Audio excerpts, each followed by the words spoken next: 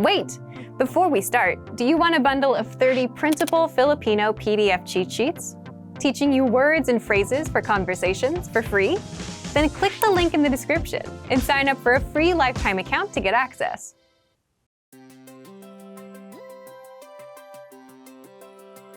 Hey everyone, Alicia here. Welcome to Conversational Phrases. We've found that the best way to learn a language is to speak it from day one. And the best way to start speaking is to learn phrases that you'll use in real conversations. In this lesson, we'll learn conversational phrases to answer the question, how's your mother? After watching this video, you'll be able to talk about well-being and ask how someone is doing. And if you want to learn more vocabulary, phrases, and example sentences you can use in real-life situations, click the link in the description to download your Conversation About Family Well-Being PDF cheat sheet for free. Now let's take a look at some conversational phrases.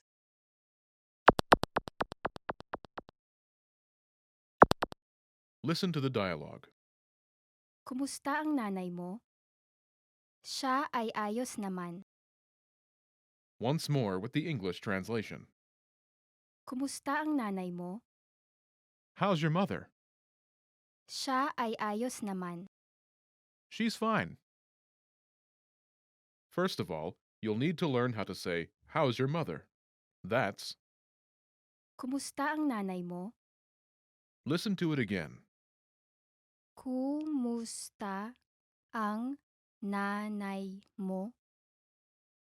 Kumusta ang nanay mo? Now, how do you answer this question? The pattern is Siya ay, state of well-being. But it translates as she is state of well-being in English. For example, she's fine. siya ay ayos naman. Siya ay ayos naman.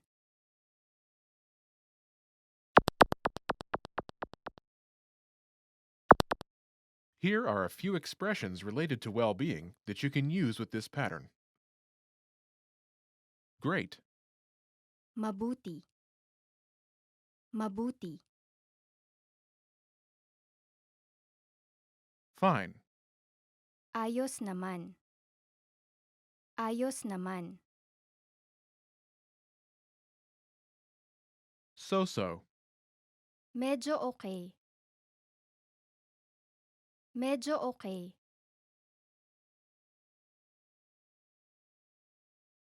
not good, Hindi mabuti. Hindi mabuti.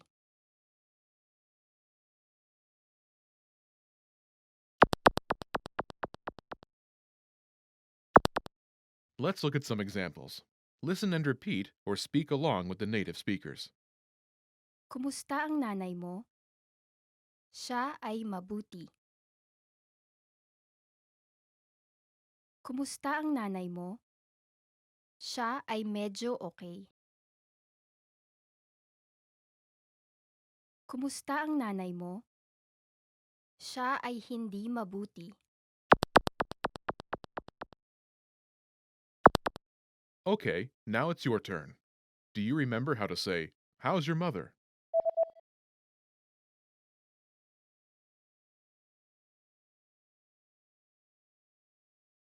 Kumusta ang nanay mo? Imagine she's great. Do you remember how to say, great? Mabuti. Mabuti. Say, she's great.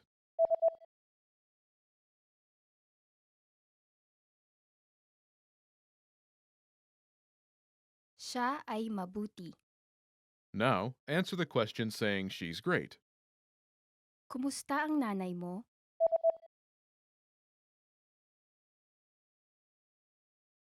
Siya ay mabuti. Now imagine she's so-so. Do you remember how to say so-so? Medyo okay. Medyo okay. Say, she's so-so.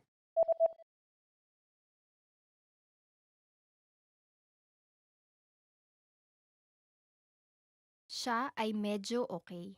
Now, answer the question saying she's so-so. Kumusta ang nanay mo?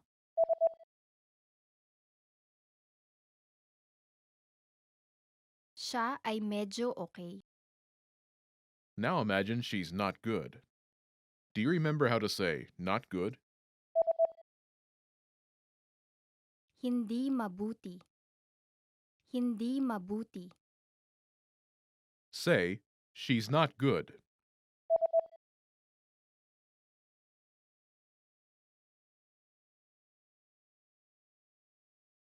Siya ay hindi mabuti. Now, answer the question saying she's not good. Kumusta ang nanay mo?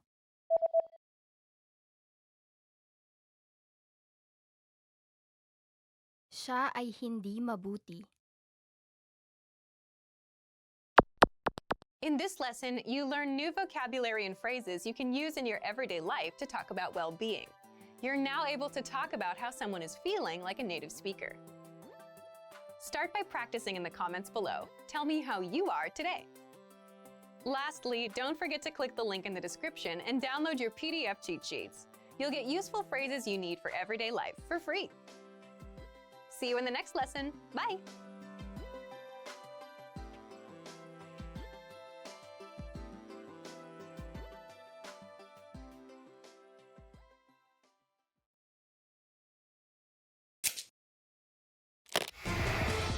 Hi everyone, I'm Gabriella. How are your Filipino listening skills? In this video, you'll have a chance to test them out with a quiz. First, you'll see an image and hear a question. Next comes a short dialogue.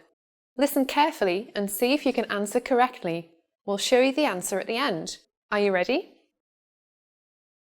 May isang babae na nagtatanong sa isang lalaki kung nasaan ang bus stop. Nasaan ang bus stop? Mawalang galang lang ho. Alam niyo ho ba kung may bus stop na malapit dito? Oo. Una, dumiretso ka, tapos kumanan ka sa ikalawang traffic light. Pagkatapos, kumaliwa ka sa may tindahan ng libro. Makakakita ka ng bangko. Ang bus stop ay nasa harap ng bangko. Ah, naintindihan ko. Salamat ho ng marami. Nasaan ang bus stop?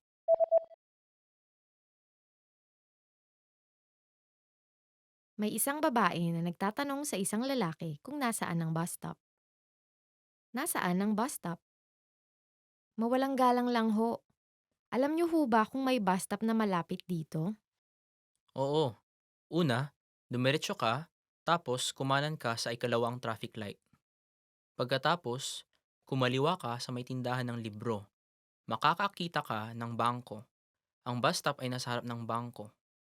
Ah, naintindihan ko. Salamat ho ng marami. Did you get it right?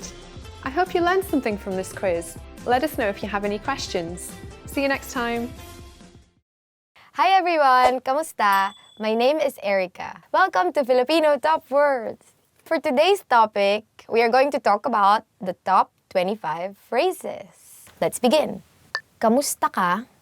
Hello, how are you? The first phrase is kamusta ka? Hello or how are you? So when you're meeting someone for the first time, you try to be a bit more polite and say, instead of kamusta ka, you say kamusta po kayo, which is the same as hello, how are you? Magandang umaga. Good morning. So the next word is magandang umaga, which means good morning. People there are very, very warm, very kind. So it's very common to hear like people greeting each other when they pass by each other in the corridor and like in the classroom, for example, in the office. Magandang umaga sa inyong lahat. Magandang tanghali. Good noon. So now what do we say when it's noon? We say magandang tanghali. Good noon. In the Philippines, especially during lunchtime, when you come in and then like it's everyone is eating, you always say magandang tanghali. And then when they hear you say it, you sound as if you're a native speaker. Magandang hapon. Good afternoon. Okay, so when the morning is done, noon is over, then what do you say? Magandang hapon. Good afternoon. Magandang gabi. Good evening. So if you want to say good evening, you say magandang gabi. Anong pangalan mo? What's your name?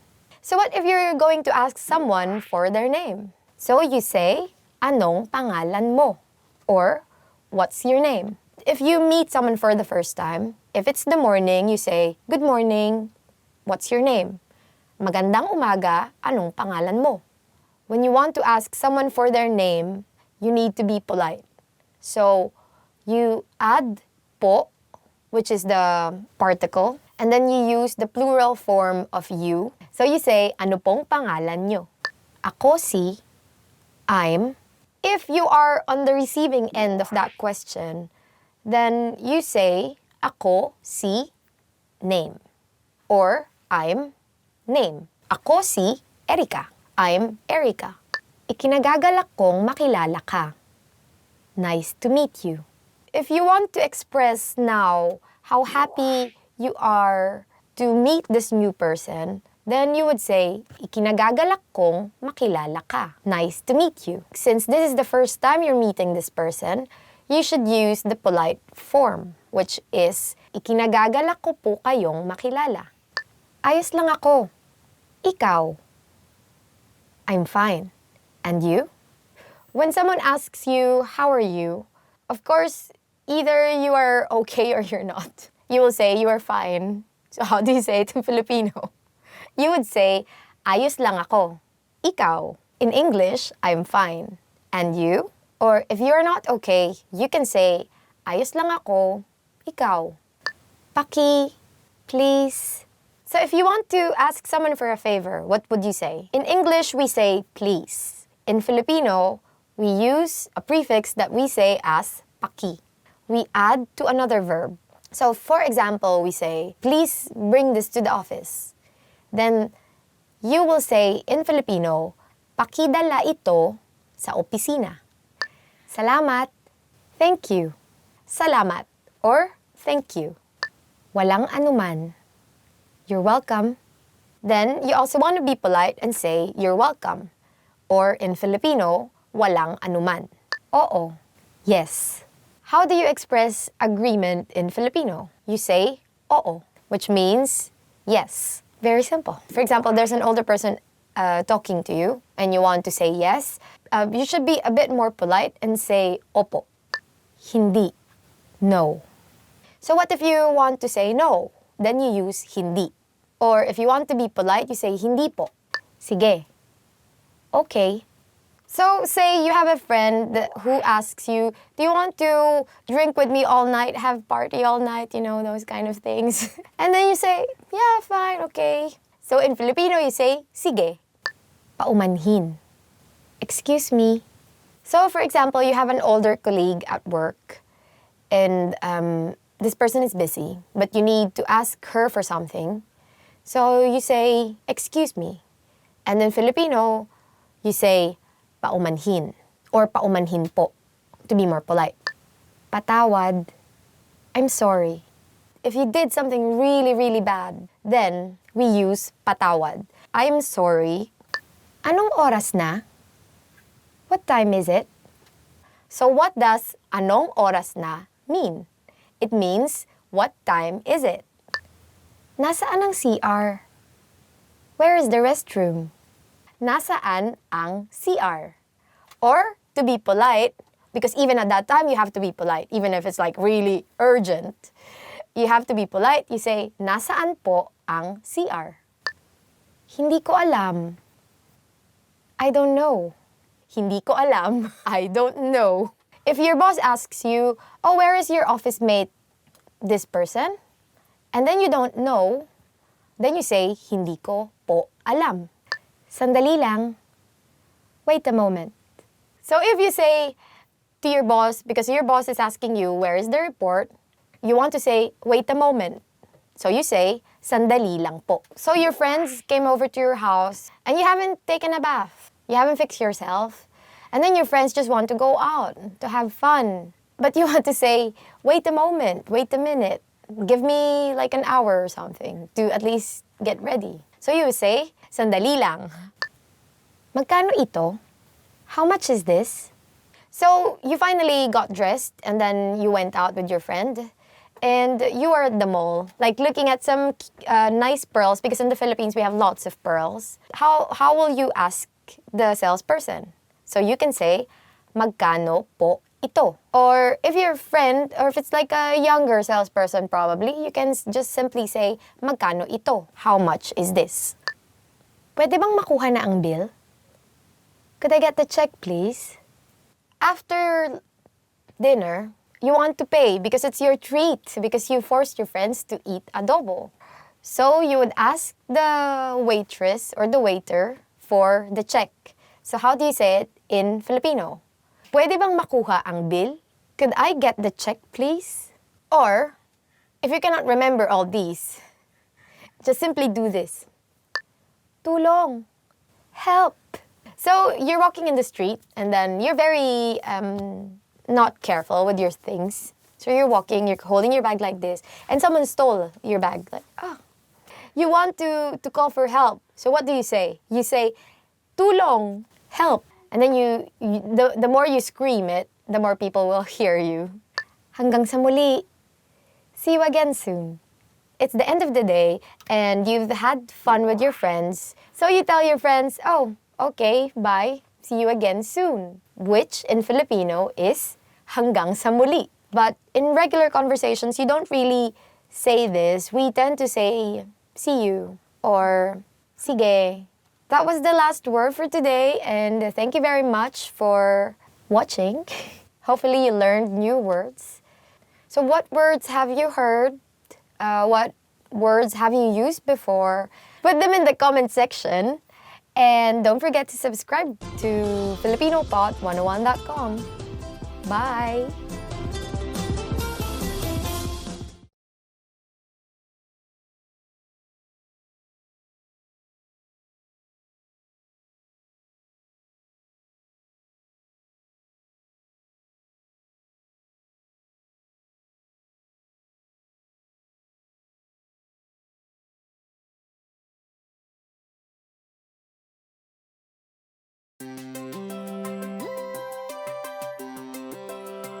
Hi everyone, I'm Alicia. Welcome to Conversational Phrases.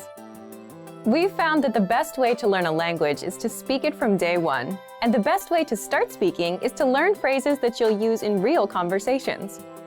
Today, we'll learn conversational phrases about occupations. After watching this video, you'll be able to talk about your job and ask what somebody does for a living. And if you want to learn more vocabulary, phrases, and example sentences you can use in real-life situations, click the link in the description to download your occupation PDF cheat sheet for free. Now, let's take a look at some conversational phrases. Listen to the dialogue. Anong trabaho mo? Ako ay isang pintor. Listen to it again, now with the English translation. Anong trabaho mo? What do you do? Ako ay isang pintor. I'm an artist. First of all, you need to learn how to say, what do you do? That's. Anong trabaho mo? Listen to it again. Anong trabaho mo? Anong trabaho mo? This Filipino sentence literally translates into, what is your work? But it means, what do you do in English? Now, how do you answer this question? This is the pattern you'll need. Ako ay isang. Your occupation. I'm a, an, your occupation. For example, I'm an artist. Ako ay isang pintor. Ako ay isang pintor.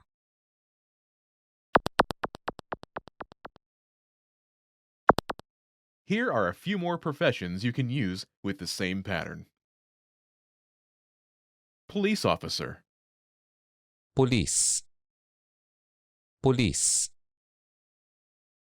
Teacher. Guro. Guro. Doctor. Doktor. Doktor. Doktora.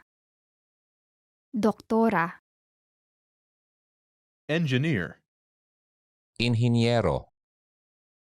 Inhinyero. Inhinyera.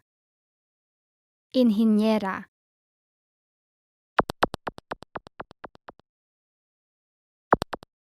Now, listen to some examples. Anong trabaho mo? Ako ay isang guro. Anong trabaho mo? Ako ay isang doktor. Anong trabaho mo? Ako ay isang inhinyero.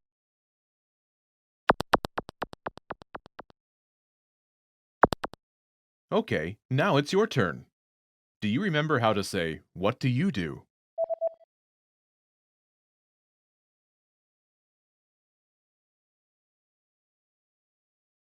Anong trabaho mo? Imagine you're a doctor. Do you remember how to say, "Doctor"? Doktor. Doktor. Say, "I'm a doctor."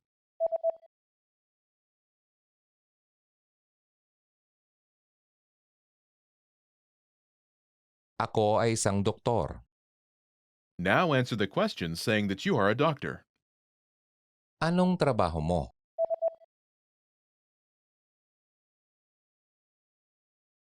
Ako ay isang doktor.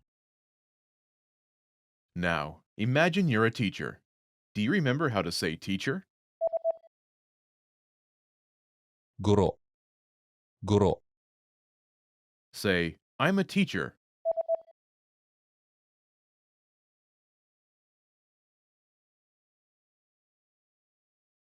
Ako ay isang guro. Now, answer the question saying that you are a teacher. Anong trabaho mo?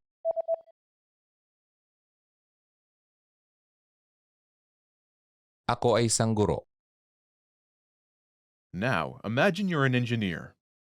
Do you remember how to say engineer? Inhinyero. Inhinyero. Say, "I'm an engineer."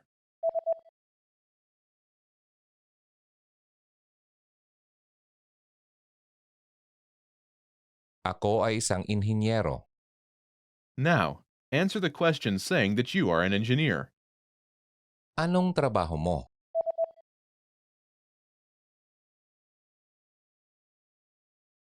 Ako ay isang inhinyero.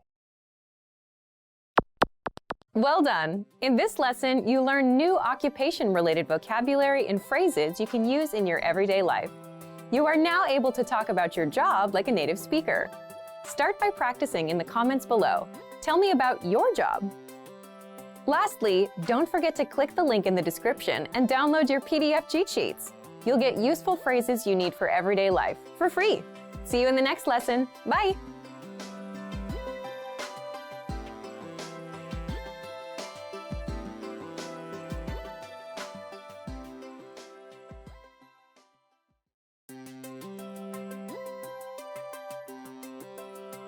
Hi everyone, I'm Alicia. Welcome to Conversational Phrases. We've found that the best way to learn a language is to speak it from day one.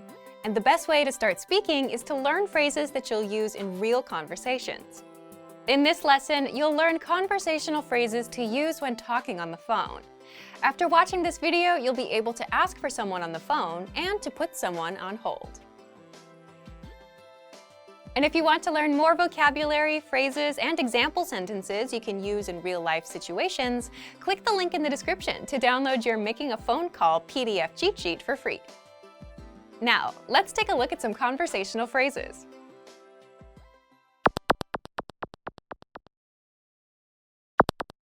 Listen to the dialogue. Hello. Gusto ko sanang makausap ang namamahala. Opo. Sandali lang. Once more with the English translation. Hello. Gusto ko sanang makausap ang namamahala. Hello, I'd like to speak with the person in charge. Opo. Sandali lang. Okay, just a moment. First of all, you'll need to learn how to say hello on the phone. That's Hello. Hello. Then you'll need to learn how to say, I'd like to speak with person. The pattern is Gusto ko sanang makausap ang person.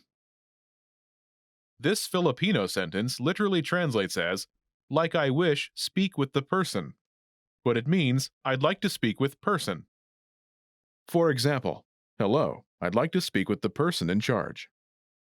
Hello. Gusto ko sanang makausap ang namamahala. Hello. Gusto ko sanang makausap ang namamahala. Now, how do you answer this question? Opo, sandali lang. Okay, just a moment. Listen to it again. Opo, sandali lang. Opo, sandali lang. This Filipino sentence literally translates as, yes, a moment only. But it means, okay, just a moment.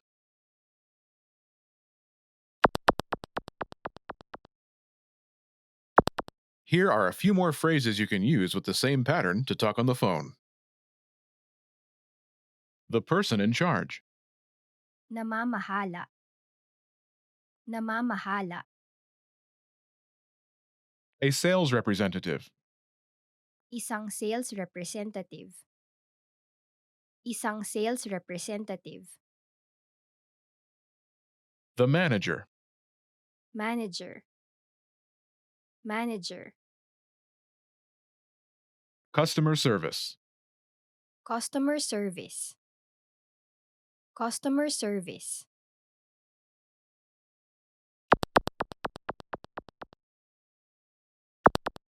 Let's look at some examples. Listen and repeat or speak along with the native speakers. Gusto ko sanang makausap ang isang sales representative. Opo, sandali lang. Gusto ko sanang makausap ang manager. Opo, sandali lang. Gusto ko sanang makausap ang customer service. Opo, sandali lang.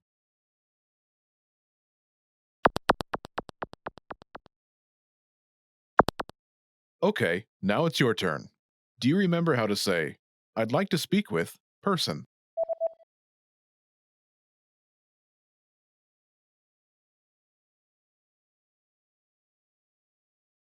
Gusto ko sanang makausap ang Person. And how do you answer it?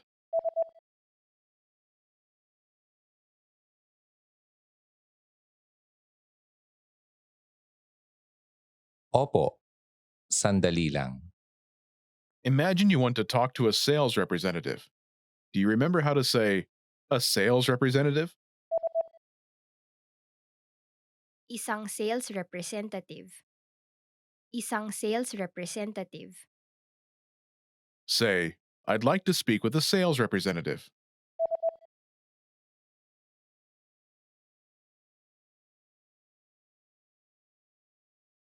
Gusto ko sanang makausap ang isang sales representative. Now say you want to talk to a sales representative and answer it.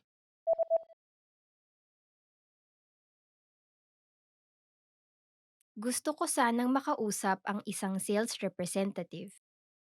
Opo, sandali lang. Now, imagine you want to talk to the manager. Do you remember how to say, the manager? Manager. Manager. Say, I'd like to speak with the manager.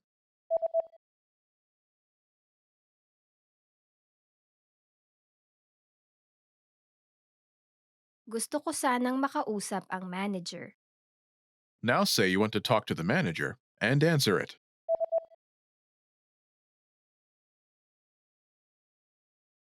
Gusto ko sanang makausap ang manager. Opo, sandali lang. Now imagine you want to talk to customer service.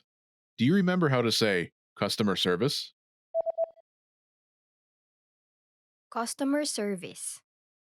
Customer service. Say, I'd like to speak with customer service.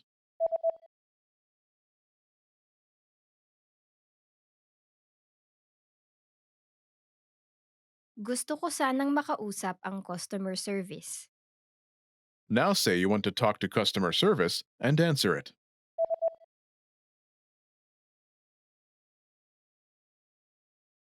Gusto ko sanang makausap ang customer service. Opo, sandali lang. In this lesson, you learned new vocabulary and phrases you can use in your everyday life to talk on the phone. You're now able to answer the phone like a native speaker. Start by practicing in the comments below. Tell us and your fellow learners whom you'd like to call. Lastly, don't forget to click the link in the description and download your PDF cheat sheets. You'll get useful phrases you need for everyday life for free. See you in the next lesson. Bye!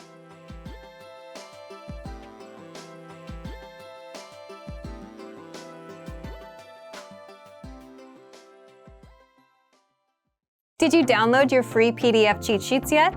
These conversation cheat sheets are an easy way to speak more because you get cheat sheets for conversational topics like the weather, family, hobbies, and much more.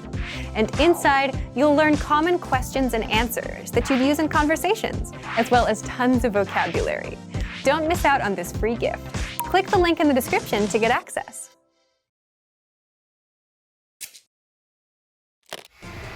How are your Filipino listening skills?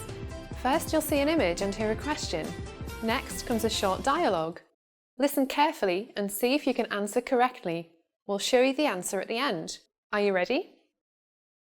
May isang babae na nakikipag-usap sa kanyang hairstylist. Anong pagbabago ang gusto niyang gawin sa kanyang buhok?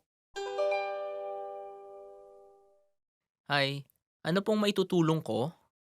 Hi, mayroon akong reserbasyon ng 3:00 para kay Richie. Opo, Miss Richie. Dito po ang daan.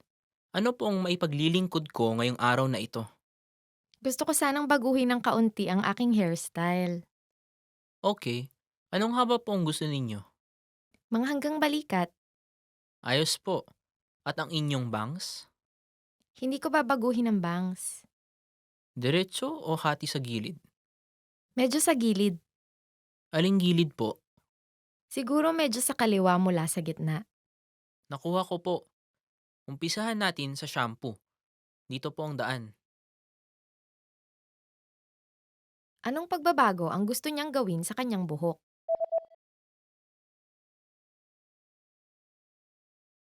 May isang babae na nakikipag-usap sa kanyang hairstylist. Anong pagbabago ang gusto niyang gawin sa kanyang buhok? Hi, ano pong maitutulong ko? Hi, mayroon akong reserbasyon ng 3:00 para kay Richie. Opo, Miss Richie. Dito po ang daan. Ano pong maipaglilingkod ko ngayong araw na ito? Gusto ko sanang baguhin ng kaunti ang aking hairstyle. Okay. Anong haba po ang gusto ninyo? Mga hanggang balikat. Ayos po. At ang inyong bangs? Hindi ko babaguhin ang bangs. Diretso o hati sa gilid? Medyo sa gilid. Aling gilid po? Siguro medyo sa kaliwa mula sa gitna. Nakuha ko po. Umpisahan natin sa shampoo. Dito po ang daan. Did you get it right? I hope you learned something from this quiz. Let us know if you have any questions. See you next time. In this video, you'll learn 20 of the most common words and phrases in Filipino. Hi everybody, my name is Camille. Welcome to the 800 Core Filipino Words and Phrases video series. This series will teach you the 800 most common words and phrases in Filipino. But there's a twist. With each new lesson in this series, we'll include the previous lessons at the end. So, after you've learned the new words and phrases, stick around and review what you learned in previous lessons. Reviewing is one of the most important parts of learning a language. You can also get the full list right now at filipinopod101.com. Click the link to the description to access more example sentences, create your own flashcard deck, and finally master Filipino. Okay, let's get started. First is kamay. Hand. Kamay. Kamay. Hand. Ang bata ay nagtataas ng kamay. The child is raising his hand. Ang bata ay nagtataas ng kamay. Braso. Arm. Braso. Braso. Arm. Maskuladong braso. Muscular arm. Maskuladong braso. Paa. Foot. Paa. Paa. Foot. Ang isang paa ay may 5 daliri. A foot has 5 toes. Ang isang paa ay may 5 daliri. Hita. Leg. Hita. Hita. Leg. Mahabang mga hita. Long legs. Mahabang mga hita. Daliri. Finger. Daliri. Daliri. Finger. Dumudugo ang daliri ko. My finger's bleeding. Dumudugo ang daliri ko. Likod. Back. Likod. Likod. Back. Ang likod ng parkupino ay natatakpan ng matutulis na tinik. A hedgehog's back is covered in sharp spines. Ang likod ng parkupino ay natatakpan ng matutulis na tinik. Tiyan. Stomach. Tiyan. Tiyan. Stomach. Masakit ang tiyan ko. I have a stomachache.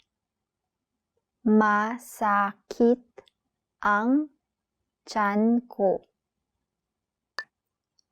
Dibdib. Chest. Dibdib. Dibdib. Chest. Kinukuhanan ng doktor at nurse ng x-ray ang pasyente sa dibdib. The doctor and nurse are taking an x-ray of the patient's chest. Kinukuhanan ng doktor at nurse ng x-ray ang pasyente sa dibdib. Enero. January. Enero. Enero. January. Napakalamig dito sa Enero. It's very cold here in January. Napakalamig dito sa Enero. Pebrero. February. Pebrero. Pebrero. February.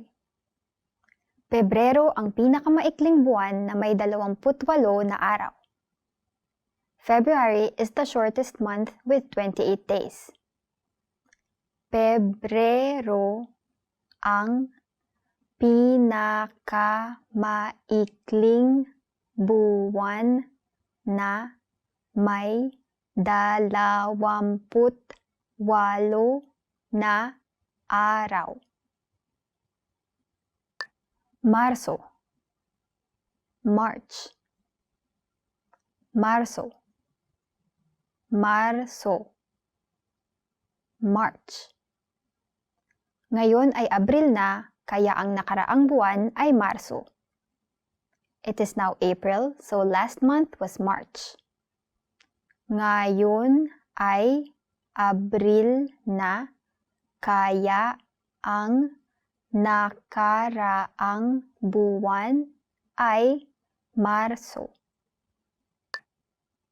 Abril, April, Abril, Abril, April. Ika-isa ng Abril. April 1st. Ika-isa ng Abril. Mayo, May, Mayo, Mayo, May. Ang ika-21 ng Mayo ay araw ng bawal manigarilyo sa buong mundo. May 31st is World No Smoking Day. Ang ika-31 ng Mayo ay araw ng bawal manigarilyo sa buong mundo. Hunyo, June, Hunyo, Hunyo, June. Kami ay magpapakasal sa Hunyo. We are getting married in June. Kami ay magpapakasal sa Hunyo. Hulyo, July, Hulyo, Hulyo, July. Ang Hulyo ay ipinangalan kay Julius Caesar na ipinanganak ng Hulyo. July is named for Julius Caesar who was born in July. Ang Hulyo ay ipinangalan kay Julius Caesar na ipinanganak ng Hulyo. Agosto, August, Agosto, Agosto, August.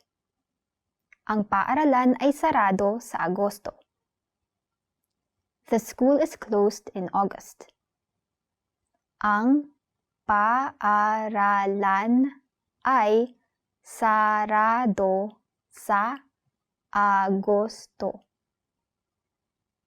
Setyembre, September, Setyembre, Setyembre, September. Ngayon ay Sabado, ika-10 ng Setyembre. Today is Saturday, September 10th. Ngayon ay Sabado, ika-10 ng Setyembre. Oktubre, October, Oktubre, Oktubre, October. Sa ika-13 ng Oktubre, on October 13th. Sa ika-13 ng Oktubre. Nobyembre, November, Nobyembre, Nobyembre, November. Nobyembre ang isa sa 4 na buwan na may 30 araw. November is one of 4 months with 30 days. Nobyembre ang isa sa 4 na buwan na may 30 araw. Disyembre. December. Disyembre. Disyembre. December. Ang kaarawan ko ay ika-25 ng Disyembre. My birthday is on December 25th. Ang kaarawan ko ay ika-25 ng Disyembre. Well done! In this lesson, you expanded your vocabulary and learned 20 new useful words. Click the link in the description and sign up for free at filipinopod101.com to get access to the full list of vocabulary you need for daily life conversations. You'll also get example sentences, custom flashcard decks, and more learning resources. See you next time! Paalam!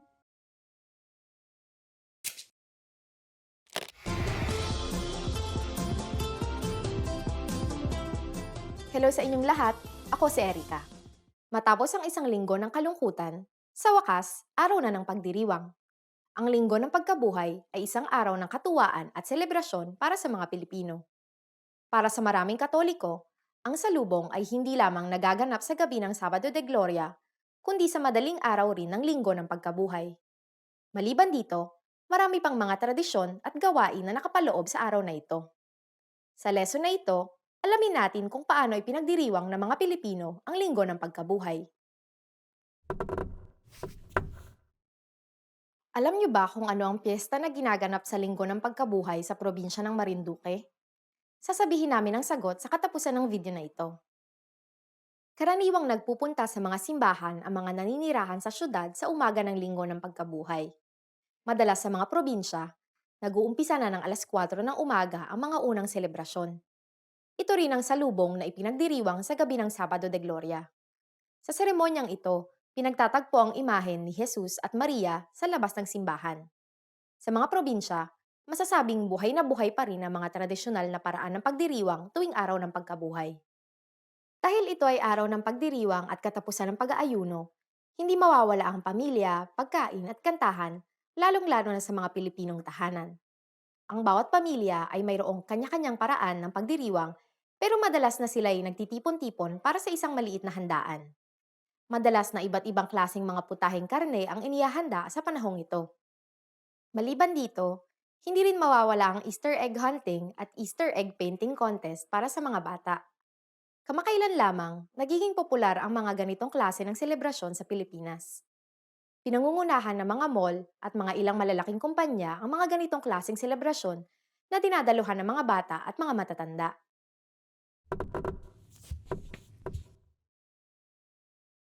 Ito ay isa sa pinakamatrapik na araw sapagkat napakaraming mga tao ang nagbabalikan na sa syudad. Madalas na puno ang mga paliparan, pier at terminal ng mga bus sa araw na ito. Kaya, kung nasa Pilipinas ka sa araw na ito, mag-ingat sa trapiko. At ngayon, ibibigay ko na ang sagot sa tanong kanina. Alam niyo ba kung ano ang piyesta na ginaganap sa linggo ng pagkabuhay sa probinsya ng Marinduque?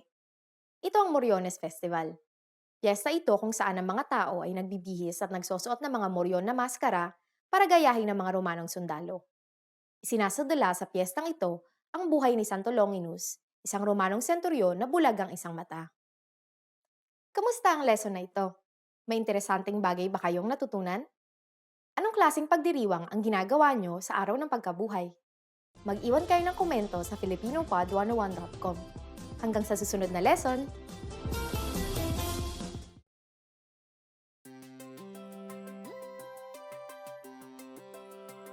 Hi everyone, I'm Alicia. Welcome to Conversational Phrases.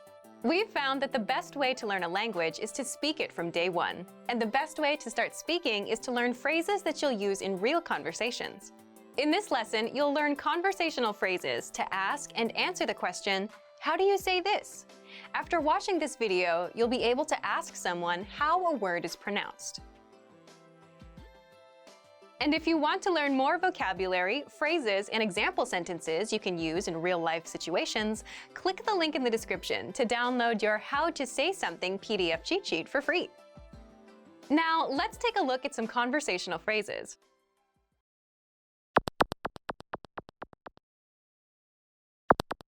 Listen to the dialogue. Paano po sasabihin ito? Ito ay paradahan. Once more with the English translation. Paano po sasabihin ito? How do you say this? Ito ay paradahan. It's parking lot. First of all, you'll need to learn how to say, how do you say this? That's, Paano po sasabihin ito? listen to it again. Paano po sasabihin ito? Paano po sasabihin ito? Now, how do you answer this question? The pattern is Ito ay word. It's word. For example, it's parking lot. ito ay paradahan. Ito ay paradahan.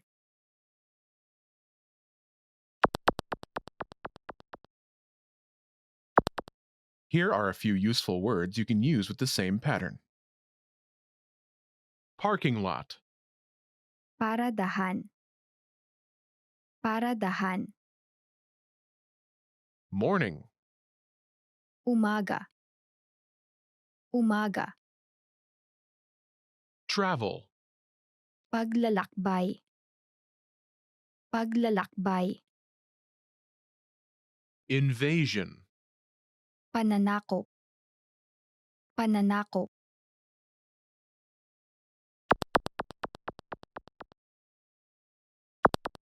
Let's look at some examples. Listen and repeat or speak along with the native speakers. Paano po sasabihin ito? Ito ay umaga. Paano po sasabihin ito? Ito ay paglalakbay. Paano po sasabihin ito? Ito ay pananakop.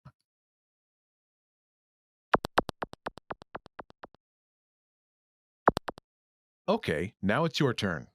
Do you remember how to say, how do you say this?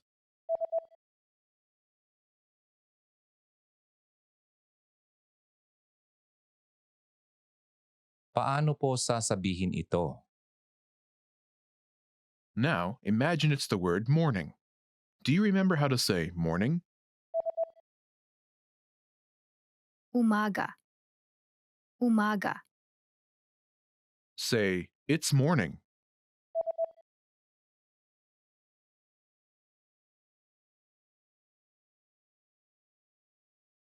Ito ay umaga. Now, answer the question saying it's morning. Paano po sasabihin ito?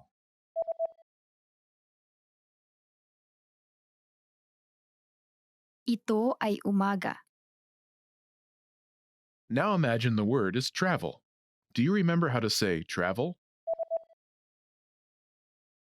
Paglalakbay. Paglalakbay. Say, it's travel.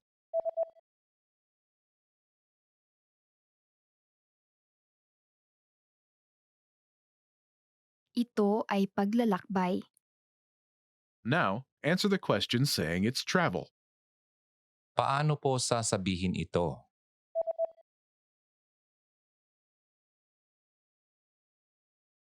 Ito ay paglalakbay. Now imagine the word is invasion. Do you remember how to say invasion? Pananakop. Pananakop. Say, it's invasion.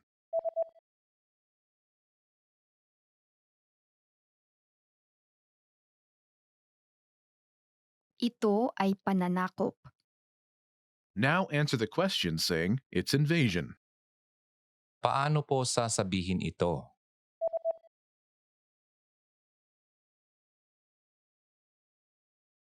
Ito ay pananakop. In this lesson, you learned new vocabulary and phrases you can use in your everyday life to ask someone how something is said.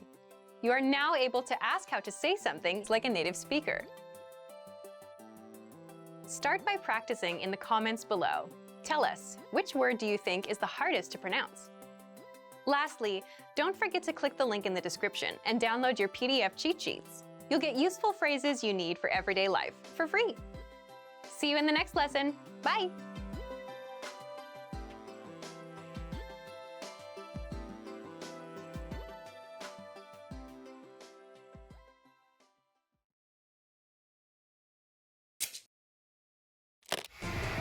How are your Filipino listening skills? First, you'll see an image and hear a question. Next comes a short dialogue. Listen carefully and see if you can answer correctly. We'll show you the answer at the end. Are you ready? May isang lalaki at babae na nag-uusap tungkol sa disenyo ng business card ng kumpanya. Anong disenyo ang napili nila? Mayroon kaming mga bagong disenyo para sa business card ng kumpanya. Ano sa palagay mo ang pinakamainam? Tignan natin. Sa palagay ko, dapat mas malaki ang pangalan ng kumpanya. Okay, edi isa dapat sa mga ito. Tama. Gusto ko itong mga to kasi malaki ang pangalan ng kumpanya at nasa ibabaw. Isa sa mga ito ay may espasyo para sa litrato. Ano sa palagay mo? Sa palagay ko, ginagawa niyang mas maliit ang mga letra. Oo nga, baka mahirap mabasa ang mga letra kung may litrato. Okay, sige. Edi doon tayo sa isa. Anong disenyo ang napili nila?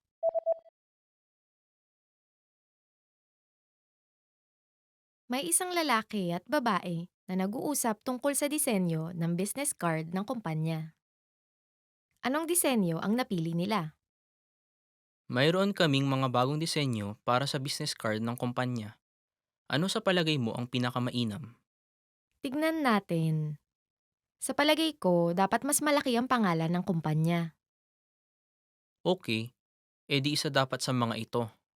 Tama. Gusto ko itong mga to kasi malaki ang pangalan ng kumpanya at nasa ibabaw. Isa sa mga ito ay may espasyo para sa litrato. Ano sa palagay mo? Sa palagay ko, ginagawa niyang mas maliit ang mga letra. Oo nga, baka mahirap mabasa ang mga letra kung may litrato. Okay, sige. Edi doon tayo sa isa. Did you get it right? I hope you learned something from this quiz. Let us know if you have any questions. See you next time. Want to speak real Filipino from your first lesson? Sign up for your free lifetime account at filipinopod101.com. Hi everyone, I'm Ice and welcome to Filipino Top Words. Today's lesson is going to be about 20 travel phrases you should know. So, tara na! Biyahe tayo! Pwede ba akong makakuha ng mapa? Could I get a map? Pwede ba akong makakuha ng mapa? Pwede ba akong makakuha ng mapa? Could I get a map? If you don't wanna use up your roaming on your Google Maps, there's always maps in the tourist information guide. Or actually, in bookstores, you could also buy maps if you need them. Nagsasalita ka ba ng Ingles? Do you speak English? Here's another phrase you might wanna learn. Nagsasalita ka ba ng Ingles? Nagsasalita ka ba ng Ingles? Do you speak English? Well, perhaps the answer to this is maybe perhaps yes. I don't know. But let's not assume. Let's not assume that everyone in the Philippines speak English, but most of us do. May bus bang galing airport papuntang syudad? Is there a bus from the airport to the city? May bus bang galing airport papuntang syudad? May bus bang galing airport papuntang syudad? Is there a bus from the airport to the city? Well, if you are flying from Manila, the airport is actually in the middle of the city, so you don't really need a bus. I wouldn't really know because my family is very nice enough to always get me from the airport if I need to be coming from the airport in the Philippines. Thank you, family! Libre ba ang Wi-Fi? Is the Wi-Fi free? In this day and age, I think this one is very important. Libre ba ang Wi-Fi? Libre ba ang Wi-Fi? This means, is the Wi-Fi free? Yeah, so like if you have your iPhone, iMac, I love you with you, then you might want to get the Wi-Fi. Meron ba kayong bakanting kwarto ngayong gabi? Do you have any vacancies tonight? Okay, here's another phrase you might want to know when you're asking at a hotel. Meron ba kayong bakanting kwarto ngayong gabi? Meron ba kayong bakanting kwarto ngayong gabi? This means, do you have any vacancies for tonight? So yeah, I don't know why you wouldn't reserve beforehand at the hotel, but in case you didn't, this is a good phrase you might want to remember. Pwede bang lumipat sa ibang kwarto? Could I move to a different room? Pwede bang lumipat sa ibang kwarto? Pwede bang lumipat sa ibang kwarto? Could I move to a different room? You never know. Maybe you have noisy neighbors, or you just feel like there's someone else in the room. Let's hope not. Then you might want to ask this question. May reservation ako. I have a reservation. May reservation ako. May reservation ako. I have a reservation. Yeah, it's very simple. Easy to remember. May, it sounds like the 5th month of the year. Reservation. Reservation. Ako. Me. May reservation ako. Pwedeng makahingi ng menu? Could we have the menu, please? Okay, so here's another one that I think you will find useful and would use a lot, since food is very cheap in the Philippines and you want to try a lot of restaurants. Pwedeng makahingi ng menu? Pwedeng makahingi ng menu? Could we have the menu, please? There you go. Eat to your heart's content. Try out all the restaurants you want and just don't go to McDonald's every time. Pwede bang makuha ang bill? Could I have the check? Pwede bang makuha ang bill? Pwede bang makuha ang bill? Could I have the check? So usually there's a gesture in the Philippines for the check, and it's like this. It's like a rectangle. So when you do this to the waiter or waitress, whatever, then that means you want the bill. But you could also remember this word. You could also try and remember this phrase. Pwede bang makuha ang bill? Allergic ako sa mani. I'm allergic to peanuts. Okay, here's one very important travel phrase in case you're someone like this. Allergic ako sa mani. Allergic ako sa mani. I'm allergic to peanuts. Allergic is also the same in Filipino. So you just need to find the Filipino word for the thing that you're allergic to. Like in this case, peanuts is mani. Like maybe chicken. Chicken is manok. Allergic ako sa manok. Shrimp, maybe shrimp. Allergic ako sa hipon. Anyway, if you're allergic to something and you want to find out what it is in Filipino, perhaps maybe you could just put it in the comments and we'll try to help you out. Tubig po. Water, please. Here's another travel phrase you should know. Tubig po. Water, please. So here, po doesn't actually mean please. It's a polite particle. You add it to the sentence to make it sound polite, because you want to be polite when asking for water, since it's free. You need to be polite. Magkano ito? How much is this? Magkano ito?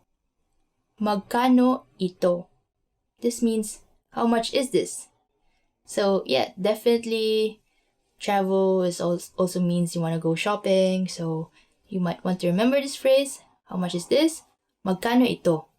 So ito actually is this. So it has to be somewhere near you. Gusto ko ng 10 nito. I'd like 10 of these. Okay, so if you want not just one of something, you could try using this one. Gusto ko ng 10 nito. Gusto ko ng 10 nito. This means I'd like 10 of these. 10 means 10. So if you replace 10 with another number, then you could make any sentence you want. For example, you want, 50. 50 is 50. So gusto ko ng 50 nito. Or if you just want 3, you could say, gusto ko ng 3 nito. I don't know what these are. But if it's 10, maybe it's like some kind of souvenir, Pwede niyo ba akong bigyan ng discount? Could you give me a discount? Hey, another travel phrase you should know is, especially in the Philippines and if you want to have some bargain, pwede niyo ba akong bigyan ng discount? Pwede niyo ba akong bigyan ng discount? Could you give me a discount? So, here's a tip when you're trying to bargain for something. You don't just ask this. You should have a price in mind that you would like to offer them back. So, it's more of like a negotiation, not like, oh, can you give me a discount? They'll probably ask you, so how much would you like to buy it for? So, you have to be prepared for that and not just ask, give me a discount. You have to name your price as well. Tumatanggap ba kayo ng credit card? Do you take credit card? Here's another phrase that you might want to know when traveling. Tumatanggap ba kayo ng credit card? Tumatanggap ba kayo ng credit card? Do you take credit card? So yeah, of course, you just have a limited cash that you exchange.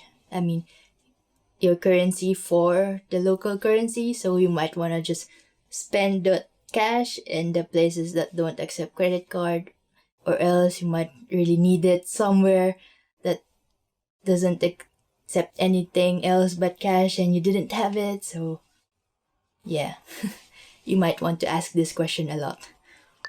Nasaan ang istasyon ng tren? Where's the train station? Nasaan ang istasyon ng tren? Nasaan ang istasyon ng tren? Where's the train station?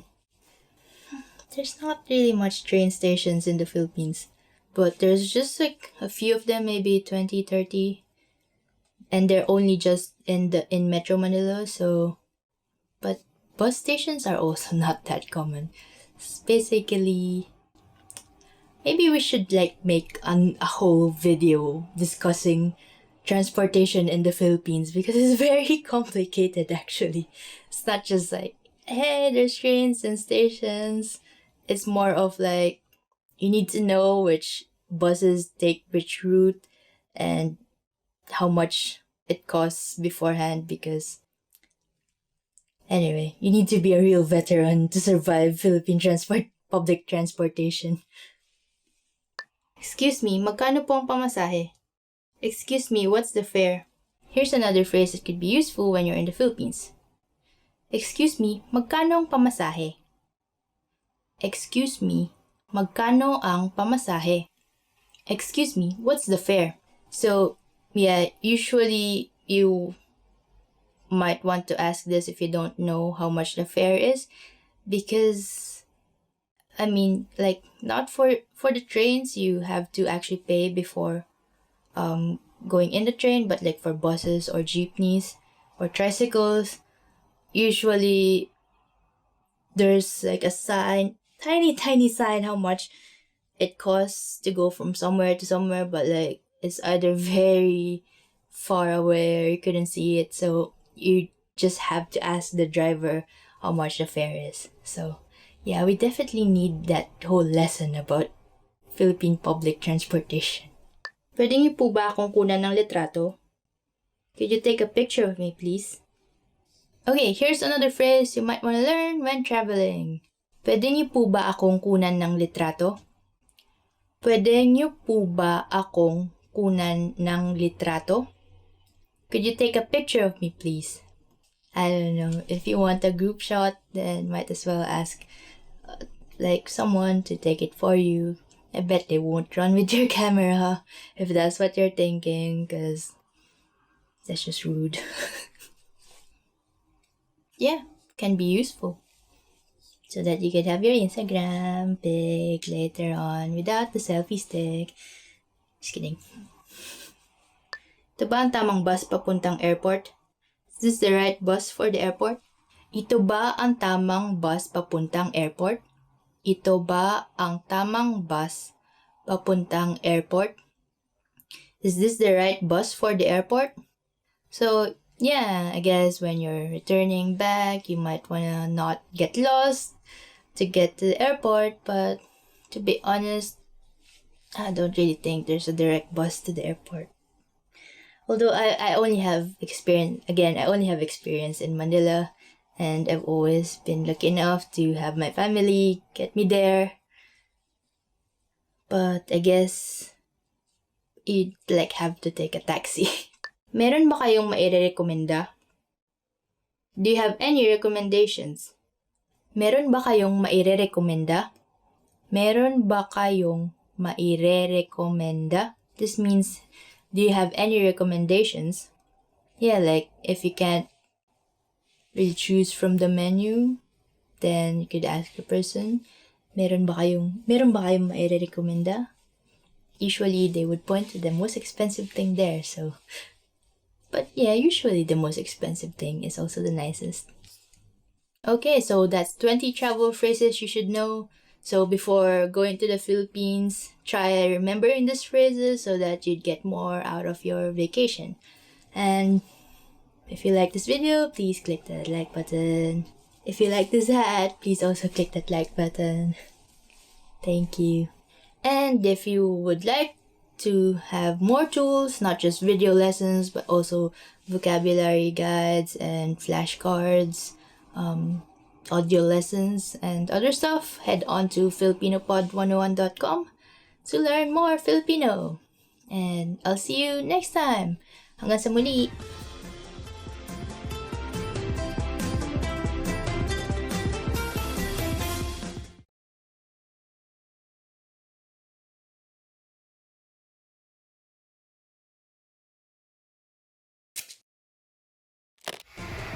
How are your Filipino listening skills?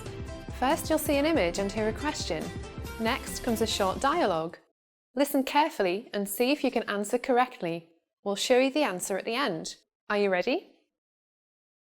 Nakikinig ka sa ulat ng panahon.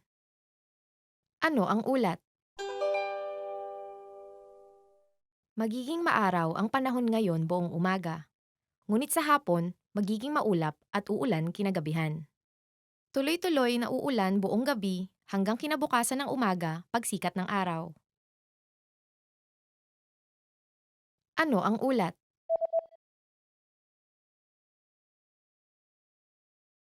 Nakikinig ka sa ulat ng panahon. Ano ang ulat? Magiging maaraw ang panahon ngayon buong umaga. Ngunit sa hapon, magiging maulap at uulan kinagabihan. Tuloy-tuloy na uulan buong gabi hanggang kinabukasan ng umaga pagsikat ng araw. Did you get it right? I hope you learned something from this quiz. Let us know if you have any questions. See you next time.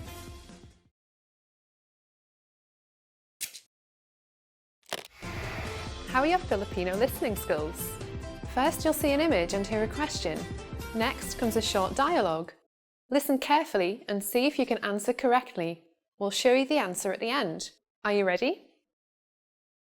May isang babae na nagsusukat ng damit at nakikipag-usap sa isang salesman. Aling damit ang bibilhin niya? Bagay po sa inyo. At sakto ang sukat. Oo, sukat nga. Pero karaniwan akong nagsusuot ng mga plain na kulay. Hindi ako sanay sa ganitong klase ng pattern. Sa tingin ko po bagay sa inyo. Talaga? pero kakailanganin ko ng lakas ng loob para maisuot ito. Ito po kayang damit na ito. Mas simple po ang disenyo kaya hindi ganon kagarbo ang dating. Tama ka. Sige, susukatin ko yan. Sige po. Ano po sa tingin ninyo, ma'am? Mas bagay ito sa akin kaysa yung kanina. Mayroon ba kayong bersyon nito na may mahabang manggas na pareho ang disenyo? Mayroon po. Salamat. Sige, bibilhin ko yon. Aling damit ang bibilhin niya?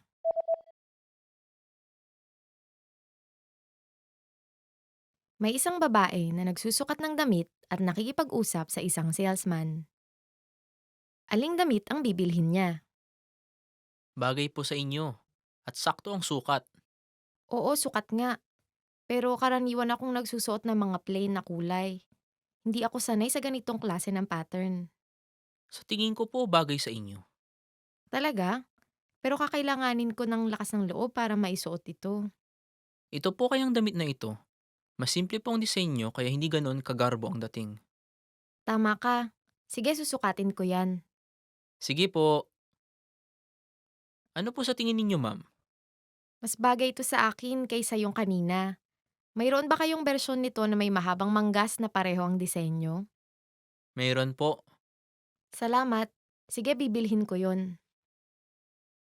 Did you get it right? I hope you learned something from this quiz. Let us know if you have any questions. See you next time.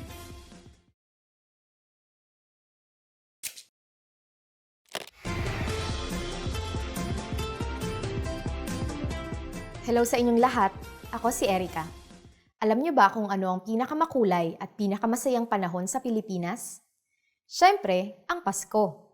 Sinabi kong panahon sapagkat ang Pasko sa Pilipinas ay pinagdiriwang hindi lamang sa loob ng isang araw, kundi sa loob ng 3 hanggang 4 na buwan. Mula Setyembre hanggang Enero ay mararamdaman mo ang Pasko sa buong bansa. Kaya naman kinikilala ang Pilipinas sa pagkakaroon ng pinakamahabang Pasko sa buong mundo. Sa lesson na ito, malalaman natin kung paano ipinagdiriwang ng mga Pilipino ang Pasko. Alam niyo ba kung ano ang tradisyon ng Secret Santa? Ano pa ang ibang tawag ng mga Pilipino sa tradisyong ito? Sasabihin namin ang sagot sa katapusan ng video na ito. Bago ang mismong araw ng Pasko, maraming paghahanda ang ginagawa ng mga Katolikong Pilipino. Ang Misa de Gallo, na kilala rin bilang Simbang Gabi, ay isang nobena ng 9 na misang ginagawa mula ika-16 hanggang ika-24 ng Desyembre. Ang misang ito ay pinagdiriwang ng sunod-sunod sa loob ng 9 na araw, karaniwang ginaganap mula alas 5 ng umaga, ngunit may mga misang ginaganap ng kasing aga ng alas 3 ng umaga. Maraming Pilipino ang nagsisipag at nagsisikap na makabuo ng Misa de Gallo o Simbang Gabi. Pinaniniwalaang kung ikaw ay makakakumpleto ng Simbang Gabi, maaari kang humiling at ito ay magkakatotoo. Sa bisperas ng araw ng Pasko naman, karaniwang nagpupunta ang mga Pilipino sa simbahan para sa Misa de Aguinaldo. Ito ay madalas na ginagawa sa ika-24 ng Disyembre sa pagitan ng alas 10 ng gabi at hating gabi. Paminsan-minsan, mayroong mga dula na ipinapaloob sa misa na tungkol sa kapanganakan ng sanggol na Jesus. Ang ibang mga Pilipino ay nagsisimba sa araw na mismo ng Pasko. Gaya ng ibang mga pagdiriwang at kasiyahang mayroon sa Pilipinas, hindi mawawala ang party, pagkain, at ang itinuturing na pinakaimportante sa lahat, ang pamilya. Sa pagsalubong sa araw ng Pasko, nagtitipon ng bawat pamilya. Sa Pilipinas, karaniwan ng malalaking pamilya. Kaya naman talagang masigla at maingay ang pagdiriwang ng Pasko. Sa pagtitipong ito, sila'y nagsasama-sama para sa pagkain ng Noche Buena. Karaniwang kasama sa handaang ito ang queso de bola, tsokolate, fruit salad, hamon, at paminsan-minsan pati lechon. Ito rin ang panahon kung saan nagbibigayan at nagbubukas ng mga regalo ang mga tao.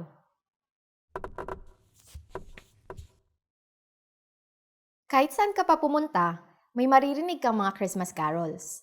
Kapalit ng ilang barya, madalas makakarinig ng caroling mula sa mga batang may mga dalang tanso, kutsara at tinidor o kahit anong gamit sa bahay na maaring gumawa ng tunog. At ngayon, ibibigay ko na ang sagot sa tanong kanina. Alam niyo ba kung ano ang tradisyon ng Secret Santa? Ano pa ang ibang tawag ng mga Pilipino sa tradisyong ito? Sa Pilipinas, tinatawag ang Secret Santa ng Monito Monita. At syempre, hindi alam ng tatanggap ng regalo kung sinong nakabunot sa kanya. Tinatawag din ito sa iba pang mga pangalan gaya ng Kris Kringle at ginagawa sa mga Christmas party ng mga magkakaibigan, magkakaklase o magkakatrabaho. Kamusta ang lesson na ito? May interesanteng bagay ba kayong natutunan? May sarili rin ba kayong bersyon ng Secret Santa? Anong tawag nyo dito? Mag-iwan kayo ng komento sa filipinopod101.com. Hanggang sa susunod na lesson!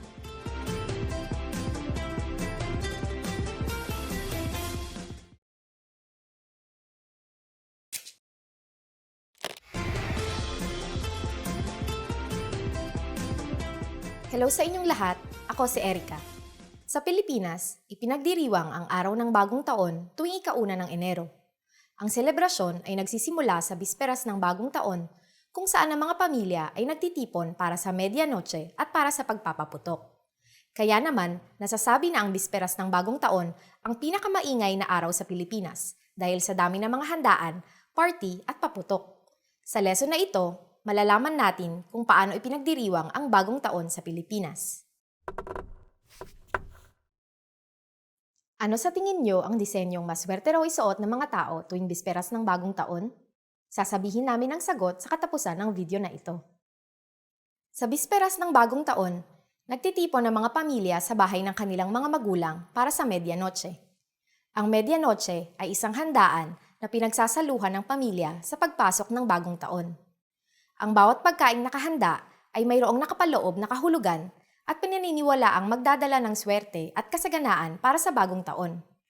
Ilan sa mga inihahanda ay 1 dosenang bilog na prutas na pinaniniwalaang magdadala ng kasaganaan, biko para magpadikit ng swerte, at ang pansit o spaghetti para sa mahabang buhay.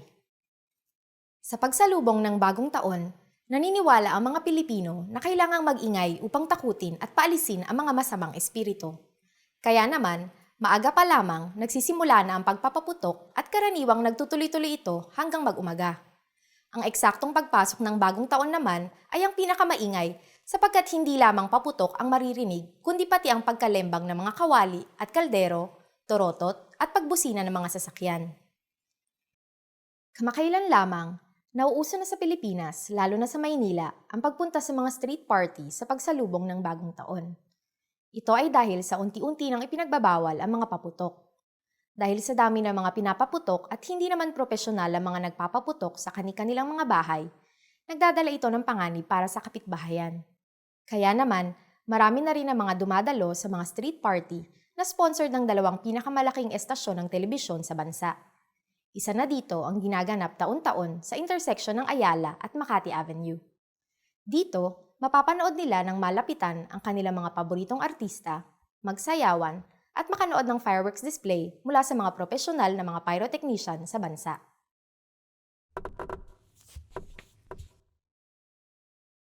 Alam nyo ba na sa pagsalubong ng bagong taon, tradisyon na sa mga bata ang pagtalon dahil pinaniniwalaan na ito ay magpapatangkad sa kanila sa bagong taon? Pero may pagkakataon pa rin na ang mga matatanda ay nakikitalon dahil umaasa pa silang tumangkad pa. At ngayon, ibibigay ko na ang sagot sa tanong kanina. Ano sa tingin nyo ang disenyong maswerte raw isuot ng mga tao tuwing bisperas ng bagong taon? Ang disenyong maswerte raw na isuot tuwing bisperas ng bagong taon ay polka dots. Naniniwala ang mga Pilipino na kapag ang suot mo ay may disenyong pabilog tulad ng polka dots, magkakaroon ka ng masaganang taon. Kamusta ang lesson na ito? May interesanteng bagay ba kayong natutunan? May sinusuot din ba kayong mga partikular na kulay o disenyo ng damit kung bagong taon? Mag-iwan kayo ng komento sa filipinopod101.com. Hanggang sa susunod na lesson!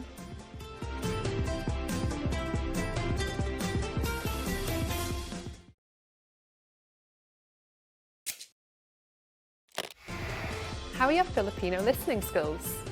First, you'll see an image and hear a question. Next comes a short dialogue.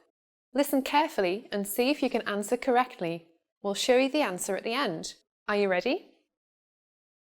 May isang babae na nag-uulat sa kanyang boss tungkol sa resulta ng palatanungan. Aling graph ang nagpapakita ng mga empleyado mula sa branch B? Pinasagutan namin sa 200 empleyado ang isang palatanungan tungkol sa kanilang mga kasanayang pangkalusugan nitong nakaraang linggo. Ang tanong ay tungkol sa kung ilang oras sila nag-eehersisyo kada linggo. At ito ang naging resulta. Binilang mo ba ang resulta mula sa branch A at B ng magkahiwalay? Oo, at may apat tayong pagpipilian. Mababa sa 1 oras, 1 hanggang 2 oras, 3 hanggang 5 oras, at 6 na oras at higit pa. Sa parehong branch, pinakamaraming sumagot ng 1 hanggang 2 oras. Mukhang nag-eehersisyo sila ng 1 beses sa isang linggo. Oo, ngunit ang sunod na may pinakamaraming sumagot ay 3 hanggang 5 oras para sa branch A at mababa sa 1 oras para sa branch B. Hindi man lang higit sa 10% ng empleyado sa branch B ang nag-eehersisyo ng higit sa 6 na oras. Tama iyan. Kaya iniisip ko na mag-host ng isang pampalakasang aktibidad na pwedeng salihan ng kahit sino. Magandang ideya yan. Magandang pagkakataon rin yan para makahalubilo ng ating mga empleyado ang bawat isa. Ikaw na ang bahala dito. Oo, pagbubutihin ko. Aling graph ang nagpapakita ng mga empleyado mula sa branch B?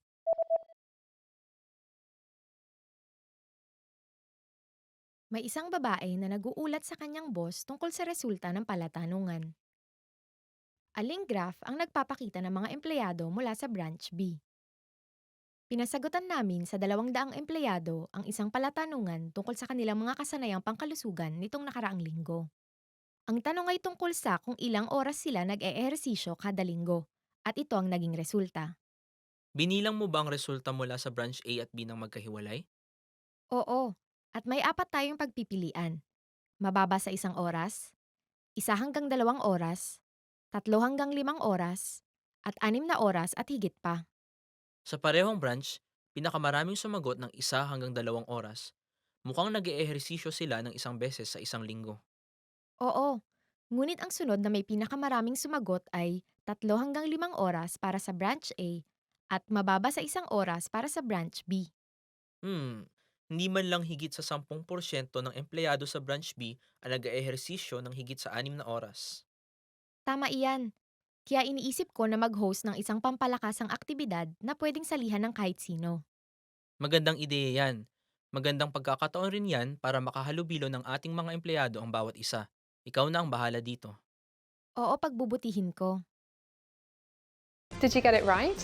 I hope you learned something from this quiz. Let us know if you have any questions. See you next time.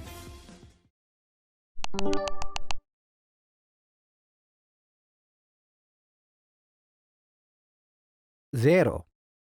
0, 0, 0, 0, 0, Isa. isa, 1, isa, isa, isa, Dalawa. dalawa, 2, dalawa, dalawa, dalawa, Tatlo. tatlo, 3, tatlo, tatlo, tatlo, Apat. apat, 4, apat, apat, apat, Lima. lima, 5, lima, lima, lima, Anim. anim, 6, anim, anim, anim, Pito. pito, 7, pito, pito, Pito. Walo. Walo. 8, Walo. Walo. Walo. Siyam. Siyam. 9, Siyam. Siyam. Siyam.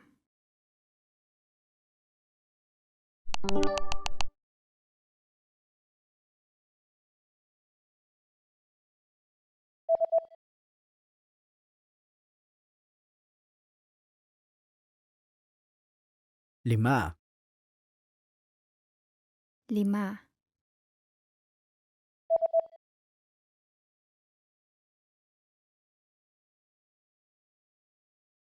7.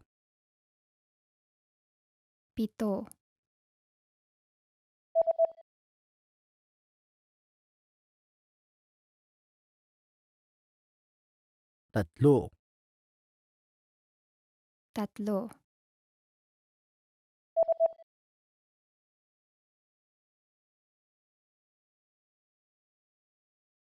0. 0.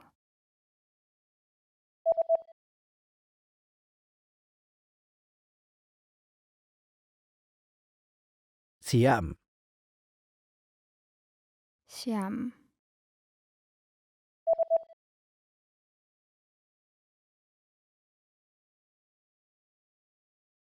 2. 2. 6. 6.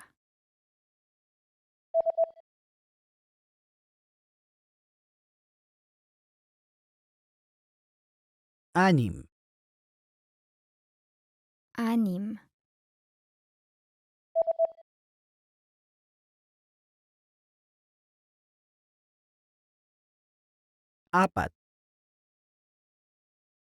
8. 8.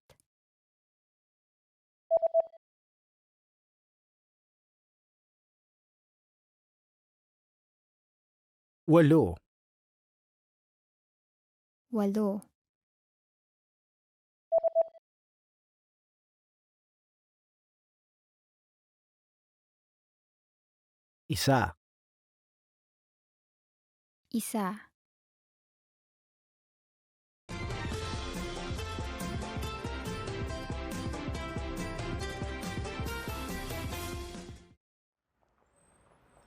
You are at a bus terminal where you've just bought a long-distance ticket.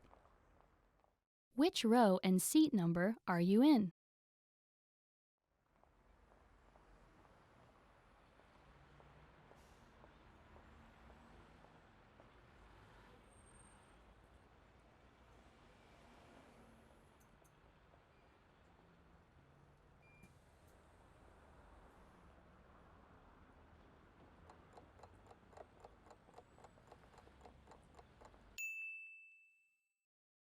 Which row and seat number are you in?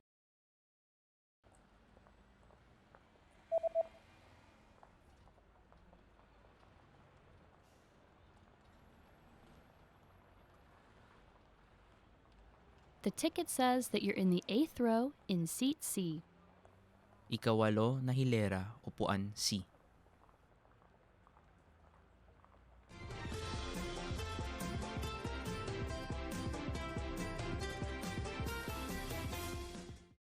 Hi, I'm Ice. Welcome to Filipino Top Words. Today's lesson is about top 10 sad words. So, let's go. Nababalisa. Nababalisa. Upset. Our first word is nababalisa. This means upset. Jerry's upset. So, in Filipino, it will be nababalisa si Jerry. Nababalisa si Jerry. I guess because Tom is always after him. Saktan. Saktan. To hurt. Our next word is saktan, meaning to hurt. I don't know who is Cory and who is Benny, but apparently sinaktan ni Cory si Benny.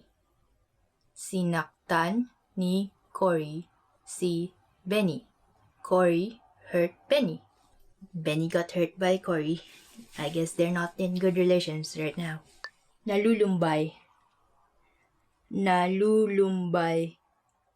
Lonely. Nalulumbay. This means lonely. Actually, this is quite like an old word. Like, it's kind of poetic even to say nalulumbay. It's just, it makes it look, it feels very dark. So if you have a friend, Carmen, who's lonely, then maybe you could use this sentence. Nalulumbay si Carmen ngayon, kaya pupuntahan ko siya. Nalulumbay si Carmen ngayon, kaya pupuntahan ko siya. Carmen is lonely now, so I will go to her. You're such a good friend. Carmen is very fortunate to have you. I feel like it's a very good thing to do for a friend who's lonely. Malungkot. Malungkot. Sad. Our next word is malungkot, meaning sad. Malungkot ako kapag wala ka. Malungkot ako kapag wala ka. I'm sad when you're not around. It's kind of sad and happy to hear that from someone. Miserable. Miserable. Miserable. Our next one is miserable, meaning miserable. So it's actually spelled the same way as miserable, but again, we say it as how it is spelled out, miserable. So, for example, you had the report and then it didn't go well, so you might want to say this. Magulo ang report namin kanina, kaya miserable ang pakiramdam ko. Magulo ang report namin kanina, kaya miserable ang pakiramdam ko. Our report a while ago was messy. That's why I feel miserable right now. Guess you just have to let time heal you and move on. Because it's just a report. Pag-iyak. Pag-iyak. To cry. Our next word is iyak or pag-iyak, meaning to cry. Ang pag-iyak ay mahalaga paminsan-minsan para mailabas ang sama ng loob. Ang pag-iyak ay mahalaga paminsan-minsan para mailabas ang sama ng loob. Crying is sometimes necessary in order to release our feelings. I agree with this. Yeah, don't bottle it up inside. Well, actually, yeah, because it might come out as something worse. So, let it out as tears. Pinanghinaan ng loob. Pinanghinaan ng loob. Discouraged. Pinanghinaan ng loob. Discouraged. Pinanghinaan ako ng loob nang mabalitaan ko ang nangyari sa guro natin. Pinanghinaan ako ng loob nang mabalitaan ko ang nangyari sa guro natin. I was discouraged upon hearing what happened to our teacher. I guess something bad happened to him or her. So, that sucks. Sorry. Sorry, teacher. Nabigo. Nabigo. Disappointed. Our next word is nabigo, meaning disappointed. Okay, so for example, you watched Beauty and the Beast and this wasn't really what you expected. So you might use this sentence. Nabigo ako sa palabas na Beauty and the Beast. Nabigo ako sa palabas na Beauty and the Beast. I was disappointed by the movie Beauty and the Beast. I wouldn't disagree, to be honest. Hindi masaya. Hindi masaya. Unhappy. Next sad word is hindi masaya, meaning unhappy. It literally means unhappy, like not happy. For example, si Claire ay hindi masaya sa pagkatalo sa volleyball match. Si Claire ay hindi masaya sa pagkatalo sa volleyball match. Claire is unhappy about their loss at the volleyball match. I guess if you lose any kind of sports, you're not gonna be happy. Well, although if you think that you have given it your all, then you'd still be like at least proud if you're not happy that you've done it or something. But there's always a next time. Just train harder, I guess, Claire. Tinanggihan. Tinanggihan. Rejected. Our next word is tinanggihan, meaning rejected. I guess, yeah, that's a very sad thing to be rejected.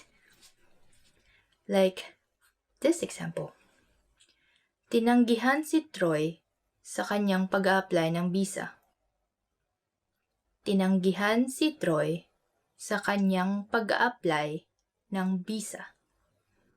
Troy's application for a visa was rejected. This is definitely a sad time for Troy. Well, it's actually very sad if you get to this situation, because like visas have so many requirements, and like if you still didn't get it, it's just like, oh my god, what was I supposed to do? Anyway, I'm so sorry to finish this on a very sad note, but it is top 10 sad words. So, well, if you have any more sad words you want to know in Filipino, please feel free to comment it in the comment section. Like, we will not abuse and exploit the comment section, so please feel free to go ahead and use it. Anyway, thank you for joining me today. I hope you liked this lesson, and if you did, please click that like button. If you like the hat, we make a lot of these Filipino learning videos.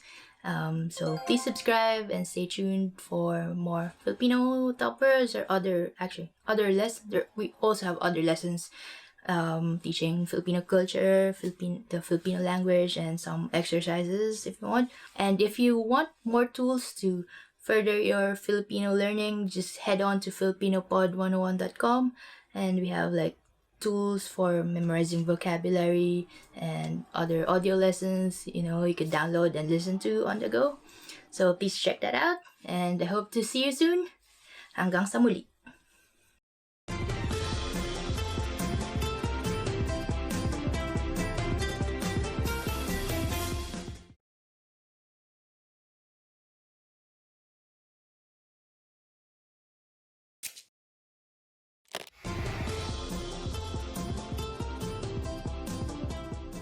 Hello sa inyong lahat, ako si Erica.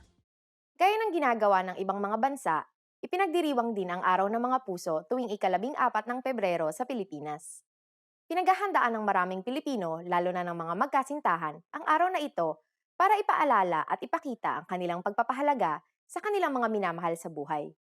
Sa lesson na ito, aalamin natin ang mga romantikong kasanayan ng mga Pilipino tuwing Araw ng Mga Puso. Nagiging popular ang mga mass wedding tuwing Araw ng Mga Puso sa Pilipinas. Noong taong 2012, alam niyo ba kung ilang pares ang nagpakasal at nag-renew ng kanilang mga wedding vow? Sasabihin namin ang sagot sa katapusan ng video na ito. Para sa mga magkasintahan at mag-asawa, hindi mawawala ang palitan ng tsokolate at rosas. Sa araw na ito, kahit saan ka mapalingon, may siguradong nagbebenta ng mga stuffed toys, rosas at mga tsokolate. At syempre, napakaraming mga magkasintahan ang nagde-date. At kung hindi nyo pa alam, maraming Pilipino ang tunay na romantiko. Kaya naman mula sa mga mall, mga restaurant, mga hotel, hanggang sa mga amusement park, napakaraming mga romantikong pakulo ang mayroon. Marami pa rin ang gumagamit sa araw na ito para magtapat at manligaw. Syempre, kung panliligaw na ang usapan, hindi mawawala ang harana sa eksena. Isa itong tradisyon ng panliligaw. Mas ginagawa man ito noon kaysa ngayon, marami pa rin ang nakakaalam nito. Kung dati, ang mga kantang pangharana ay mga kundiman, ngayon, kahit anong romantikong kanta ay maaring kantahin. Mapa-OPM man o banyaga, basta kaya nitong ipahayag ang iyong nararamdaman, at kung may lakas ka ng loob, wala ka mang boses, maaari mong haranahin ang taong gusto mo. At malay mo, magustuhan ka rin niya. Siyempre, hindi namimili ang araw ng mga puso sa Pilipinas. Ikaw man ay walang kasintahan, torpe, pakipot, o kaya naman ay pinili mo talaga na maging single, huwag kang mag-alala. Mayroon ring mga singles-only na party sa syudad. Malay mo, baka roon mo pa makilala ang nakatadhana para sa iyo.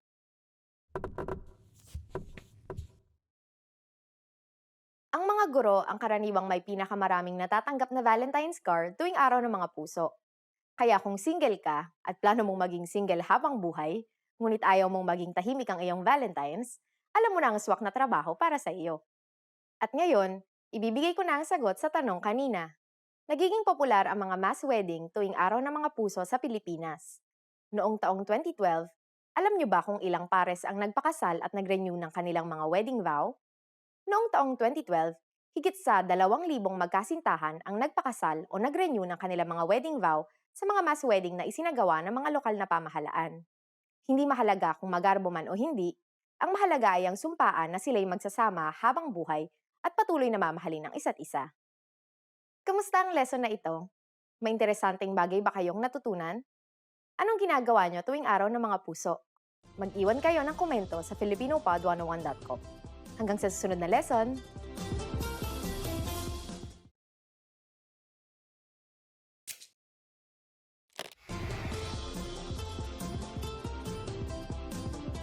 Hello sa inyong lahat.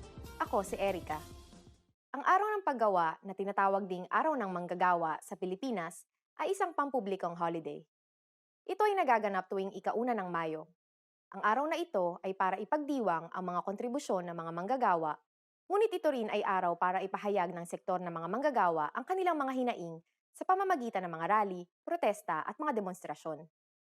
Sa lesson na ito, malalaman natin kung ano-ano ang mga nagaganap sa araw na ito. Alam niyo ba kung kailan unang ipinagdiwang ang araw ng paggawa sa Pilipinas? Sasabihin namin ang sagot sa katapusan ng video na ito. Maraming job fair ang ginaganap sa araw na ito.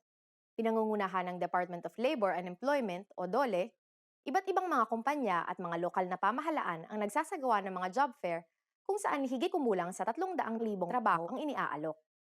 Maliban rito, naghahandog rin ng DOLE ng mga libreng serbisyo tulad ng training para sa kabuhayan, legal na konsultasyon, medical check-up, at iba pa. Bukod sa mga job fair, kabi-kabila rin ang mga demonstrasyon ng iba't ibang grupo mula sa sektor ng mga manggagawa. May mga taong nagkakaroon ng tigil pasada ang mga driver ng mga pampublikong sasakyan gaya ng bus at jeep bilang protesta sa mababang singil sa pamasahe at patuloy na pagtaas ng presyo ng langis. Nagkakaroon rin ng mga malawakang demonstrasyon ang mga militanteng grupo na nagnanais na pataasin ang minimum wage at dagdagan ng mga benepisyong natatanggap ng mga manggagawa. Dahil sa ang araw na ito ay isang pampublikong holiday, marami rin ang nagpapasyang magbakasyon. Para naman sa mga taong may pasok sa araw na ito, kumikita sila ng doble sa normal na sahod para sa isang araw. At para sa mga taong magtatrabaho ng higit sa 8 oras, may kaukulang porsyento na madadagdag sa kanilang sahod kada oras. Alam niyo ba na sa taong 2012, higit sa 40 organisasyong pangmanggagawa ang nagsama-sama para buuin ang koalisyong tinawag na Nagkaisa para himukin ng gobyerno na itaas ang minimum wage, ipagbawal ang kontraktualisasyon ng manggagawa at i-regulate ang presyo ng langis, kuryente at tubig. At ngayon, ibibigay ko na ang sagot sa tanong kanina. Alam niyo ba kung kailan unang ipinagdiwang ang araw ng paggawa sa Pilipinas? Ang araw ng paggawa sa Pilipinas ay unang ipinagdiwang noong taong 1903. Sa taong iyon, mahigit sa 100,000 manggagawa ang nagmarcha sa Malacanang para ipanawagan ang pagpapabuti ng kondisyon ng pagtatrabaho para sa mga manggagawa. Kamusta ang lesson na ito? May interesanteng bagay ba kayong natutunan?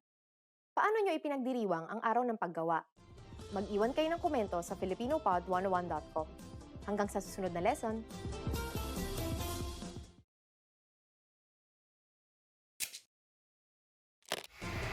How are your Filipino listening skills? First, you'll see an image and hear a question. Next comes a short dialogue. Listen carefully and see if you can answer correctly. We'll show you the answer at the end. Are you ready? May isang lalaki at babae na nag-uusap. Aling orasan ang kanilang tinitignan at anong oras ang nakasaad? Alam mo ba kung anong oras na? Pasensya na. Nakalimutan ko ang relos ko ngayon. Ganoon ba? Nag-aalala ako kung maaabutan natin ang tren. May orasan sa may pasukan ng istasyon. Mabuti naman. Nako, ang tren ay parating na sa loob ng 5 minuto. Iyon ang tren ng pang alas 10, tama ba? Oo, dapat na tayong magmadali kung ganoon. Aling orasan ang kanilang tinitignan at anong oras ang nakasaad?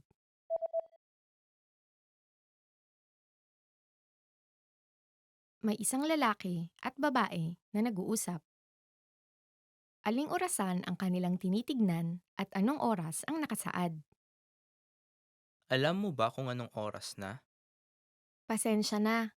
Nakalimutan ko ang relos ko ngayon. Ganoon ba? Nag-aalala ako kung maaabutan natin ang tren. May orasan sa may pasukan ng istasyon. Mabuti naman. Nako, ang tren ay parating na sa loob ng 5 minuto. Iyon ang tren ng pang alas 10, tama ba? Oo, dapat na tayong magmadali kung ganoon. Did you get it right? I hope you learned something from this quiz. Let us know if you have any questions. See you next time.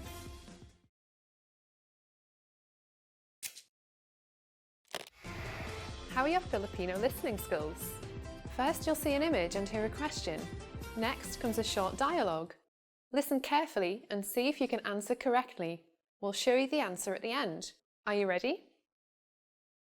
May isang lalaki at babae na nag-uusap tungkol sa mga printer sa opisina. Nasaan ang lumang printer? Saan ba natin dapat ilagay ang bagong printer? Sa palagay ko, dapat natin yan ilagay kung nasan yung lumang printer ngayon. Pero, gumagana pa ang lumang printer. Gagamitin pa rin natin yun. Okay, edi hindi natin mailalagay ang bagong printer doon.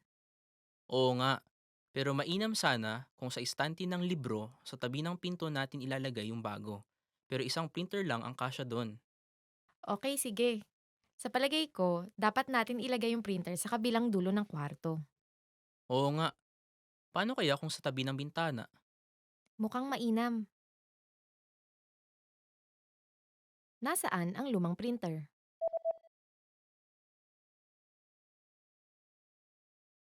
May isang lalaki at babae na nag-uusap tungkol sa mga printer sa opisina. Nasaan ang lumang printer? Saan ba natin dapat ilagay ang bagong printer? Sa palagay ko, dapat natin yan ilagay kung nasan yung lumang printer ngayon. Pero, gumagana pa ang lumang printer. Gagamitin pa rin natin yun. Okay, edi hindi natin mailalagay ang bagong printer doon. Oo nga, pero mainam sana kung sa istante ng libro sa tabi ng pinto natin ilalagay yung bago. Pero isang printer lang ang kasya doon. Okay, sige. Sa palagay ko, dapat natin ilagay yung printer sa kabilang dulo ng kwarto. Oo nga, paano kaya kung sa tabi ng bintana? Mukhang mainam. Did you get it right? I hope you learned something from this quiz. Let us know if you have any questions. See you next time.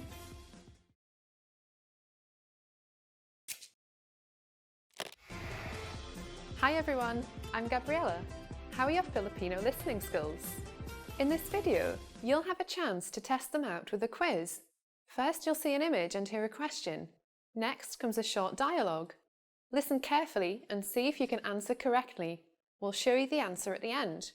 Are you ready? May isang lalaki at babae na nag-uusap. Kailan sila manonood sa sinehan? Bakit hindi tayo manood sa sinihan sa susunod na Sabado? Oo, gusto ko yan. Pero may part-time na trabaho ako sa umaga. Anong oras ka matatapos sa part-time mo? Matatapos ako ng alas 2. O sige, magkita tayo sa cafe ng alas 3 at manood sa sinihan ng alas 4. Okay. Kailan sila manonood sa sinehan?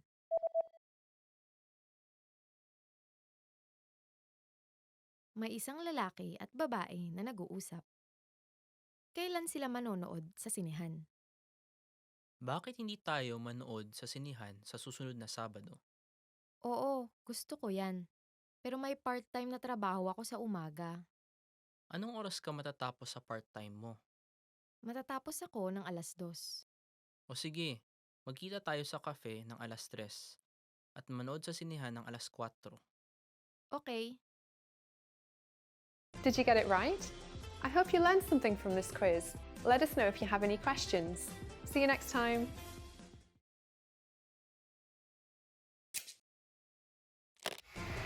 How are your Filipino listening skills? First, you'll see an image and hear a question. Next comes a short dialogue. Listen carefully and see if you can answer correctly. We'll show you the answer at the end. Are you ready? May isang lalaking gumagawa ng reserbasyon sa isang hotel. Saang kwarto siya mananatili? Seaside Hotel, ano pong maipaglilingkod ko? Hi, gusto ko sanang manatili ng isang gabi sa ika-22 ng Setyembre. Okay, sige po. Isang gabi sa ika-22 ng Setyembre. Ilang tao po? 2, Ano po ang gusto niyo, sir? Smoking o non-smoking room? non-smoking. Ang natatanging non-smoking room po na mayroon ng araw na iyon ay may mountain view. Ayos lang po ba yon? Gusto ko sana ng may seaside view. Pasensya na po. Pero ang mayroon kaming may seaside view ng araw na yon ay smoking room lamang. Meron bang non-smoking room na may seaside view sa ika-23 ng Setyembre? Mayroon po. Okay, sa ika-23 ng Setyembre kung ganon.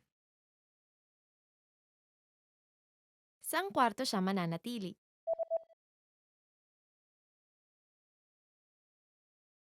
May isang lalaking gumagawa ng reserbasyon sa isang hotel.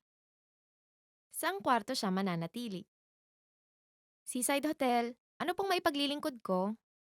Hi, gusto ko sanang manatili ng isang gabi sa ika-22 ng Setyembre. Okay, sige po. Isang gabi sa ika-22 ng Setyembre. Ilang tao po?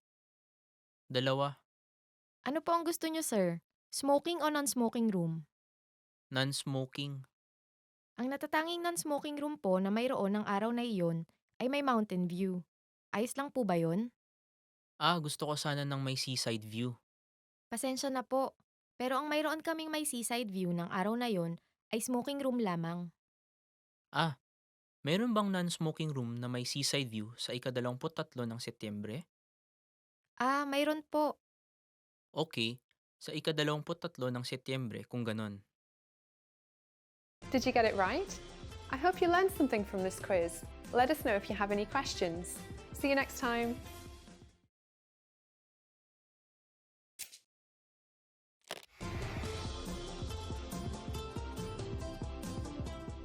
Hello sa inyong lahat, ako si Erica. Tuwing ika-9 ng Enero sa simbahan ng Quiapo sa Maynila, ipinaparada ng mga nakayapak na deboto ang estatwa ng itim na Nazareno habang sumisigaw ng Viva Señor. Ito ang pista ng itim na Nazareno na dinadaluhan ng napakaraming tao na naghahangad na malapitan at mahawakan ng imahen. Pinaniniwalaang nakagagaling ng mga sakit ang paghawak sa imahen, kaya gano'n na lang ang dami ng mga dumadalo. Alamin natin kung ano talaga ang nagaganap sa araw na ito. Alam ba ninyo kung ilang taon na ang imahe ng itim na Nazareno? Sasabihin namin ang sagot sa katapusan ng video na ito. Ang prosesyon ng itim na Nazareno ay ang paggunita ng traslasyon o ang paglilipat ng imahe papunta sa Minor Basilica of the Black Nazarene sa Quiapo, Maynila. Sa araw na ito, ang imahe ay isinasakay sa andas kasama ng mga debotong nakadamit maroon at naglalakad ng nakayapak. Ito ay bilang pag-alala sa paglakad ng nakayapak ni Jesus paakyat ng Kalbaryo. Ito rin ay nagsisilbing penitensya ng mga deboto. Ang imahen ay sinasabing nanggaling sa Mexico.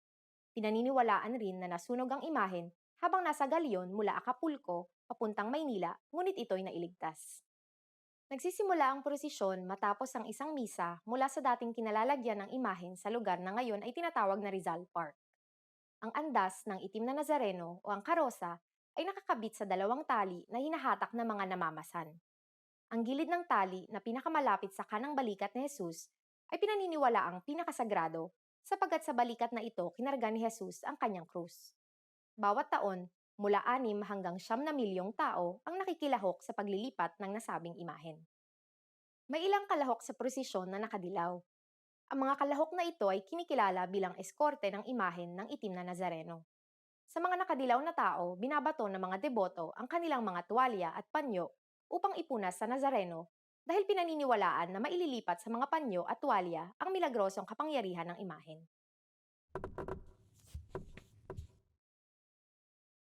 Alam nyo ba, noong taong 2012, kinailangan ng 22 oras para maibalik ang Nazareno sa Quiapo? Ang tagal, di ba? Kaya taon-taon, nakatutok ang mga tao sa mga balita para masubaybayan ang galaw at ruta ng prosesyon. At ngayon, ibibigay ko na ang sagot sa tanong kanina. Alam ba ninyo kung ilang taon na ang imahe ng itim na Nazareno? Higit 400 taon na ito. Nakaligtas ang imahe ng masunog ang Quiapo Church noong taong 1729 at taong 1929. Nakaligtas rin ito mula sa lindol ng taong 1645 at taong 1863 at ganon din ang bombahin ng Maynila ng mga Hapon noong ikalawang digmaang pandaigdig. Kamusta ang lesson na ito? May interesanteng bagay ba kayong natutunan? Anong kahalintulad na pista ang ipinagdiriwang ninyo? Mag-iwan kayo ng komento sa filipinopod101.com. Hanggang sa susunod na lesson! Trying to learn Filipino? You need a filipinopod101.com free lifetime account. It's one of the most powerful language learning tools you can command, and signing up takes less than 7 seconds. So what exactly do you get that makes it so special? First, new lessons are published every week, and you get them for free. Enjoy learning with fun and effective audio and video lessons with real teachers. Make the most of your study time as our teachers help you hack Filipino and get you speaking in minutes. Second, free instant access to the first 3 lessons of every lesson series. Explore and try any lesson series that interests you, from beginner to advanced. Find teachers you love and lessons for your goals. Third, learn Filipino anywhere, anytime with the free companion app. Download it now for free for the iPhone, iPad, or any Android device, and have instant access to your free lifetime account and lessons anywhere, anytime. Fourth, boost your vocabulary with the free word of the day. Every day, receive 1 new word in your inbox that you can master in seconds. Want even more words? 5. Get complete access to our word and phrase lists. Wow native Filipino speakers with cool, topical, and seasonal words and phrases from our lists. And finally, number 6, the best for last. 7 days of unlimited access to our entire library of audio and video lessons. Premium study tools like line-by-line audio, word bank, and smart flashcards to help you learn lightning fast. Get your free lifetime account right now at filipinopod101.com. Sign up in less than 7 seconds. And the account is yours for free for life. So what are you waiting for? Get yours now.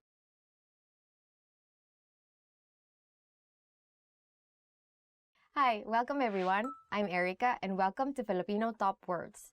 For today, our lesson is the top 10 phrases your parents always say. So let's see what your parents usually say to you. Mag-ingat ka. Mag-ingat ka. Be careful. So usually your parents will say this to you if you are leaving the house, or usually send you a text, oh, be careful. Or sometimes they will jokingly say, mag-ingat sila sa'yo. In English, they should be careful of you because you are a danger to society. Look at you. Tumahimik ka. Tumahimik ka. Be quiet. So, usually, if you're very loud, your parents will tell this to you. Your mom might be mad because you said something or you're just talking back, right? And then she will say, tumahimik ka. Or just like sometimes you're just like very talkative and your mom is like watching TV, some soap opera, and she will say, tumahimik ka. Magtino ka nga. Magtino ka nga. Behave. the weight of the meaning in Filipino is kind of different in English, right? Because in English, you would just say, okay, behave. But in Filipino, it's as if like you did something really bad. This like if you watch many, like say, family dramas or very dramatic movies, Filipino movies, there's always the scene where the dad is telling the kid, magtino ka nga. Gawin mo ang iyong takdang aralin.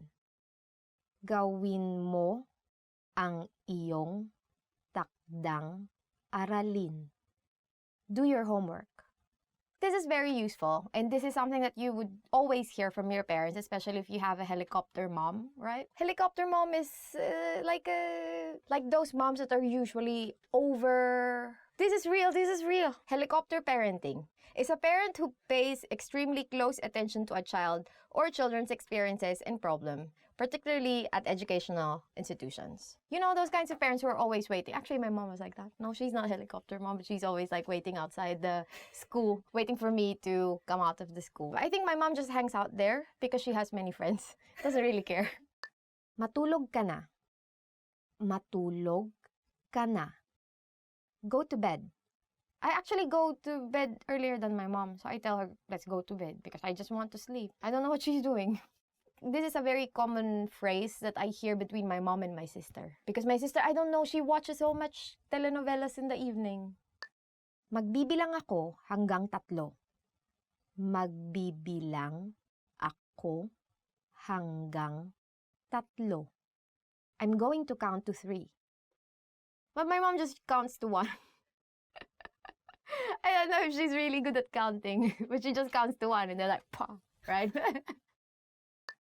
Tumigil ka. Tumigil ka. Stop. I don't know, it's a common thing to hear from your mom. Because I know she's just always irritated. She's always irritated. You do something and then she's like, tumigil ka. You do something, tumigil ka, right? I remember my sister's always initiating fights. Not me. She's always starting the fight. And she just bites. And when she starts biting, I'm just like, no, I'm out. I don't want this. I didn't ask for this. Anong sinabi mo? Anong sinabi mo? What did you say? When you say something a bit like, they didn't like it, when you say it or how you said it, the words you use, they would say, what did you say? But I think they just have a problem with their hearing. Hindi ako nagbibiro. Hindi ako nagbibiro. I'm not kidding. Yeah, you should understand this when she says this. And usually she's not kidding. Because she's always like, I'm not kidding. If you don't stop this, right? Hindi ako nagbibiro. Kung hindi ka tumigil, kung hindi ka titigil, blah, blah, blah, blah, blah. Then, a long list of the stuff that she won't do or she would do, depending, right? She won't do, for instance, she won't like cook anymore or she won't help you with your homework or stuff like that. Moms are always not kidding. Patayin mo na ang TV. Kung hindi, patayin mo na ang TV. Kung hindi, turn the TV off now, or else. So that is the same thing, the same scenario that I was talking about when she says, I'm not kidding, or else, because there's always an or else, right? So, turn off the TV, or turn off the PC, right? Patayin mo na ang TV, patayin mo na ang PC, or else, kung hindi, and then a list of things that she would do or she won't do. So this is the end of our lesson. What does your mom usually tell you? Are your moms also with high-pitched voices? So if you learned anything from this lesson, comment them in the comment section. And don't forget to like and subscribe to the channel. And visit FilipinoPod101.com to learn more Filipino. Hanggang sa muli!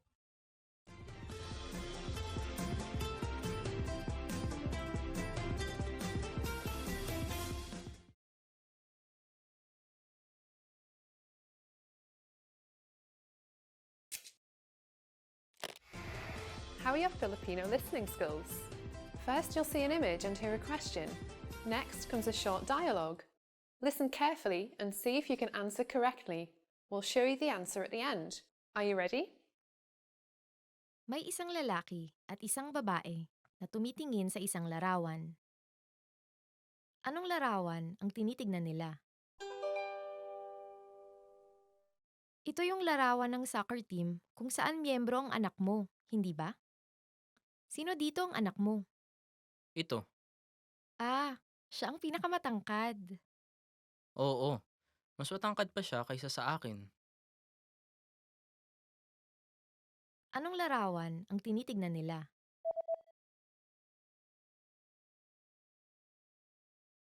May isang lalaki at isang babae na tumitingin sa isang larawan. Anong larawan ang tinitignan nila?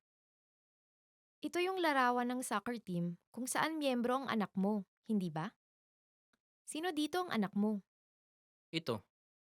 Ah, siya ang pinakamatangkad. Oo. Mas matangkad pa siya kaysa sa akin. Did you get it right? I hope you learned something from this quiz. Let us know if you have any questions. See you next time. Hi everybody, I'm Erica from FilipinoPod101.com. Do you know how Filipino people celebrate New Year's Day? In this lesson, you'll learn some important phrases about the Filipino New Year and some valuable cultural tips.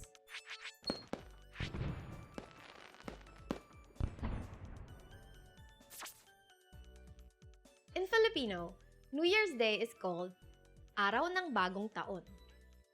Araw ng Bagong Taon.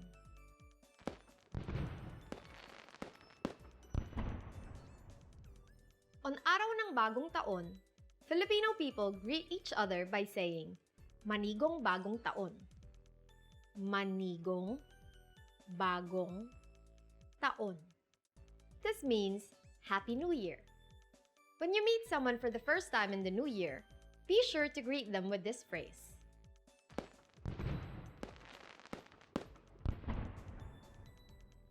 Filipino people also celebrate the holiday with special events and customs, with having a party being the most common. That's why you should remember this word. Handaan. Handaan. This means party. In recent years, going to street parties to welcome the new year has become a popular tradition in the Philippines, especially in Manila. This is partly because firecrackers are gradually being prohibited for individual use. Due to the massive amount of firecrackers used and because the people setting them off at home are not professionals, individual use of firecrackers brings danger to the neighborhood.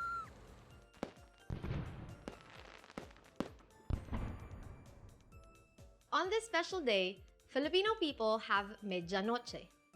Medianoche. This is a feast shared by the family to welcome the new year. Every type of food served is laced with an underlying meaning and is believed to bring luck and prosperity for the new year. Some of the food prepared during the party include a dozen circular fruits believed to bring prosperity. Biko, which is a kind of sweetened sticky rice, is made in order to make our luck stick around. Pansit, a type of noodle, is made for longevity.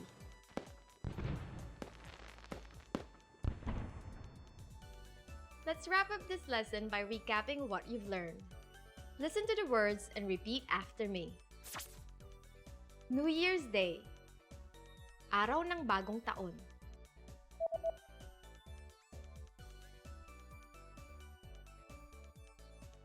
Araw ng Bagong Taon. Happy New Year. Manigong Bagong Taon.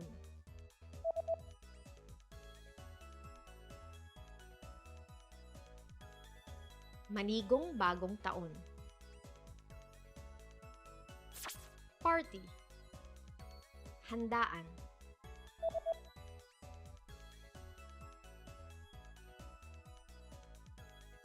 Handaan. A feast shared by the family to welcome the new year. Medianoche.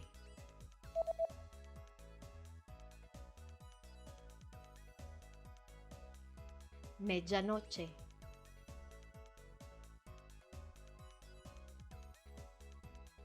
Well done! Here's a fun fact. Do you know what is a good outfit to wear on New Year's Eve in the Philippines? It is said that polka dots are the best design to wear on New Year's Eve. Filipinos believe that wearing something with circular patterns like polka dots will bring a prosperous year full of luck, especially when it comes to money. You just learned how Filipinos celebrate New Year's Day and some important facts about the holiday. And if you want to learn Filipino twice as fast, just click the link in the description and download tons of PDF lessons for free. See you soon! Hanggang sa muli!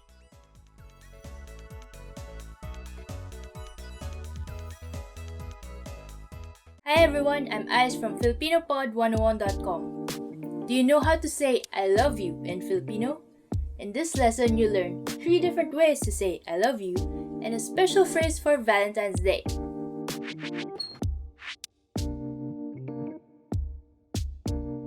Let's start with the most common phrase. Mahal kita. Mahal kita. I love you. This phrase is direct. You should use it only when confessing your love.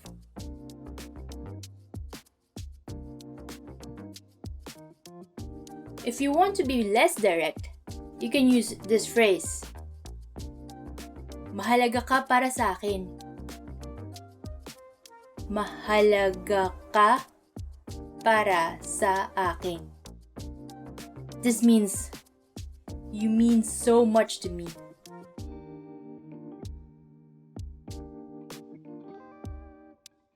Now, if you want to be more romantic in expressing your love for someone, here's a phrase for you. Hindi kayang ilarawan ng mga salita ang pag-ibig ko para sa iyo. Hindi kayang ilarawan ng mga salita ang pag-ibig ko para sa iyo. This means words cannot describe my love for you.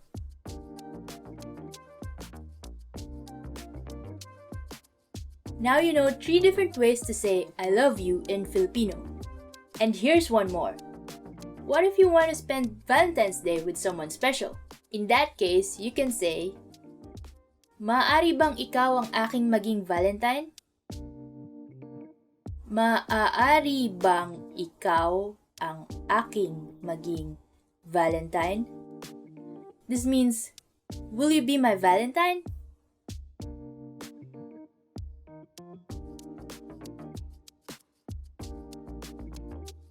Okay, let's wrap up this lesson by recapping what you've learned. Listen to the expression and repeat after me. I love you. Mahal kita.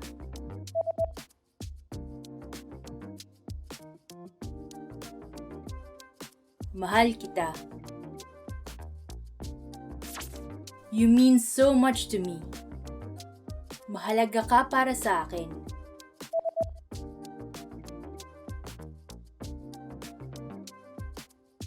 Mahalaga ka para sa akin. Words cannot describe my love for you. Hindi kayang ilarawan ng mga salita ang pag-ibig ko para sa iyo.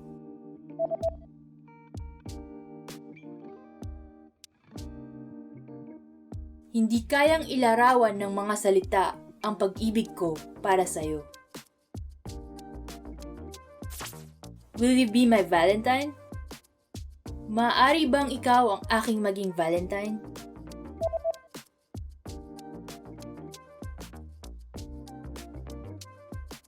Maaari bang ikaw ang aking maging Valentine?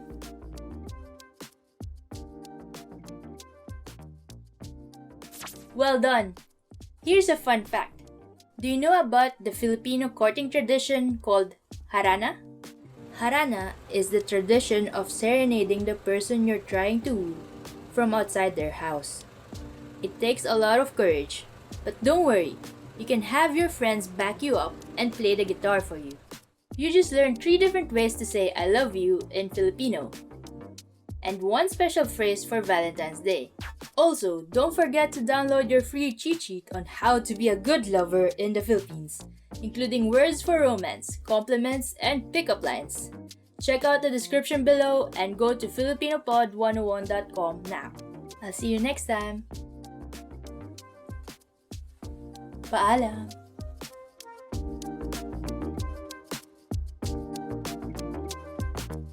Filipino It's probably...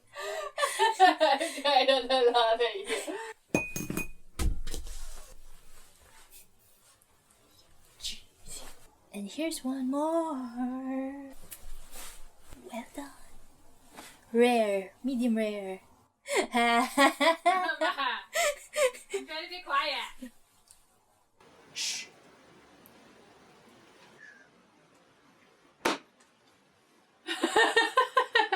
Funny.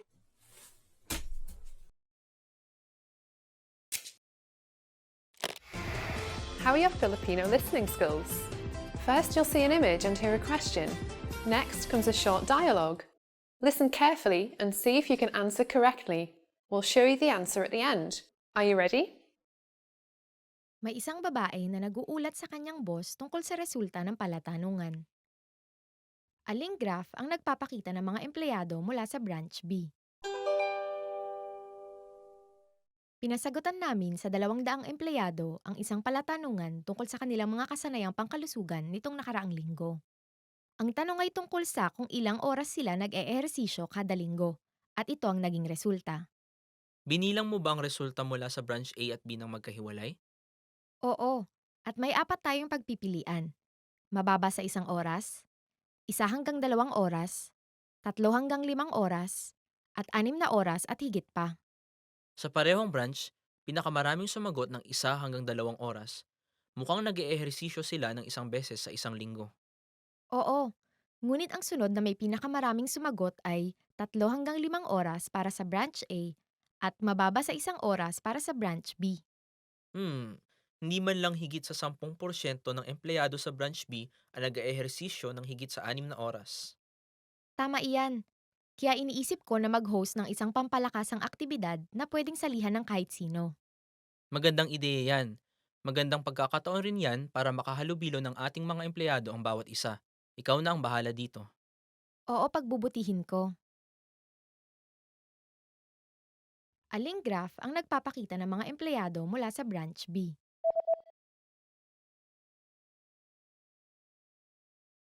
May isang babae na nag-uulat sa kanyang boss tungkol sa resulta ng palatanungan.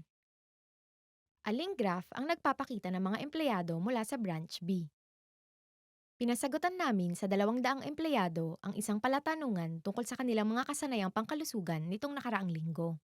Ang tanong ay tungkol sa kung ilang oras sila nag-eehersisyo kada linggo, at ito ang naging resulta. Binilang mo ba ang resulta mula sa branch A at B ng magkahiwalay? Oo, at may 4 tayong pagpipilian.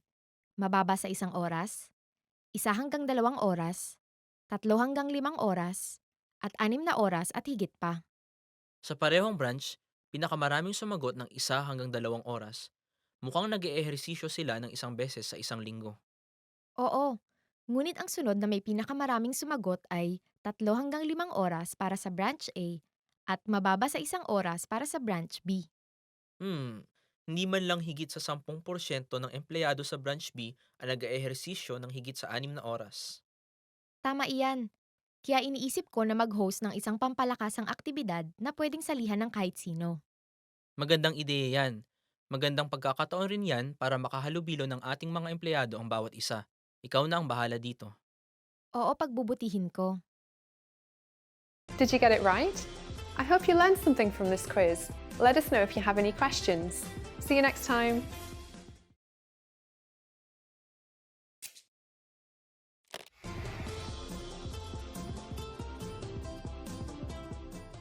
Hello sa inyong lahat, ako si Erica. Ang Kwaresma ay binubuo ng 40 araw mula Miyerkules ng Abo hanggang Huwebes Santo. Ang huling linggo ng Kwaresma ay tinatawag na Semana Santa at nagtatapos sa Linggo ng Pagkabuhay.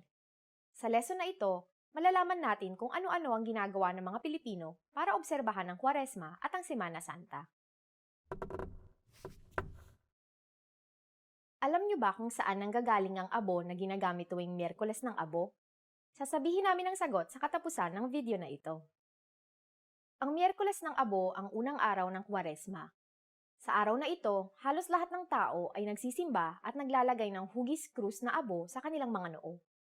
Simbolo ang abo ng pagiging pansamantala ng buhay. Ito rin ay simbolo ng pagtanggap ng pagiging makasalanan.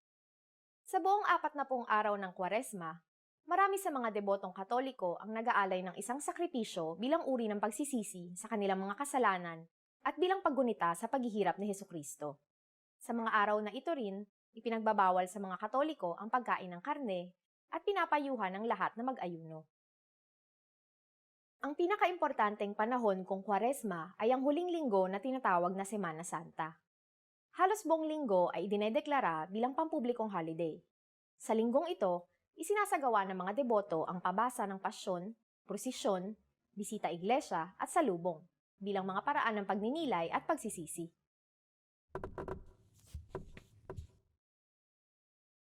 Alam niyo ba na ang 40 araw ng Kwaresma ay bilang pag-alala sa 40 araw ng pag-aayuno ni Jesus? Sa Latin, ang Kwaresma ay tinatawag na Quadragesima, na ang ibig sabihin ay ika-40. At ngayon, ibibigay ko na ang sagot sa tanong kanina.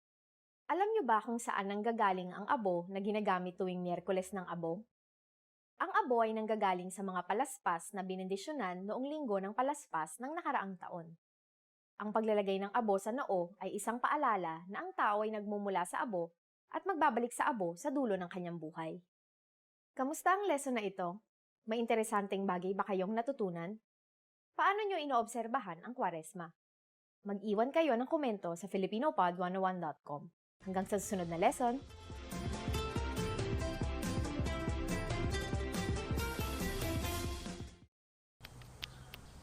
I need coffee. Hey guys, this is Ice and welcome to another Filipino top words lesson. In this lesson, we're going to discuss 10 must-know autumn vocabulary words in Filipino. Okay, now let's go to the first word. It's sweater, meaning sweater. You got that one right. Filipinos don't usually use sweater because it's hot. There's this place called Baguio City, like north of Manila. It's cooler there and it's definitely like the summer capital because everyone wants to go to the cooler place. I guess that's where you might need a sweater. Or if you want to go to the cinema, which has their aircon on full blast, then maybe you need a sweater. And where would you get a sweater? There's this store that has recently come to the Philippines, but it's a Japanese brand, you know, Uniqlo.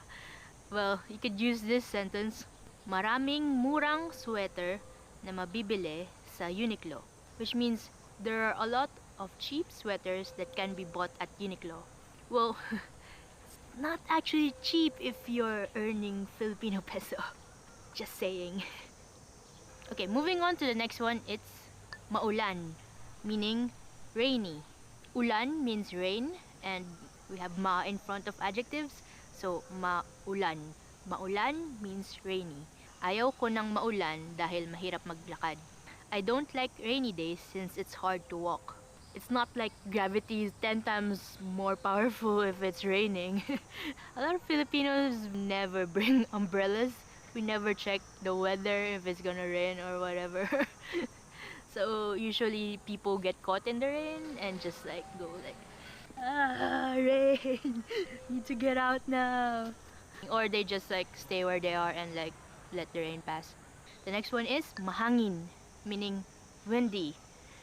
Actually, mahangin is also slang for someone who's like super arrogant, cause like a lot of air. It's like, yeah, mahangin. Kahit hindi mababa ang temperatura, pwede ka pa rin ginawin kung mahangin. Even if the temperature is not low, you can still catch a chill if it's windy. Okay, the next one is maginaw, meaning cool. Ang pinakamaginaw na lugar sa Pilipinas ay ang Baguio. Baguio is the coolest place in the Philippines, like temperature-wise. Okay, so the next word is definitely something you want to know if you want to talk about autumn. It's taglagas. Taglagas means autumn. Walang taglagas sa Pilipinas. There is no autumn in the Philippines because tropical climate, hot and hotter only, with a dash of rain and thunder. Next one is malamig, which means cold. You know what's good cold? Drinks. Cold drinks. I really want a cold drink right now. Okay, so like maybe you want to compare two cities like Tokyo and Toronto. Which one is colder? Well, in Filipino, you can use this sentence. Mas malamig ang taglamig sa Toronto kaysa sa Tokyo. The winter in Toronto is colder than Tokyo. Yeah, you know, the earth closer to the sun, farther from the sun is colder. Yay! Science! The next word, it's castañas, meaning chestnut.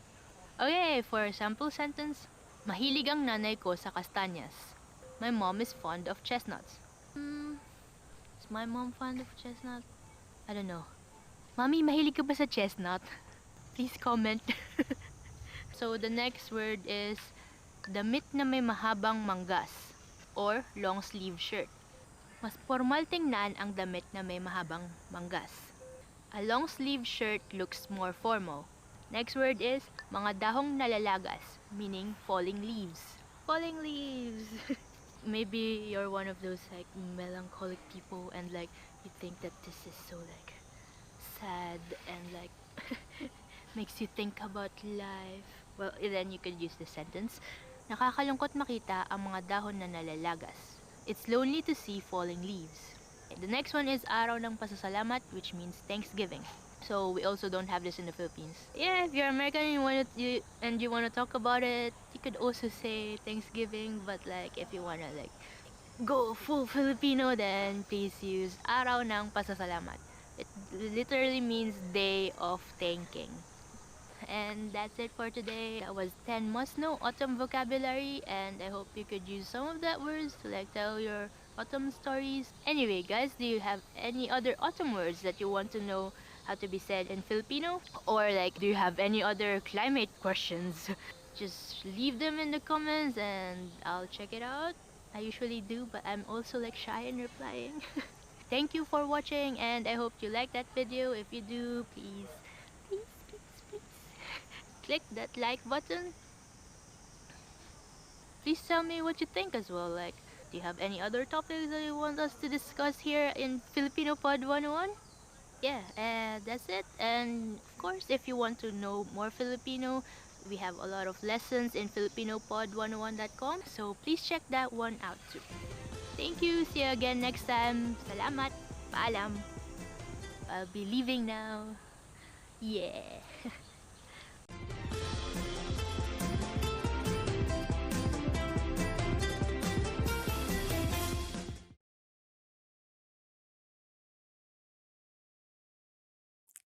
In this video, you'll learn 20 of the most common words and phrases in Filipino.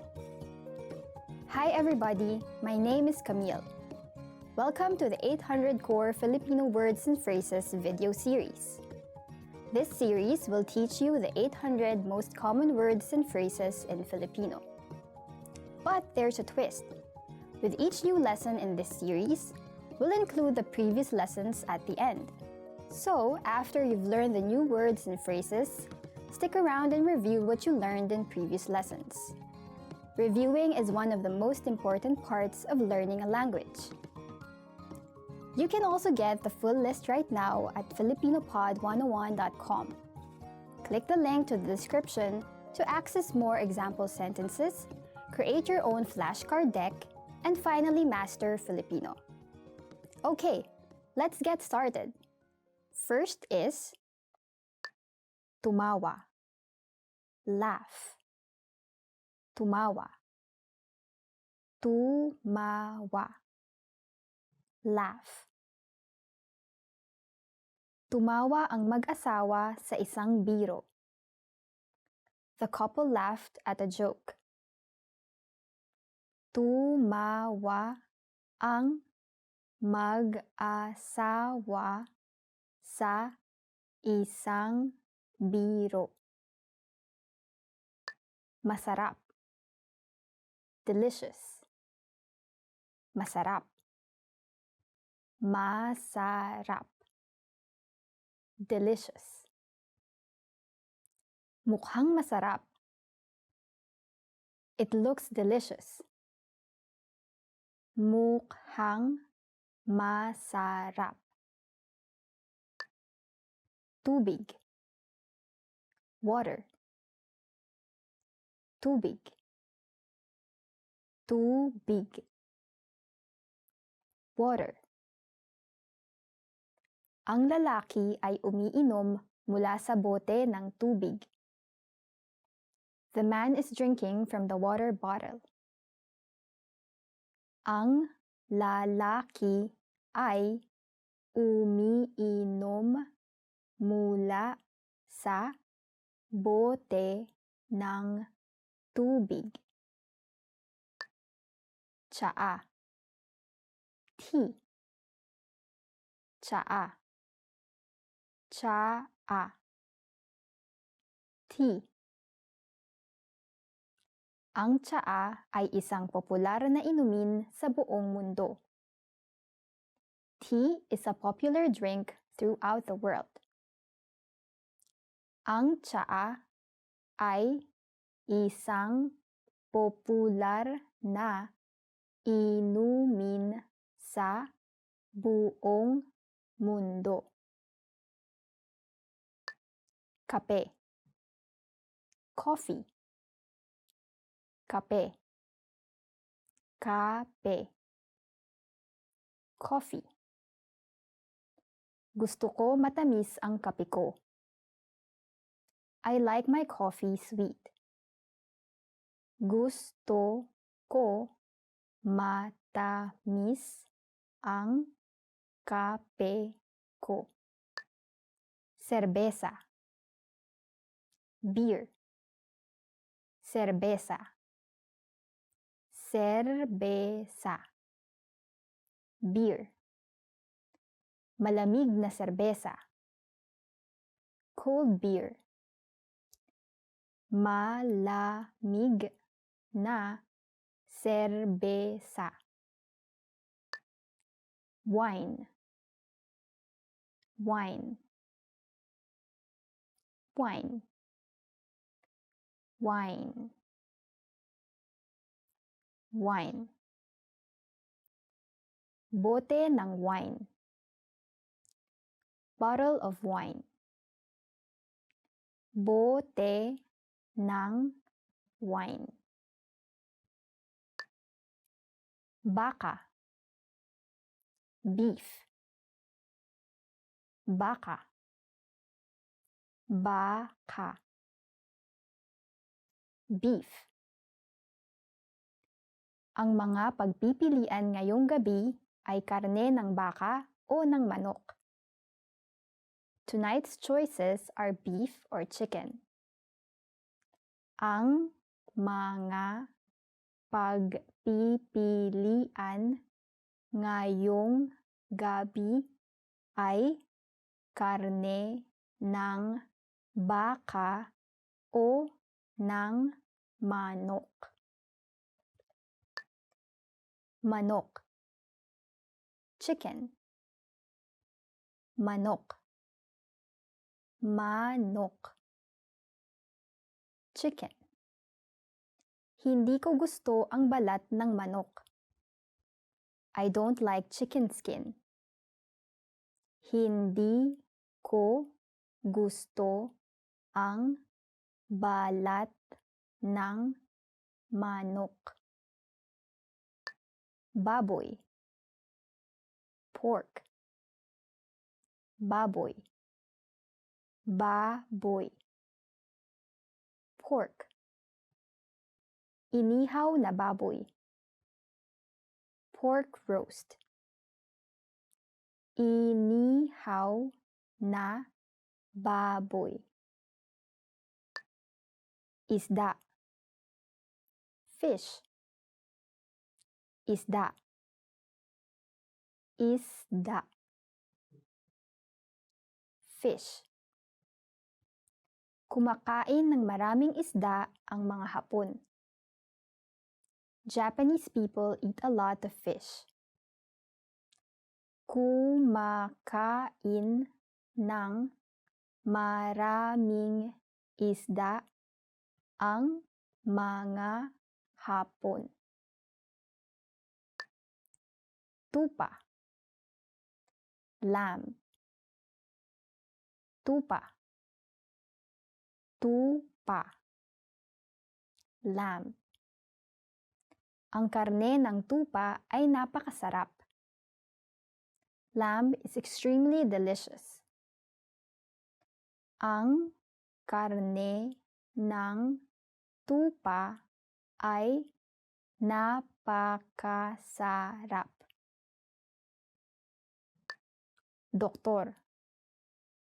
Doctor. Doktor. Doktor. Doctor. Ako ay isang doktor. I am a doctor. Ako ay isang doktor. Police. Police officer.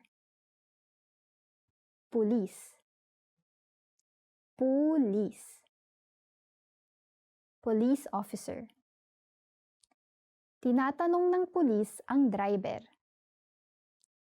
The police officer is questioning the driver. Tinatanong ng pulis ang driver. Guro. Teacher. Guro. Guro. Teacher. Guro sa isang silid-aralan. Teacher in a classroom. Guro sa isang silid-aralan. Empleyado. Employee. Empleyado. Empleyado. Employee. Merong 500 empleyado ang nagtatrabaho sa kumpanya namin. There are 500 employees working in our company.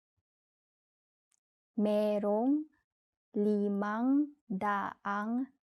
empleyado ang nagtatrabaho sa kumpanya namin. Pumunta. Come.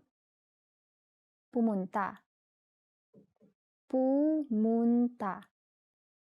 Come. Pumunta ng maaga. Come early. Pumunta ng maaga. Makakita. See. Makakita. Makakita. See. Makakita ng paglubog ng araw. See a sunset. Makakita ng paglubog ng araw. Gawa. Make. Gawa. Gawa. Make. Gawa tayo ng kastilyong buhangin. Let's make a sand castle. Gawa tayo ng kastilyong buhangin. Gumamit. Use.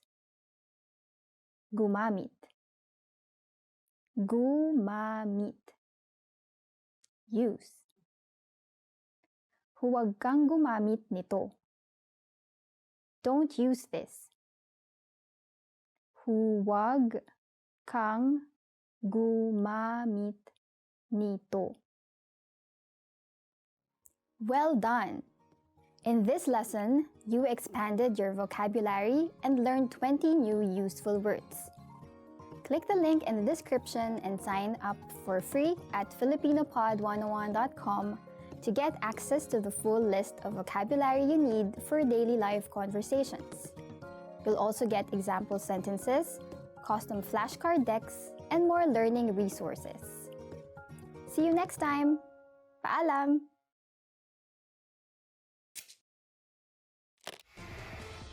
Hi everyone, I'm Gabriella. How are your Filipino listening skills? In this video, you'll have a chance to test them out with a quiz. First, you'll see an image and hear a question. Next comes a short dialogue. Listen carefully and see if you can answer correctly. We'll show you the answer at the end. Are you ready? May isang lalaking nag-uulat tungkol sa benta ng kanyang kumpanya sa isang meeting. Aling dalawang chart ang ginagamit niya para sa kanyang presentasyon? Pakitignan ng handout. Ang chart sa kaliwa ay nagpapakita ng benta ng kumpanya sa loob ng 3 taon at ang forecast para sa kasalukuyang taon. Ang chart sa kanan naman ay nagpapakita ng breakdown ng buwan ng benta hanggang Oktubre ngayong taon. Ngayon, pakitignan ang chart sa kaliwa. Pinapakita nito ang patuloy na pagtaas ng benta sa loob ng nakaraang 3 taon. At kung patuloy nating patataasin ang benta, ang kabuuang benta para sa taong ito ay magpapakita ng dagdag na pagtaas kaysa sa benta ng nakaraang taon. Sunod, pakitignan ang chart sa kanan. Pinapakita nito na ang mga kampanyang isinagawa natin noong Abril at Agosto ay naging epektibo. Sang-ayon ako. Ngunit bumaba ang benta noong Mayo at Setyembre matapos ang mga kampanya.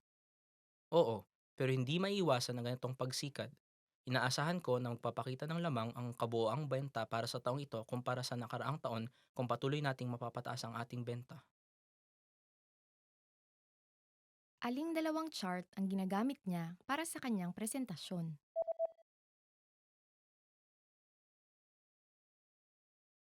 May isang lalaking nag-uulat tungkol sa benta ng kanyang kumpanya sa isang meeting. Aling dalawang chart ang ginagamit niya para sa kanyang presentasyon? Pakitignan ng handout. Ang chart sa kaliwa ay nagpapakita ng benta ng kumpanya sa loob ng 3 taon at ang forecast para sa kasalukuyang taon. Ang chart sa kanan naman ay nagpapakita ng breakdown ng buwan ng benta hanggang Oktubre ngayong taon. Ngayon, pakitignan ang chart sa kaliwa. Pinapakita nito ang patuloy na pagtaas ng benta sa loob ng nakaraang 3 taon. At kung patuloy nating patataasin ang benta, ang kabuuang benta para sa taong ito ay magpapakita ng dagdag na pagtaas kaysa sa benta ng nakaraang taon. Sunod, pakitignan ang chart sa kanan. Pinapakita nito na ang mga kampanyang isinagawa natin noong Abril at Agosto ay naging epektibo. Sang-ayon ako. Ngunit bumaba ang benta noong Mayo at Setyembre matapos ang mga kampanya. Oo, pero hindi maiiwasan ang ganitong pagsikat. Inaasahan ko na magpapakita ng lamang ang kabuoang benta para sa taong ito kumpara sa nakaraang taon kung patuloy nating mapapataas ang ating benta. Did you get it right? I hope you learned something from this quiz. Let us know if you have any questions. See you next time.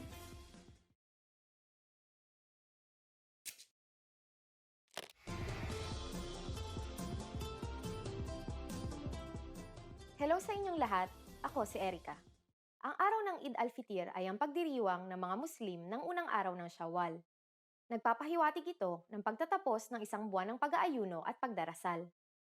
Para sa maraming Pilipino, kinikilala ito bilang wakas ng Ramadan at ipinagdiriwang ng parehong mga Kristiyano at Muslim na mga Pilipino. Ang petsa ng pagdiriwang na ito ay nakabase sa kalendaryong Islam at nagaganap matapos ang unang gabi ng bagong buwan. Halina't alamin natin kung paano ipinagdiriwang ng mga Pilipino ang araw na ito.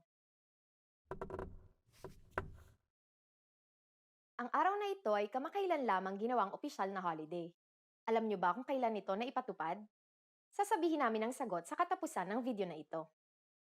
Inuumpisahan ng mga Muslim ang pagdiriwang ng araw na ito sa pamamagitan ng paliligo, pagsusuot ng pinakamaganda nilang damit, paglalagay ng pabango, at pagkain ng matatamis bago tumungo sa moske para magdasal. Ang unang dasal ng Eid ay ginagawa bilang isang kongregasyon sa mga moske o sa mga naitalagang open space para sa pagdarasal. Sunod sa ikalawang haligi ng Islam, humaharap ang kongregasyon sa direksyon ng Mecca. Sinusundan ang dasal ng Eid ng khutbah na pinangungunahan ng imam. Karaniwang ang mga sermon ay tungkol sa pagpapasalamat sa Panginoon, kasaysayan at kahalagahan ng pagdiriwang, paghingi ng kapatawaran sa kapwa, at ang mga responsibilidad para sa ikatlong haligi ng Islam, ang zakat. Matapos ito, magbabatian at magyayakapan ng mga magkakatabi. Ang mga tradisyonal na pagbati gaya ng Eid Mubarak o Eid Said ang karaniwang maririnig. Ang araw na ito ay puno ng handaan, kasiyahan at pasasalamat. Nagbibigayan ang mga tao ng Idi sa kani-kanilang mga pamilya. Mayroon ring partikular na zakat na ibinibigay sa araw na ito. Ito ay ang fitrana, na tinatawag ding zakat al-fitr. Para sa mga Muslim, isa itong masayang selebrasyon ng pasasalamat sa Panginoon. Isa rin itong pagdiriwang na sumisimbolo ng pagkakaisa ng mga Muslim.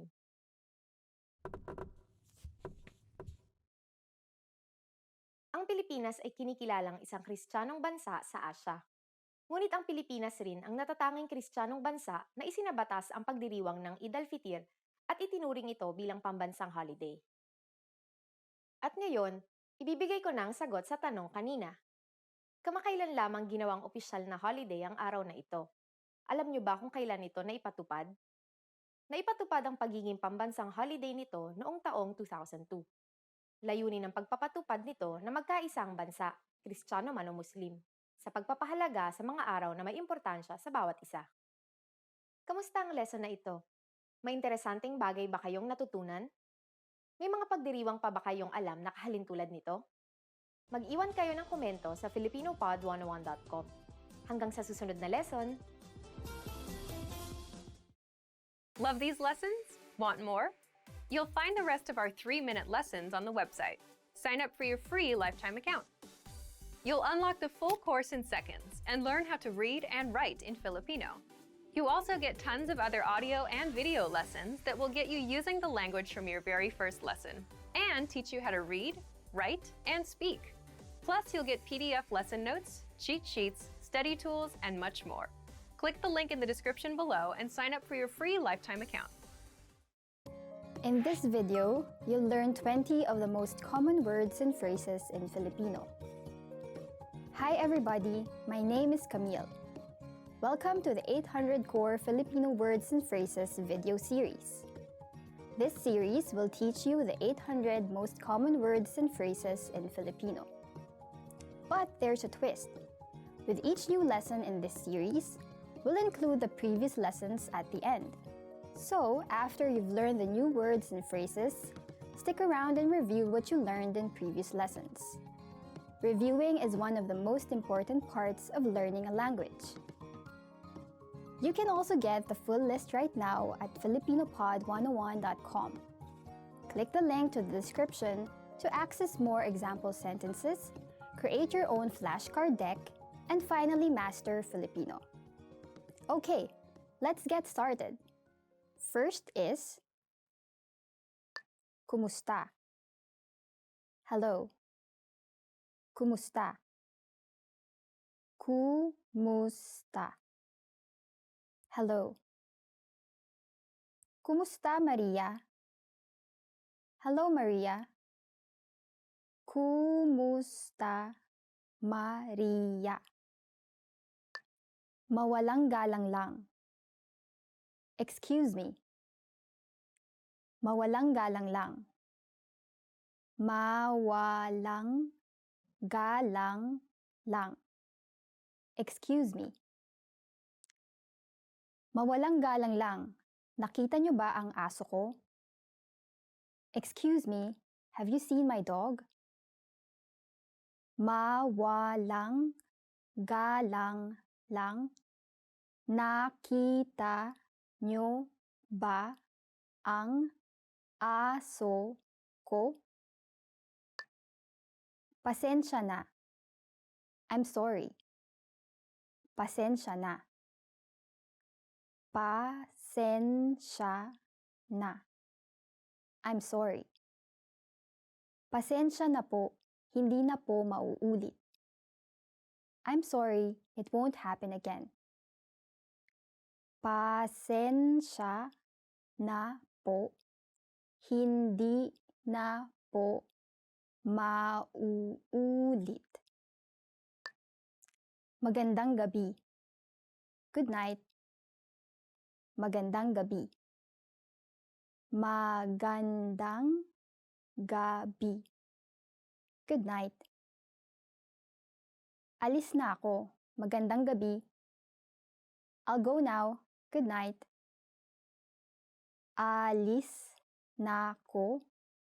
Magandang gabi. Ikinagagalak kong makilala ka. Nice to meet you. Ikinagagalak kong makilala ka. Ikinagagalak kong makilala ka. Nice to meet you. Ikinagagalak kong makilala ka, sir. Nice to meet you, sir. Ikinagagalak kong makilala ka, sir. Kumusta ka? How are you? Kumusta ka? Kumusta ka? How are you? Uy, kumusta ka? Hey, how are you? Uy, kumusta ka? Oo. Yes. Oo. Oo. Yes. Oo, naiintindihan ko. Yes, I understand. Oo, naiintindihan ko. Hindi. No. Hindi. Hindi. No. Hindi. Ayoko niyan. No, I don't like that. Hindi. Ayoko niyan. Salamat. Thank you. Salamat. Salamat. Thank you. Salamat, pero hindi ako ang nag-order nito. Thank you, but I didn't order this. Salamat, pero hindi ako ang nag-order nito. Ako si. I'm. Ako si. Ako si. I'm. Ako si Erica. I'm Erica. Ako si Erica. Paalam. Goodbye. Paalam. Paalam. Goodbye. Paalam, ingat. Goodbye, take care. Paalam. Ingat. Masama. Bad. Masama. Masama. Bad. Siya ay lalaking masama. He's a bad boy. Siya ay lalaking masama. Mabuti. Good. Mabuti. Mabuti. Good. Ang gulay ay mabuti para sa iyo. Vegetables are good for you.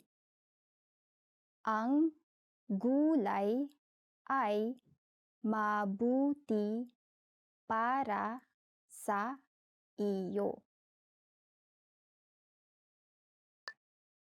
Maganda. Pretty. Maganda. Maganda. Pretty. Maganda ang damit mo. Your dress is pretty. Maganda ang damit mo. Pangit. Ugly. Pangit. Pangit. ugly. Ang pangit na sisiw na pato ay naging isang magandang gansa. The ugly duckling became a beautiful swan. Ang pangit na sisiw ng pato ay naging isang magandang gansa. Madali. Easy. Madali. Madali. Easy. Ang pagrenta ng kotse ay hindi laging madali. Renting a car is not always easy.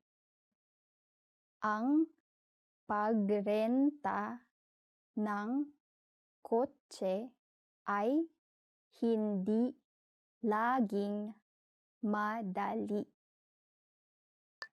Mahirap. Difficult. Mahirap. Mahirap. Difficult. Ang Ingles ay mahirap. English is difficult. Ang Ingles ay mahirap. Malapit. Near. Malapit. Malapit. Near. Ako ay nakatira malapit sa universidad. I live near the university. Ako ay nakatira malapit sa universidad. Malayo. Far. Malayo. Malayo. Far. Ang babae ay nakatingin sa isang bagay na malayo. The woman is looking at something far away. Ang babae ay nakatingin sa isang bagay na malayo. Maliit. Small. Maliit. Maliit. Small. Ang kotse ay maliit, ngunit ito ay talagang malakas. The car is small, but it's very powerful. Ang kotse ay maliit, ngunit ito ay talagang malakas. Well done! In this lesson, you expanded your vocabulary and learned 20 new useful words. Click the link in the description and sign up for free at filipinopod101.com to get access to the full list of vocabulary you need for daily life conversations. You'll also get example sentences, custom flashcard decks, and more learning resources. See you next time! Paalam! Hi guys, welcome to Filipino Top Words with me, Ice. And today's topic is 20 words you'll need for the beach. Okay, the first word is shades. Shades actually means sunglasses because it shades your eyes from the sun. For example, pahiram naman ng shades mo. Can I borrow your sunglasses? Salamat! Okay, the next one is tabing dagat, meaning beach. Nakatira ako malapit sa tabing dagat. I live near the beach. I feel like it's peaceful and you could hear the waves crashing. Let's just hope that it's not a huge wave crashing into your house. Yeah, beach. Paglangoy, swimming. Ang paglangoy ay kayang matutunan ng lahat. Swimming is a skill that everyone can learn. I still have hope! Araw, meaning sun. Mas gusto ko ang araw kaysa sa buwan. I prefer the sun to the moon. Kabibe or seashell. Mahilig akong mangolekta ng kabibe. I enjoy collecting seashells. Why though? Swimsuit, which is definitely has the same meaning as swimsuit. Bawal ang hindi naka-swimsuit sa swimming pool na ito. Those who are not wearing swimsuits are not allowed in the swimming pool. I just come in with like t-shirt and shorts. I can't go in. Tagapagsagip, meaning lifeguard. We usually just call them lifeguards anyway. Huwag kang lalayo sa hindi tanaw ng tagapagsagip. Don't go far away beyond the watch of the lifeguard. Yeah, because like if he can't see you drowning, he can't come and save you. Jet ski! I'm not even saying the meaning for this one. Because you know what it is. Mayayaman lang ang nakakabili ng sariling jet ski. Only those who are rich can buy their own jet ski. Yeah, because it's expensive and you don't need it for daily life. Okay, next is beach chair, meaning beach chair. For example, ayokong lumangoy kaya doon na lang ako sa may beach chair. I don't want to swim so I'll just stay by the beach chairs. Sandcastle, which means sandcastle. Hindi ko na-enjoy ang paggawa ng sandcastle nung ako ay bata pa dahil parati na lang itong inaalon ng tubig.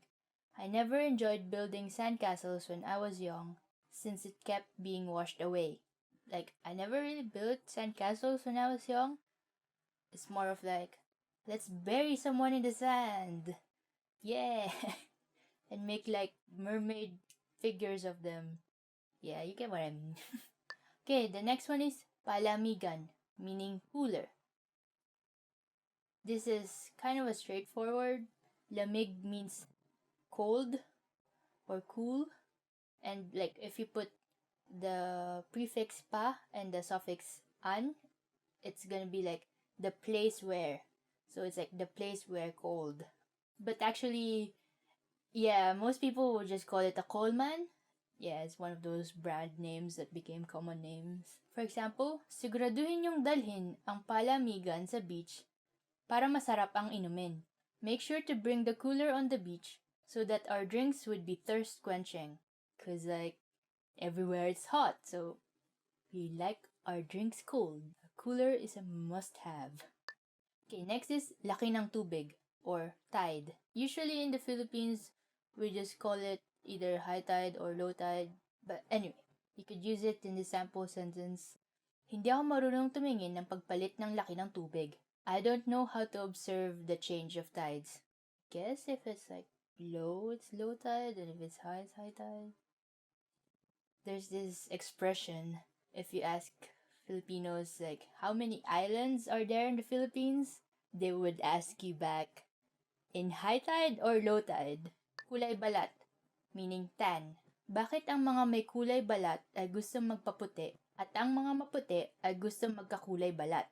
Why is it that people with tan skin want to have pale skin and people with pale skin want to have tan skin? This is so true. Just be proud of your skin color. Next is snorkeling, meaning snorkeling. May magandang snorkeling spot sa Coron, Palawan. There is a nice snorkeling spot in Coron, Palawan. If you want to go to a beach in the Philippines, please go to Palawan because it's very beautiful. Chinelas or flip-flop. Hindi na kailangan magdala ng sapatos pag pupunta sa beach. Chinelas na lang. There is no need to bring shoes when going to the beach. Just wear flip-flops. Chinelas is part of like Filipino culture. It's like the footwear you use at home. It's also the footwear that parents might use if you're being naughty. Sunblock or sunscreen. Kailangan maglagay ng sunblock dahil hindi maganda sa katawan ang matinding sikat ng araw. It's necessary to put on sunscreen because the strong UV rays is not good for your skin. Yeah, this is very important because like the sun could be very damaging to your skin. Bikini, meaning bikini. Bihira lang ang nakabikini sa beach sa Pilipinas. It's quite rare for people to wear bikinis in the beaches in the Philippines. I never really tried to count who has bikinis and who has swimsuits and who has just t-shirts and shorts. Everyone is free. Beach volleyball, meaning Beach volleyball. There's an easy one for you. Beach volleyball ang usong sport kapag tag-init. Beach volleyball is a trendy sport during the summer. Okay, the next word is puno ng niyog. Coconut tree. Noong bata kami, mahilig kaming umakyat sa puno ng niyog. When we were young, we liked to climb the coconut trees so that you get the coconuts. The next one is pamaypay, meaning fan. Gusto kong bumili ng pamaypay. I want to buy a fan. It's like, yeah, like if it's hot, you just need a fan. Or a lot of fans. We also use fans for barbecuing, so it's very popular during the summer. Okay, so that's it. That's the 20 words you'll need for the beach. And actually, if you know more words that you could use in the beach, just put them in the comments below. So, and if you like this video, please click the thumbs up. Subscribe to our channel. And if you want to learn more Filipino, please go to our site, filipinopod101.com. Thank you, salamat, and paalam.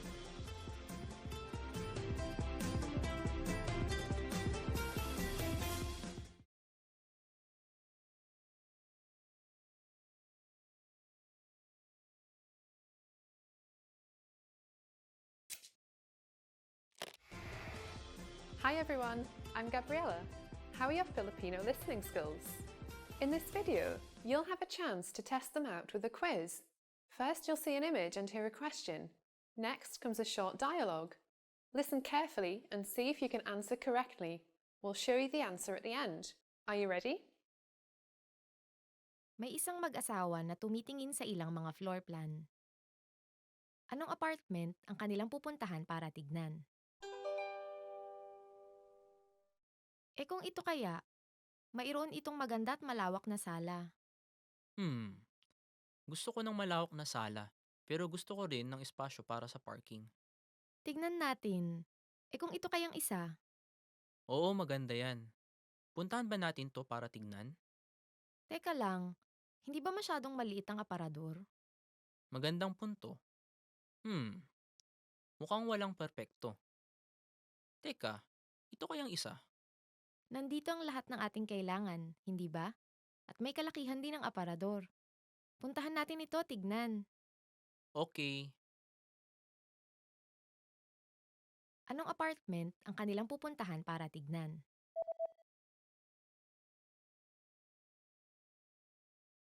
May isang mag-asawa na tumitingin sa ilang mga floor plan.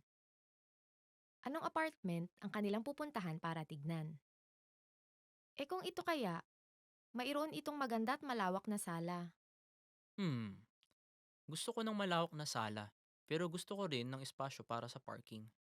Tignan natin. Kung ito kayang isa? Oo, maganda yan. Puntahan ba natin to para tignan? Teka lang, hindi ba masyadong maliit ang aparador? Magandang punto. Mukhang walang perpekto. Teka, ito kayang isa? Nandito ang lahat ng ating kailangan, hindi ba? At may kalakihan din ang aparador. Puntahan natin ito, tignan. Okay. Did you get it right? I hope you learned something from this quiz. Let us know if you have any questions. See you next time. Hello guys and welcome to Filipino Top Words. I'm Erica. And I'm Ice. And for today, we will learn about the 10 reasons to learn Filipino. Filipino! Ano ba yun? Ako muna, ikaw. Ikaw muna. So why should you learn Filipino? Why? Because... Number 1 reason is because ito ay isang magandang wika. It's a beautiful language. Ito ay isang magandang wika. Or, in English, it's a beautiful language. Is it? Is it? Formal Filipino is very beautiful language. It's a very romantic language, right? If you read, say, novels written in Filipino. Like the old ones? Yes. Like Florante at Laura? Yeah, Florante at Laura, which is, what's Florante? It's like our own version of Romeo and Juliet, right? Yeah. But like with monsters? Yeah, it's a bit fantasy. Yeah, Like everything maybe it's fantastic. our own version Yeah. of Game of Thrones. Yeah, it's our Game of Thrones. Laro ng trono. Next reason is para makipag-usap sa mga kaibigang Pilipino. To chat with Filipino friends. Para makipag-usap sa mga kaibigang Filipino, which is to chat with Filipino friends. If you want to really be close to your Filipino friends, it's really better if you know how to speak the language. And yeah, we all could understand English, but yeah, it's more fun in Filipino. there are jokes that you can only say in Filipino, that they're only funny in Filipino, right? For example, si Dan ay nag-aaral ng Filipino para makipag-usap sa mga kaibigang Pilipino. Dan is studying Filipino to chat with Filipino friends. Good for you, Dan. Mahusay, Dan. Good, Dan. Next reason is para makapagsalin. To do translations. Para makapagsalin. Or to do translations. Nagsisikap ako mag-aral ng Filipino para makapagsalin. I am doing my best to study Filipino to be able to do translations. Do you need to do translations in Filipino? I guess it's still better to translate if there are some things that not all Filipinos would know if it's in English. So yeah, I think there is still some jobs that involve translating to Filipino. Or actually, maybe it's the other way around. You translate the Filipino works into English. Yeah. Which is, I guess, oh, you're doing that. Para makanood ng pelikula na walang subtitle. To watch movies without subtitles. Para makanood ng pelikula na walang subtitle. To watch movies without subtitles. Yeah, there are a lot of Filipino films, and I guess they would not be in pure Filipino, but Tagalog English, because that's usually how people talk in real life. Yeah, it's a great reason to learn. Especially, Filipino. I think now that our indie movie industry is booming. Exactly. So there's those kinds of movies that deal with concepts that are kind of hard to translate in English. So it's best if you have those subtitles so you can be guided, right? It's best if you don't need the subtitles. Yeah, actually. So you already understand everything. Yeah. For example, 3 taong tuloy-tuloy nag-aral ng Filipino si Mary bago siya nakanood ng pelikulang walang subtitle. Mary studied Filipino for 3 straight years before she was able to watch movies without subtitles. Wow, 3 years? Do you think they could do 3 years? It's easier to understand movies because you see the reaction, non-verbal communication is still very important. So you put it into context, right? Yeah. The words being said. So actually, that's easier if you watch it in movies than just reading books. Next reason is para manirahan sa Pilipinas. To live in the Philippines. Para manirahan sa Pilipinas. To live in the Philippines. Because it's more fun in the Philippines. It's also more traffic. It's also hotter. Depends on where you're coming from. So, for example, si Yutaro, that's in Filipino, right? Yutaro. You don't say Yutaro. Si Yutaro ay maninirahan sa Pilipinas kaya siya nag-aaral ng Filipino. Yutaro will live in the Philippines. That's why he's studying Filipino. Para maintindihan ang lyrics. To understand song lyrics. Para maintindihan ang lyrics. To understand song lyrics. For example, hindi ko inakalang malalim pala ang ibig sabihin ng kantang ito hanggang sa naintindihan ko ang lyrics. I didn't know that the meaning of this song was deep until I understood the song lyrics. This very, very interesting reason. What we call OPM, or original Filipino music, is a very big industry. And we like singing a lot. So we always have lots of deep, romantic songs, right? Really deep love songs that you would only appreciate it if you know the lyrics. Just not just love songs, but yeah. Well, even maybe jingle. 90%. Yeah. Or maybe 90% is romantic songs. I don't know why. People are just they were hurt, those people. Who hurt them? I don't know. Okay, next. Para makagawa ng bagong mga kaibigan. To make new friends. para makagawa ng bagong mga kaibigan. To make new friends. It will make them comfortable if they are speaking in their own language, and like that's the time that you could know more about a person if they're in their most comfortable state, I guess.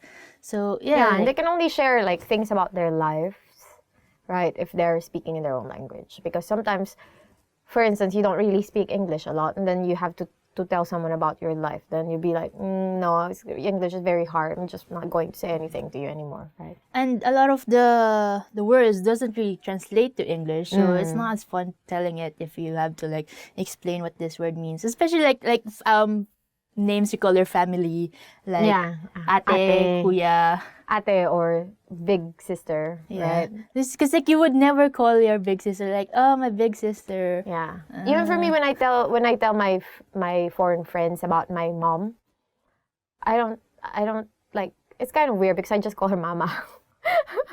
She's not a mom, she's a mama. So it's like weird. Mama's son. For example, palakaibigan ang mga Pilipino, kaya gusto kong matuto ng Filipino para makagawa ng bagong mga kaibigan.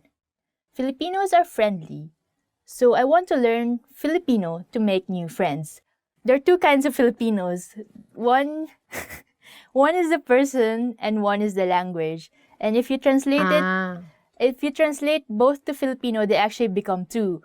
Filipino is the person and Filipino with is F the language. Is the language. Yeah. So you have to be careful with that because they're both Filipinos in English, but they become Filipino and Filipino in Filipino. In the same way that Philippines, it's not with an F, right? It's a PH. But if you make it into Filipino, you would say Pilipinas, which is with a P. That's why people living in the Philippines are called Filipino at Filipina, right? Yes. Yeah, that's a good point. Do not spell Filipino with a PH. Yes. It's F. Yeah. Para makapagnegosyo sa mga kumpanya sa Pilipinas. To do business with Filipino companies. Para makapagnegosyo sa mga kumpanya sa Pilipinas. To do business with Filipino companies. Balak palawakin ng boss ang kumpanya sa Pilipinas, kaya mag-aaral ako ng Filipino para makapagnegosyo. My boss plans to expand the company in the Philippines. That's why I will study Filipino in order to do business. I guess this is one major reason for people to learn languages is for business. It's the same thing like we've been saying. If you don't get the inside jokes, then you also don't get the inside deals.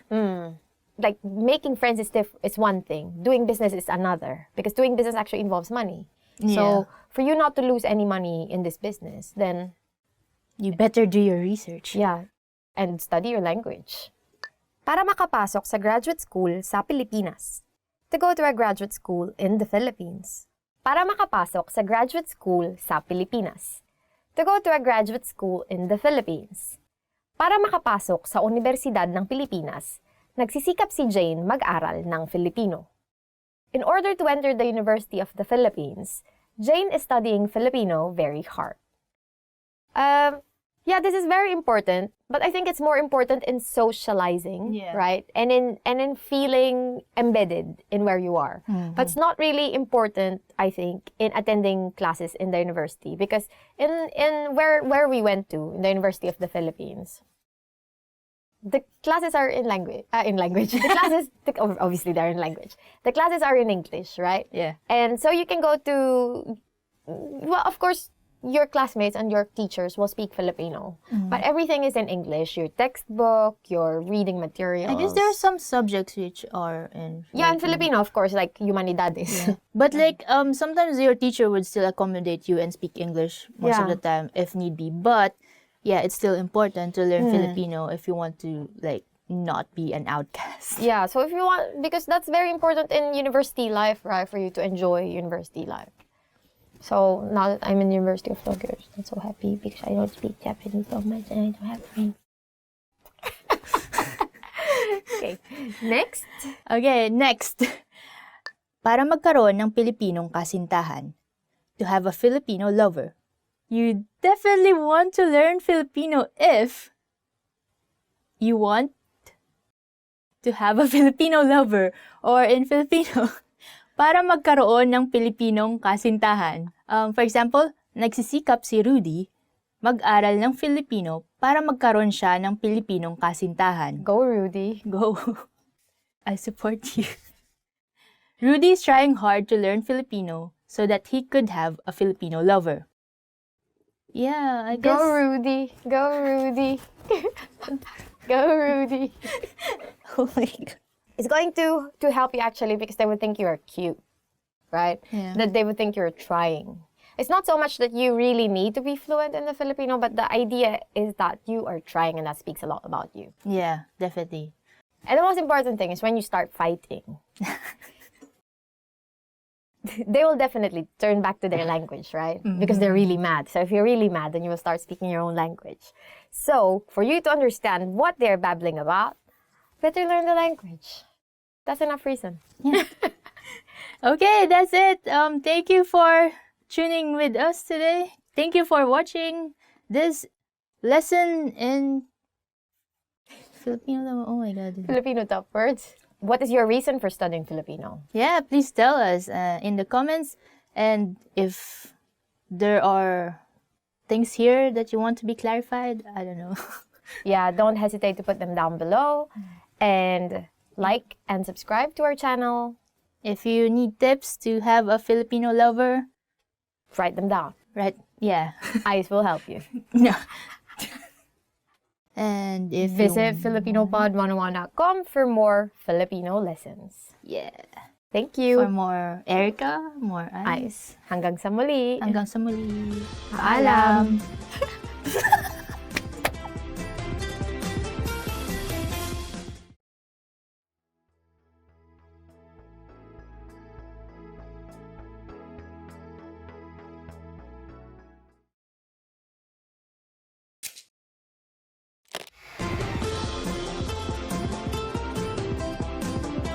Hello sa inyong lahat, ako si Erica.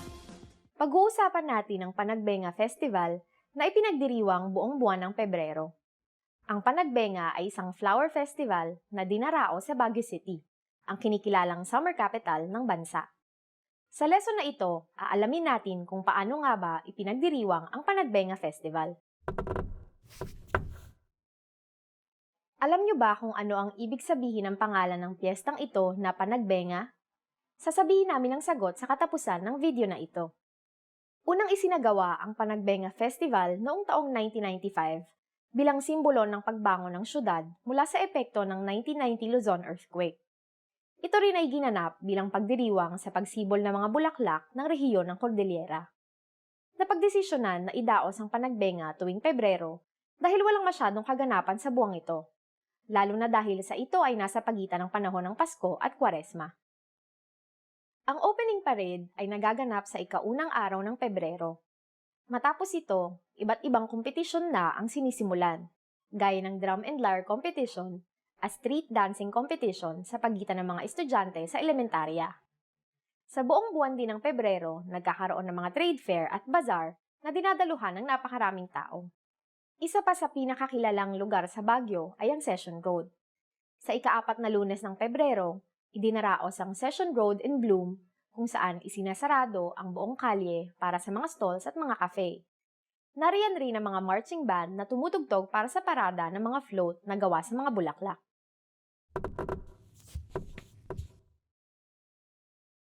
Alam niyo ba na noong unang idinaos ang Panagbenga, ipinagdiwang lamang ito sa loob ng 10 araw? Dahil na rin sa mabilis na pagtaas ng popularidad ng kasiyahan, hinabaan ito at ginawang 3 linggo, hanggang sa napagdesisyonan na ipagdiwang ito ng buong buwan ng Pebrero. At ngayon, ibibigay ko na ang sagot sa tanong kanina.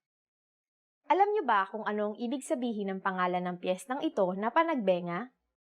Ang Panagbenga ay isang kankanain na salita na ginagamit ng mga tribong nagmula sa bulubundukin ng Cordillera, Igorot at Sagada. Ang salitang ito ay may Malayo Polynesian na pinagmulan at ito ay nangangahulugan ng panahon ng pagsibol. Kamusta ang lesson na ito? May interesanteng bagay ba kayong natutunan? May kahalintulad din ba kayong pagdiriwang? Mag-iwan kayo ng komento sa FilipinoPod101.com. Hanggang sa muli!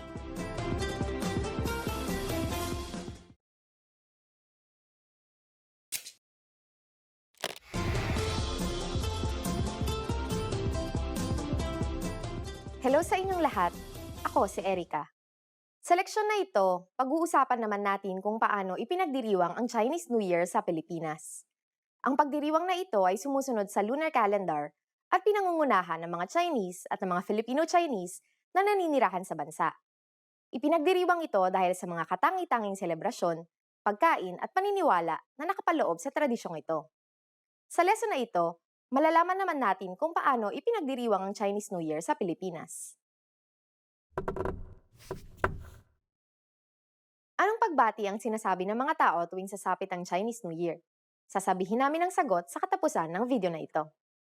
Isa sa paborito ng mga Pilipino, kahit na mga hindi dumadalo sa mga pagdiriwang ng Chinese New Year, ay ang mga pagkain na malimit ihanda sa panahong ito.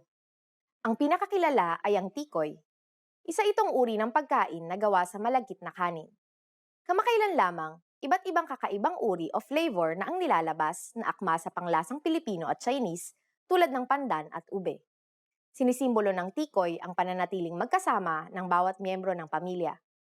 Dahil sa malagkitang tikoy, sinasabing ang pagkakaroon nito tuwing Chinese New Year ay magpapalagkit sa pagsasama ng mag-anak. Dahil sa dami ng mga Chinese na naninirahan sa bansa, ginawang opisyal na holiday ang Chinese New Year noong taong 2011. Kung babalikan ang kasaysayan, ang mga Pilipino ay nakikipagpalitan na ng mga produkto sa mga Chinese bago pa dumating ang mga Kastila. Dahil sa dami ng mga Chinese, inilagak sila ng mga Kastila sa Binondo, isang lugar sa Maynila. Napakasigla ng komersyo sa Binondo, kung saan napakarami ng mga negosyo ng mga Chinese at Filipino-Chinese. At ito rin ang sentro ng kasiyahan kung Chinese New Year. Pula ang itinuturing na pinakamaswerteng kulay at maraming tao ang nagbibihis ng pula sa araw na ito. Nagbibigay naman ng mga mas nakakatanda sa mga bata ng pera na nasa loob ng mga pulang sobre na tinatawag na angpao. Hindi rin mawawala ang dragon dance, lion dance at ang magarang mga paputok. Ang mga lion at dragon dance ay sinasabing nakapagbibigay ng swerte at katatagan ng negosyo o ng pamilya. Itinuturing rin na ang mga mas mahabang dragon ay nangangahulugan ng mas maraming swerte.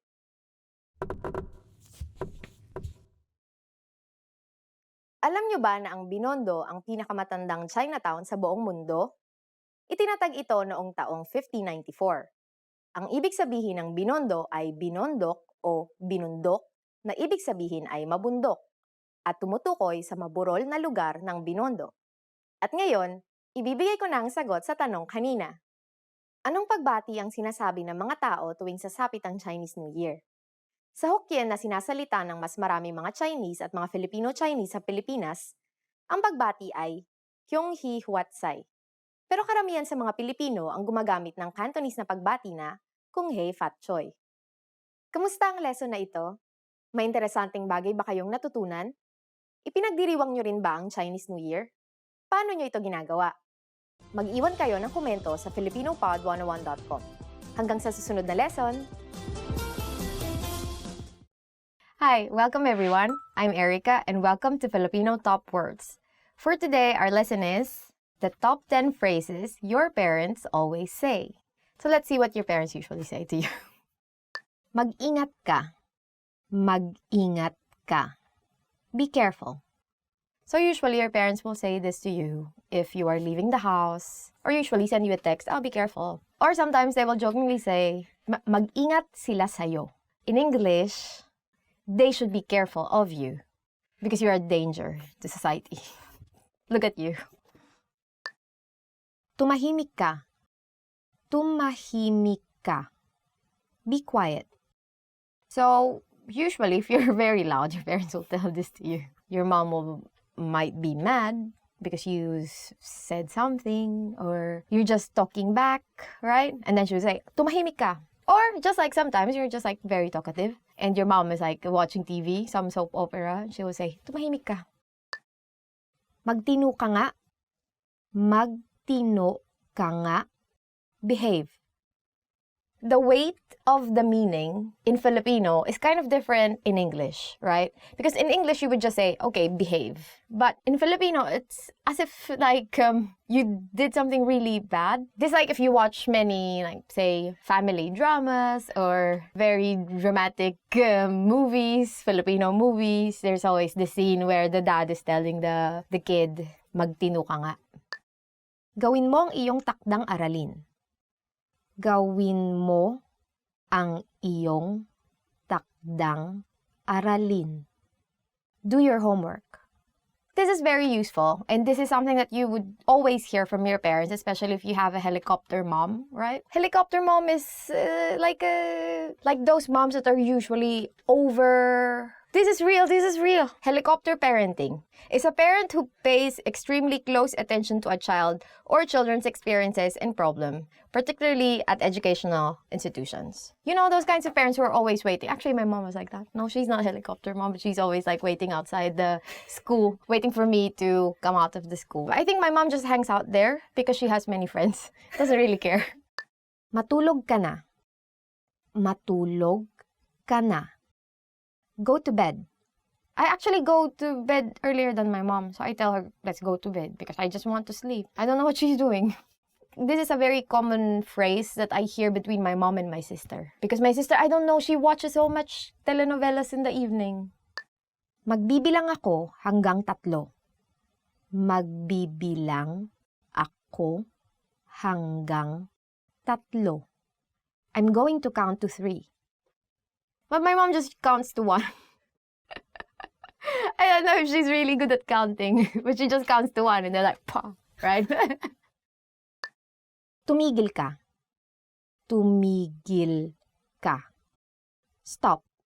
I don't know, it's a common thing to hear from your mom. Because I know she's just always irritated. She's always irritated. You do something and then she's like, tumigil ka. You do something, tumigil ka, right? I remember my sister's always initiating fights. Not me. She's always starting the fight. And she just bites. And when she starts biting, I'm just like, no, I'm out. I don't want this. I didn't ask for this. Anong sinabi mo? Anong sinabi mo? What did you say? When you say something a bit like, they didn't like it, when you say it or how you said it, the words you use, they would say, what did you say? But I think they just have a problem with their hearing. Hindi ako nagbibiro. Hindi ako nagbibiro. I'm not kidding. Yeah, you should understand this when she says this. And usually she's not kidding. Because she's always like, I'm not kidding. If you don't stop this, right? Hindi ako nagbibiro. Kung hindi ka tumigil, kung hindi ka titigil, blah, blah, blah, blah, blah. Then, a long list of the stuff that she won't do or she would do, depending, right? She won't do, for instance, she won't like cook anymore or she won't help you with your homework or stuff like that. Moms are always not kidding. Patayin mo na ang TV. Kung hindi, patayin mo na ang TV. Kung hindi, turn the TV off now, or else. So that is the same thing, the same scenario that I was talking about when she says, I'm not kidding, or else, because there's always an or else, right? So turn off the TV or turn off the PC, right? Patayin mo na ang TV, patayin mo na ang PC, or else, kung hindi, and then a list of things that she would do or she won't do. So this is the end of our lesson. What does your mom usually tell you? Are your moms also with high-pitched voices? So if you learned anything from this lesson, comment them in the comment section. And don't forget to like and subscribe to the channel. And visit FilipinoPod101.com to learn more Filipino. Hanggang sa muli!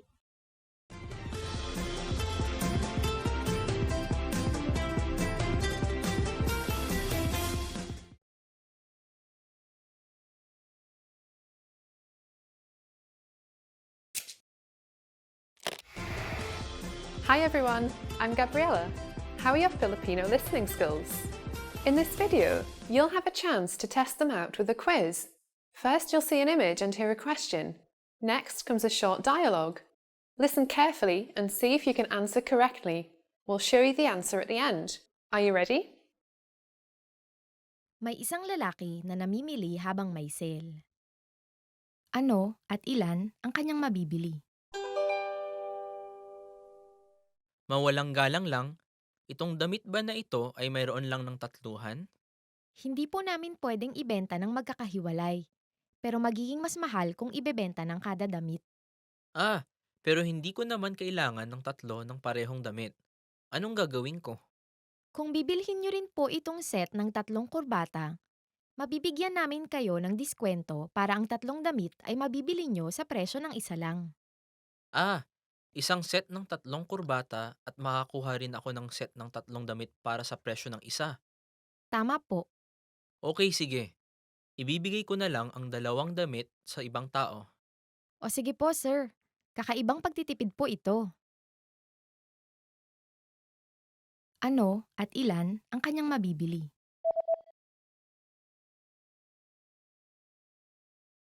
May isang lalaki na namimili habang may sale. Ano at ilan ang kanyang mabibili? Mawalang galang lang, itong damit ba na ito ay mayroon lang ng 3? Hindi po namin pwedeng ibenta ng magkakahiwalay, pero magiging mas mahal kung ibebenta ng kada damit. Ah, pero hindi ko naman kailangan ng 3 ng parehong damit.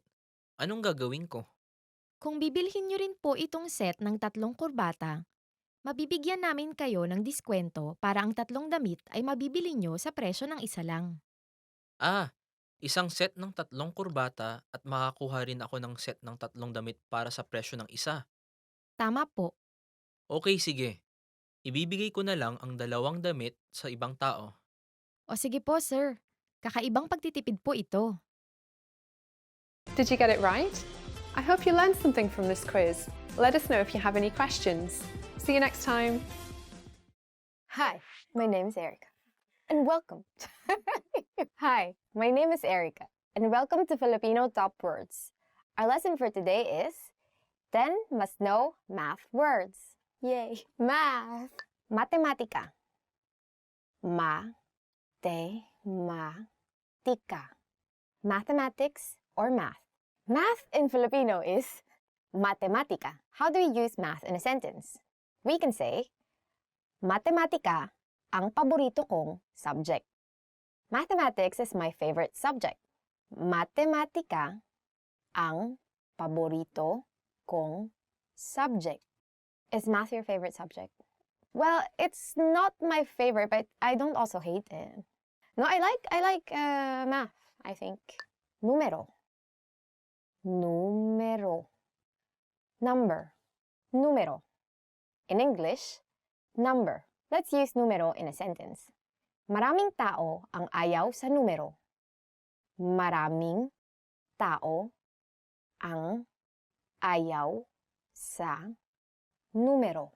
A lot of people do not like numbers. A significant number of people do not like numbers. According to studies. But you cannot escape it because numbers are everywhere. If you are on a budget, numbers. If you're thinking of when you're going to get married, numbers. If you're planning a wedding, numbers. If you're looking for a job, numbers. Kalahati. Kalahati. Half. The next word is kalahati. In English, half. Kalahati ka ng edad ko. You are half my age. Kalahati ka ng edad ko. Well, I cannot yet tell this to anyone, except really small kids. Porsyento. Porsyento. Percent. Our next word is porsyento. In English, percent. Ilang porsyento ang income tax sa Pilipinas? Ilang porsyento ang income tax sa Pilipinas?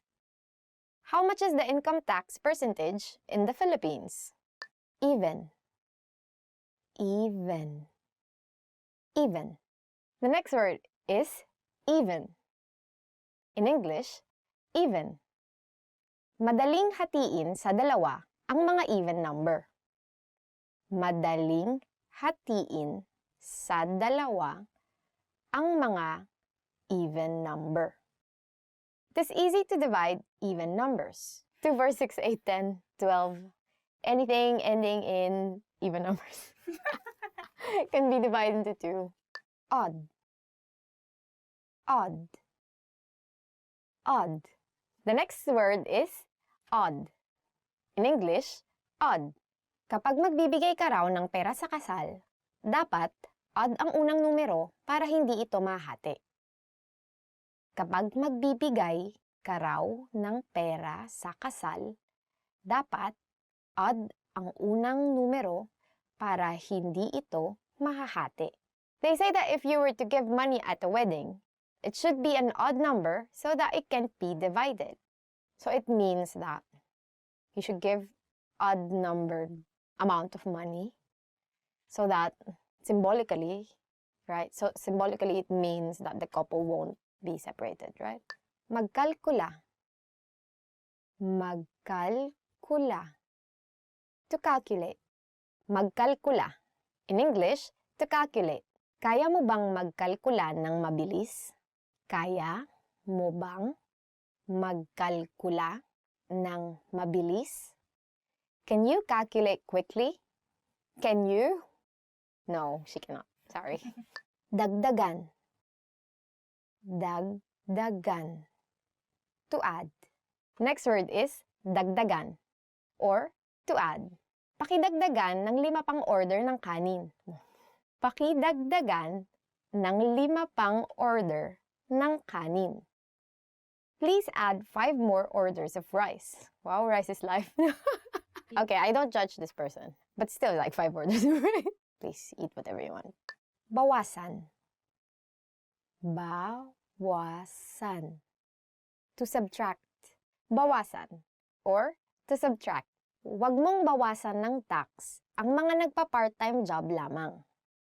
Huwag mong bawasan ng tax ang mga nagpa-part-time job lamang. Don't subtract the tax for those who are just working part-time. Hatiin. Hatiin. To divide. Hatiin. Or to divide. Hatiin natin ito sa 8. Hatiin natin ito sa 8. Let's divide this into 8. What else do you divide by 8? Just pizza. And cake. Or you probably get like 8 cups of rice. Divide this into 2. So that is the end of the lesson and hope you learned something new. Do you like math? Why or why not? So if you have any answer to that question, don't forget to put them in the comment section. Don't forget to like, subscribe to the channel, and visit FilipinoPod101.com to learn more Filipino. Hanggang sa muli! So how do we... because couple that eats together stays together. Hi, Smithley!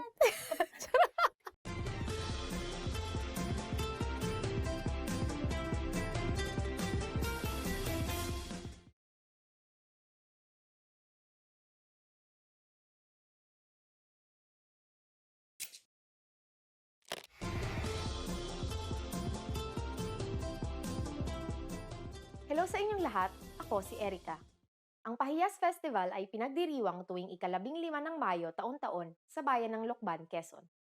Ang selebrasyong ito ay isang uri ng pasasalamat sa patron ng mga magsasaka na si San Isidro Labrador para sa masaganang ani ng taon.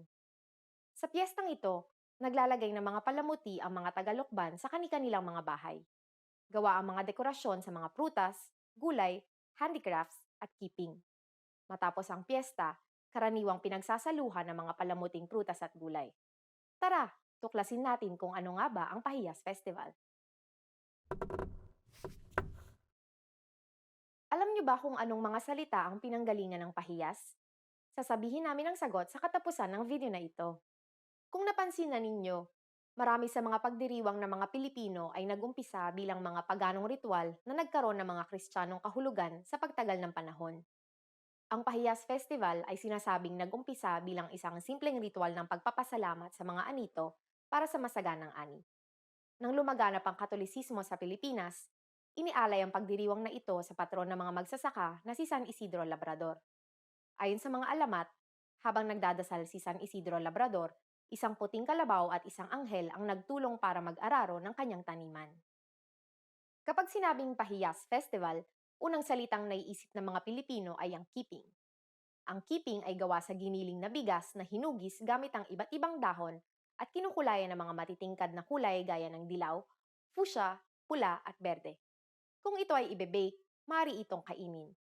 Sinasabing naimbento ang keeping noong panahon ng galyo ng Maynila at Acapulco nang pagbalik ng lukban, ninais ng isang tagaluto na kumain ng tacos. Ngunit dahil hindi niya mahanap ang mga tamang sangkap, siya ay nag-eksperimento at nagawa niya ang keeping. Ang huling bahagi ng piyesta ay ang prosesyon ng imahe ni San Isidro Labrador. Lahat ng madadaanang bahay ay napapalamutian ng kanilang mga ani. Kasama rin ang imahen ng asawa ng patron na si Santa Maria de la Cabeza na may bitbit na mga biskwit na madalas ay ibinibigay sa mga bata habang nagaganap ang prosesyon. Mayroon ring mga magagarbong karosa at effigy na paper mache ng dalawang santo. Matapos nito, nakaugalian na ang pagkakaroon ng malaking salo-salo kasama ang mga bisita, turista, at ng buong bayan kung saan iba't ibang mga pagkaing pinagmamalaki ng lukban ang inihahanda, gaya ng pansit habhab, longganisang lukban, inihaw na keeping, at iba pa.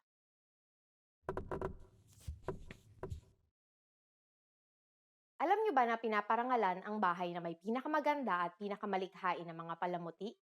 Hindi lang simpleng parangal, may papremyo ring salapi ang matatanggap ng mananalo. At ngayon, ibibigay ko na ang sagot sa tanong kanina. Alam niyo ba kung anong mga salita ang pinanggalingan ng pahiyas? Ang pahiyas ay nanggaling sa dalawang Filipinong salita na hiyas at pahiyas. Ang ibig sabihin ng hiyas ay mamahaling bato gaya ng mga nilalagay sa mga alahas. Samantalang ang pahiyas naman ay nangangahulugan ng pag-aalay. Kung gayon, maaari nating sabihin na ang Pahiyas Festival ay ang pag-aalay ng mga hiyas na ani, hindi ba? Kamusta ang lesson na ito? May interesanteng bagay ba kayong natutunan? Naengganyo ko na ba kayong pumunta sa Lucban, Quezon para sa Pahiyas Festival? Mag-iwan kayo ng komento sa filipinopod101.com. Hanggang sa susunod na lesson!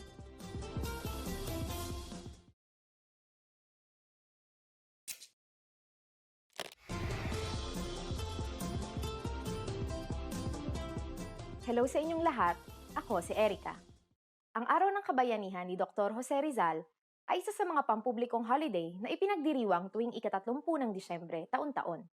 Dito, ginugunita ng mga Pilipino ang kabayanihan ni Dr. Jose Rizal, ang pambansang bayani ng Pilipinas. Pero, sino nga ba si Dr. Jose Rizal? At paano siya inaalala ng mga Pilipino? Sa lesson na ito, malalaman nyo kung paano ginugunita ng mga Pilipino ang mga nagawang kabayanihan ni Dr. Jose Rizal. Alam niyo ba kung bakit tuwing ika-30 ng Disyembre ipinagdiriwang ang Rizal Day? Sasabihin namin ang sagot sa katapusan ng video na ito. Una, sino nga ba talaga si Jose Rizal? Sa araw na ito, inaalala siya bilang isa sa mga lider ng kilusang pangreporma na naglalayong gawing pantay ang karapatan ng mga Pilipino at ng mga mananakop na Espanyol noong ang bansa ay nasa ilalim ng kolonisasyon ng Espanya. Ang araw ng paggunita sa pambansang bayani ay ginagawa sa Rizal Park, dating tinatawag na Bagong Bayan at kilala sa ngayon bilang Luneta Park. Sa Rizal Park na tinuturing na isang national park, naroon ang monumento ni Jose Rizal. Isinapubliko ang monumento ni Rizal noong taong 1913 at ang kanyang tulang Huling Paalam o Mi Ultimo Adios ay iniukit sa memorial plaque ng monumento. Mayroong mga seremonyang ginagawa na dinadaluhan at pinangungunahan ng presidente at vice-presidente ng bansa. Nag-aalay ang presidente ng mga bulaklak at pinapasinayaan ang pagbibigay sa bayani ng 21 gun salute. May mga pagdiriwang rin na isinasagawa sa iba't ibang mga probinsya. Karaniwang pinasisinayaan ng mga matataas na opisyal ng probinsya, kasama sa pagdiriwang ang pagtataas ng bandila ng Pilipinas. Alam niyo ba na ipinagbabawal ang sabong, karera ng kabayo at high-alay tuwing araw na ito? Isinasaad rin sa batas na dapat itaas ang bandila ng naka-half-mast. At ngayon, ibibigay ko na ang sagot sa tanong kanina. Alam niyo ba kung bakit tuwing ika-30 ng Disyembre ipinagdiriwang ang Rizal Day? Sa araw na ito, binigay ni Jose Rizal ang kanyang buhay para sa bansa. Mula sa kanyang piitan sa Fort Santiago, siya'y naglakad patungong Bagong Bayan upang harapin ang kanyang kamatayan sa pamamagitan ng firing squad. Kamusta ang lesson na ito? May interesanteng bagay ba kayong natutunan? Paano nyo ginugunita ang inyong pambansang bayani? Mag-iwan kayo ng komento sa filipinopod101.com. Hanggang sa susunod na lesson! Hello guys and welcome to Filipino Top Words. For today's lesson, we will be talking about 10 ways to remember words. So, knowing how to remember words will actually help us learn Filipino better and faster. So let's go to the first way. So the first way is sa pamamagitan ng pag-uulit, through repetition. Mas maaalala mo ang mga salita sa pamamagitan ng pag-uulit. You will remember the words better through repetition. Repeating stuff to yourself is actually very helpful. So even when you're reviewing for exams, that's how many people actually get to remember words. And one tip, if you're going to review or try to remember words or things that you just want to do, better study them before you go to bed. Do you know that? So the next way is manood ng TV series na may subtitle. To watch TV series with subtitles. 3 beses sa isang araw ako nanonood ng TV series na may subtitle para matuto ng Filipino. I watch TV series with subtitles 3 times a day in order to learn Filipino. For instance, because I'm learning Japanese now, so I also watch lots of dramas or anime, of course. And then you have subtitles there, and then you hear words, you begin to associate words with the English words that you see in the subtitle. So sort of like you get the idea of what these words mean. And then, of course, you have to check them if they are really what you think they are. And then by hearing them again and again, and then again through repetition, you will eventually learn these words much easier. The third way is magsanay sa pamamagitan ng pagsusulat. To practice by writing. Magaling si Lenny sa balarila dahil siya ay laging nagsasanay magsulat sa Filipino. Lenny is good at grammar because she always practices by writing in Filipino. I think this is very important to distinguish. It's very important to distinguish between spoken Filipino and written Filipino. So in our example sentence, Lenny, this girl, is better in grammar because she always practices by writing. Because in written Filipino is actually a lot more formal than spoken Filipino. So if you want to really learn the formal Filipino, then the best way for you to learn it is to practice it by writing. So the next is magbasa ng malakas, to read out loud. Basahin mo ng malakas ang mga salita. In English, read the words out loud. So why would it actually help? Because it's like you're saying it and then you're hearing it at the same time. Yeah, because sometimes if you're just like trying to read something and you just try to remember things, you cannot really, I mean, you can remember, but of course it's different when you start speaking it out loud. So that's why when you attend, say, language classes, there are classes just for reading, right? And for speaking. So you can also build confidence when you speak. So you know how the words are spoken. Next is gumawa ng mga kwento. To make up stories. It doesn't mean that you should be gossiping or lying and making up stories about people, no. This means, let's hear the example sentence. Gumawa ka ng kwento tungkol sa iyong mga karanasan sa Filipino. Make up stories about your experiences in Filipino. You can pretend that you've been to the Philippines, right? And then just like write things about, what I will do in the Philippines is if I'm going there, or if I already went there, what I would have done. So you can just like invent things that, just to practice. So I remember when I was in university, I was learning Italian.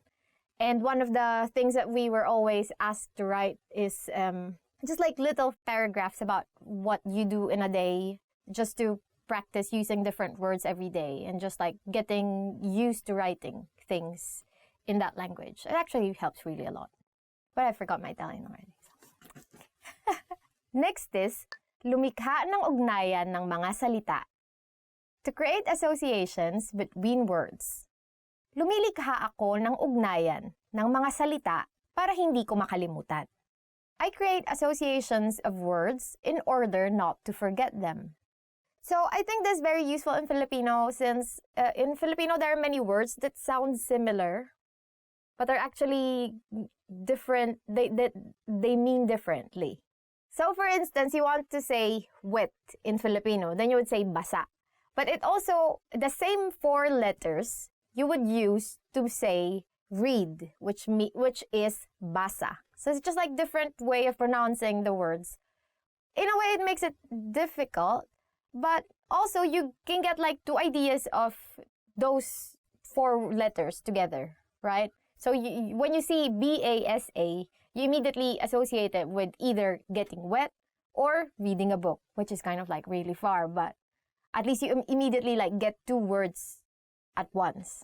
And they don't really make fun of your language, so it's fine because everyone speaks like kind of casual. Unless you're writing, then of course, then you don't need to worry about pronunciation, but you have to worry about your grammar. Next is, magkabisa sa pamamagitan ng pakikinig. To memorize by listening. Magaling ang pandinig ni Kay dahil kaya niyang kabisaduhin ang salita kahit sa pamamagitan ng pakikinig lamang. Kay has good ears because she can memorize words just by listening. So some people can actually really remember words just by listening, but it depends on the language. So for instance, in Filipino, it's actually kind of easy to remember things by hearing. But say you're learning Chinese or Japanese, right? Then just by hearing, you cannot really easily remember the meaning of the words unless you also check the meaning of how it's written. So, but in Filipino, it's kind of easier to really understand the meaning of words just by listening, and especially by understanding the context. Next is, magbasa ng simpleng mga babasahin. To read simple texts. Kapag may pagsasalin, subukan mong basahin ang mga simpleng babasahin sa Filipino kaysa sa Ingles. If there's a translation, try to read simple text in Filipino rather than in English. It's actually for more practice. So because sometimes when you have textbooks, right, there's always an English version of it and the version of the language that you're studying. So sometimes it helps if you go first, read the word in the target language, and then you read the English because you can sort of first guess what it means and then check if you actually got the meaning. And that's actually very helpful. And I say actually a lot. Next is, makinig ng kanta na may lyrics. To listen to songs with lyrics. Maraming magagandang kantang Filipino na may lyrics na mapapakinggan sa YouTube. There are a lot of nice songs with lyrics in Filipino that you can listen to on YouTube. Why there are so many songs with lyrics in Filipino? Because Filipinos like to do karaoke. Or in Filipino, videoke. Actually, that's how we say it, videoke. Videoke. Because we like doing this karaoke a lot. So there's so many places where you can go to do karaoke, right? And then even on days that you don't want to do karaoke, people are still doing karaoke. Your neighbors are still singing. Everyone is singing. It's everyone's birthday every day. So there's always going to be someone singing around you. Next is, ulitin bago matulog. To repeat before going to sleep. Ulitin mo bago matulog ang mga salitang natutunan mo. Repeat the words you've learned before going to sleep. This is actually very, very helpful because now I'm learning how to bike. I was gifted a bike for my birthday because I was told that I need to learn a new skill. And then every evening I actually practice it. And then one of my friends said, you should study something or practice something before going to bed. And then after you practice this, don't do anything anymore. So don't look at your phone, don't read anything. If you want this information to be retained in your mind and in your body, if it's like an activity. So actually, learning how to bike every evening helped me a lot. So now I can bike. So that's it for today's lesson and hope you learned something new. So what are your ways of learning words? If there is anything that we didn't say but you actually use and is very helpful for you, don't forget to comment them down below and like and subscribe to our channel. And if you want to learn more Filipino, visit filipinopod101.com. Hanggang sa muli! See you in the next lesson!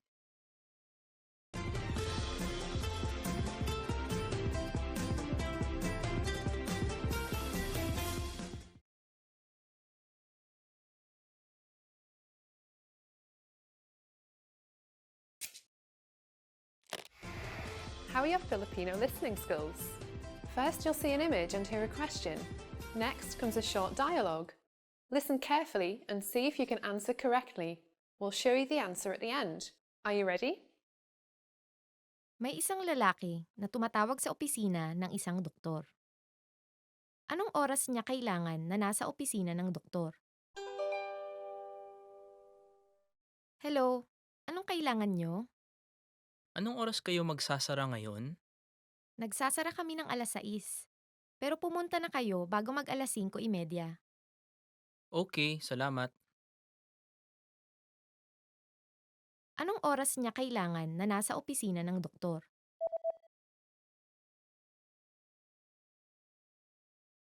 May isang lalaki na tumatawag sa opisina ng isang doktor.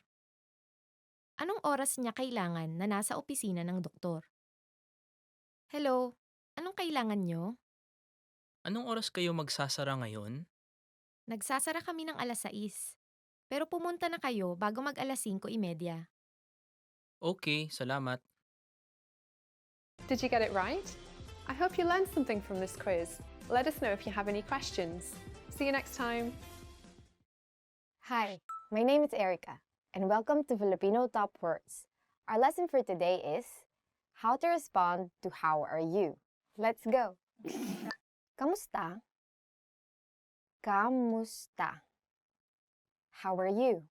So the first word is how are you? In Filipino, kamusta? So this is very useful when you pass by someone, you want to know how they are, right? Or to just want to ask someone how they are. At ikaw? At ikaw. And you? At ikaw? Or in English, and you?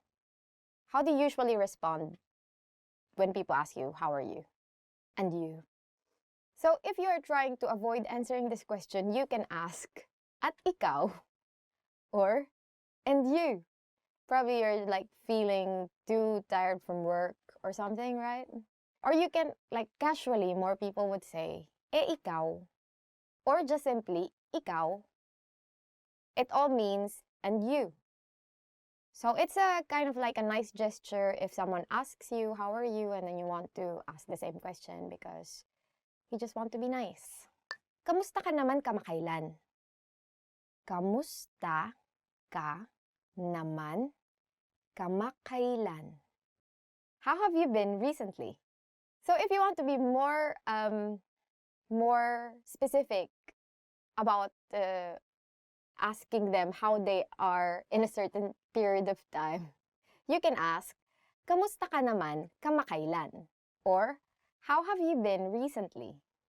So probably you would have friends that would have gone to vacation or would have found a new job or would have graduated from university, which is all me. And then you can ask them, how have you been recently? Mabuti ako. Mabuti ako. I'm fine. So how do you answer all these how are you questions and variations of how are you? First, you can say, if you are really feeling this, mabuti ako, or I'm fine. Of course, you can say it if you're not fine, right? I mean, if you just want to because sometimes when you say, I'm not so okay, I'm feeling a bit down, then they would ask you more things. But sometimes if you don't want to answer any of these things, but you are not fine, you can still say, I'm fine. But in Filipino, you ask people how are you because you want to know how they are. Or we don't really say this as a greeting. Okay naman ako. Okay naman ako. I'm not bad. Aside from I'm fine, how can you respond to how are you? You can say, okay naman ako, or I'm not bad. So if you are feeling like saying that you are not so fine, but you are also not fine, you can say, well, I'm not bad. It's okay. Everything's cool. But I'm crying inside. I'm dead inside. Okay. Inaantok ako. Inaantok ako. I'm sleepy. If you're feeling sleepy, you can say, inaantok ako, or I'm sleepy. After lunch, usually that's the time when you feel this you're really like sleepy. Even though you have lots of work, you're feeling sleepy, or sometimes you don't have lots of work, you're feeling sleepy. So you can say it. It's valid. It's okay. Just don't say it to your boss. I don't think if your boss asks you, how are you? I'm sleepy. Oh, that's not really good. Well, probably should go home, not come back anymore. Goodbye. Thank you for your service. That's how it will go, right?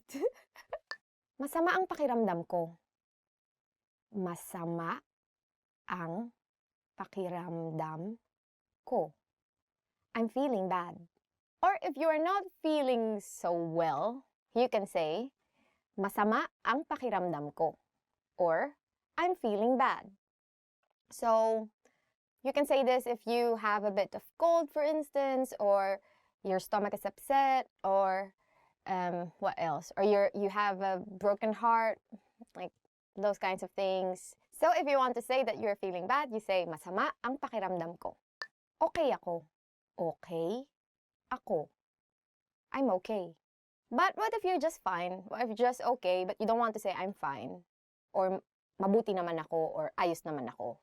You can also say casually, okay ako, which is very casual. Very simple, okay ako. Okay na okay ako.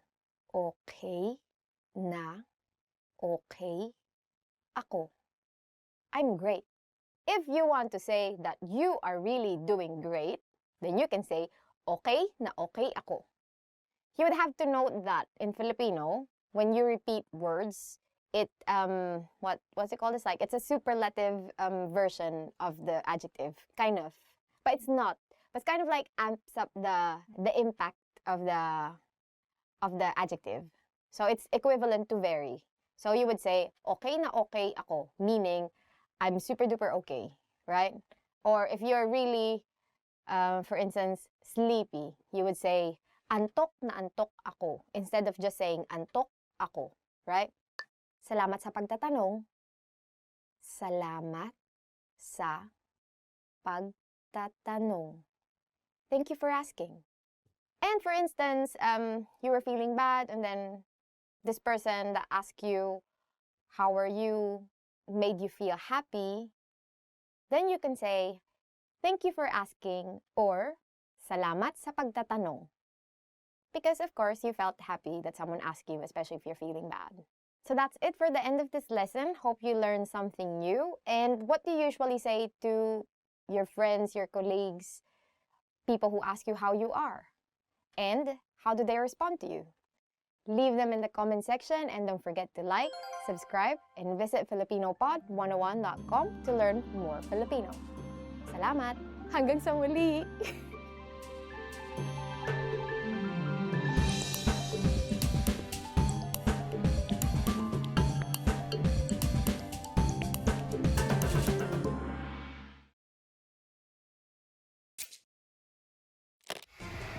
How are your Filipino listening skills? First, you'll see an image and hear a question. Next comes a short dialogue. Listen carefully and see if you can answer correctly. We'll show you the answer at the end. Are you ready? May isang lalaki at babaeng mag-aaral na tumitingin sa mga anunsyo ng trabaho. Sa aling trabaho mag-a-apply ang babaeng mag-aaral? Anong tingin mo sa trabahong ito? Ang bayad kada oras ay medyo mataas. Sige, mukhang mainam ang bayad. Pero kaya mo ba talaga mag-deliver ng dyaryo? Oo naman, magaling ako magbisikleta. Pero inaalala kong paggising ng maaga. Ito kayang isa. Hindi mataas ang bayad, pero maari kang magtrabaho ng 2 o 3 araw sa isang linggo at mag-umpisang magtrabaho sa gabi. Ito. Kahera sa supermarket ha. Sa bagay, mainam magtrabaho matapos ang klase. Mukhang mainam rin itong sa coffee shop. Oo nga. Gusto ko yung lugar na yan. At nasa daan yan papunta ng eskwelahan. Hindi na masama, di ba? Saan kaya ako dapat mag-apply? Sa pagitan ng ano? Coffee shop at ang pag-deliver ng dyaryo? Oo, maganda ang bayad sa pag-deliver ng dyaryo. Okay, nakapag-desisyon na ako. Siguro pipilitin ko na lang bumangon ng maaga. Sa aling trabaho mag-a-apply ang babaeng mag-aaral?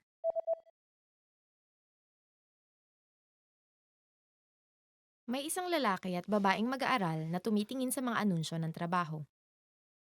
Sa aling trabaho mag-a-apply ang babaeng mag-aaral? Anong tingin mo sa trabahong ito? Ang bayad kada oras ay medyo mataas. Sige, mukhang mainam ang bayad. Pero kaya mo ba talaga mag-deliver ng dyaryo?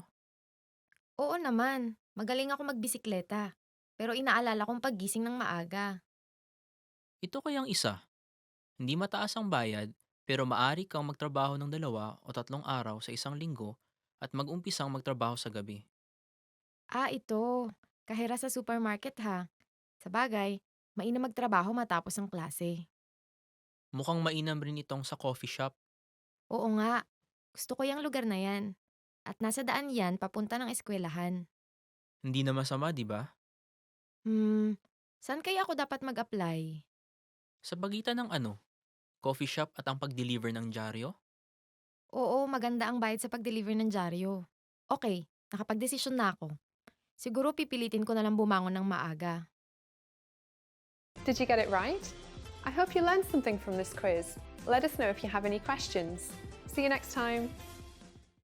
Hi everyone, my name is Erica, and welcome to Filipino Top Words. Our lesson for today is very exciting, and it's about the top 10 phrases you'll need for a date. Gusto mo bang kumain sa labas ng magkasama? Gusto mo bang kumain sa labas ng magkasama? Would you like to go out to dinner with me? The first phrase or sentence that you would need is, gusto mo bang kumain sa labas ng magkasama? In English, would you like to go out to dinner with me? Yeah, it's a bit too formal. But I think that's how it should be, right? Like, because dates are serious things. So first you have to introduce yourself. Probably I would assume that this is already by the time that they are friends, right? Then you would say, oh, would you like to go out to dinner with me? Would you like to have drinks? Blah, blah. Snacks. Or if this girl's a tita, you would say, would you like to have tea with me? Libre ka ba sa katapusan ng linggo? Libre ka ba sa katapusan ng linggo? Are you free this weekend? Libre ka ba sa katapusan ng linggo? Are you free this weekend? Probably that's when his salary is going to come. That's why he's asking you this weekend. But I think it's a good time for everyone, weekends, right? Unless they work on the weekends, then it might be hard.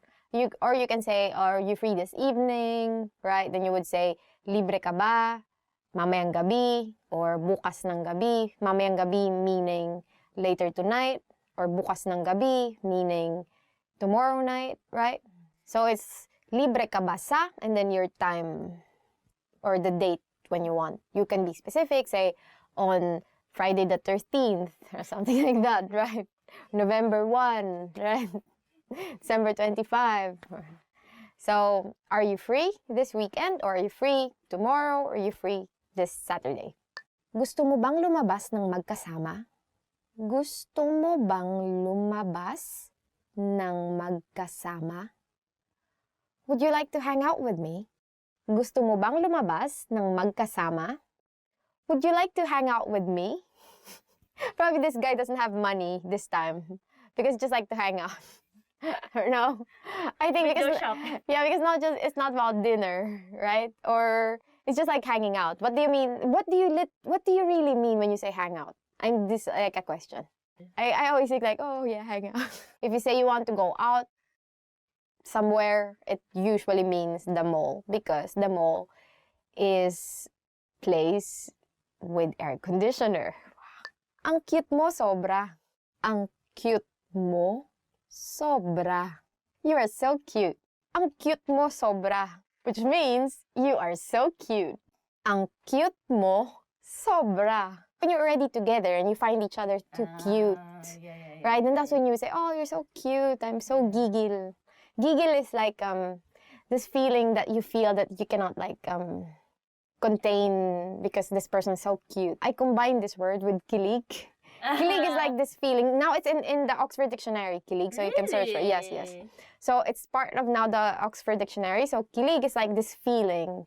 To describe it's like this feeling that you feel when you're in love, right? Anyway, so we have this word kilig and then gigil. And I usually combine kilig-gigil Which is like, you're so kilig, that's why you're so gigil. Do you understand? Yeah. So it's kilig-gigil, that's a new word for you. Ang ganda mo.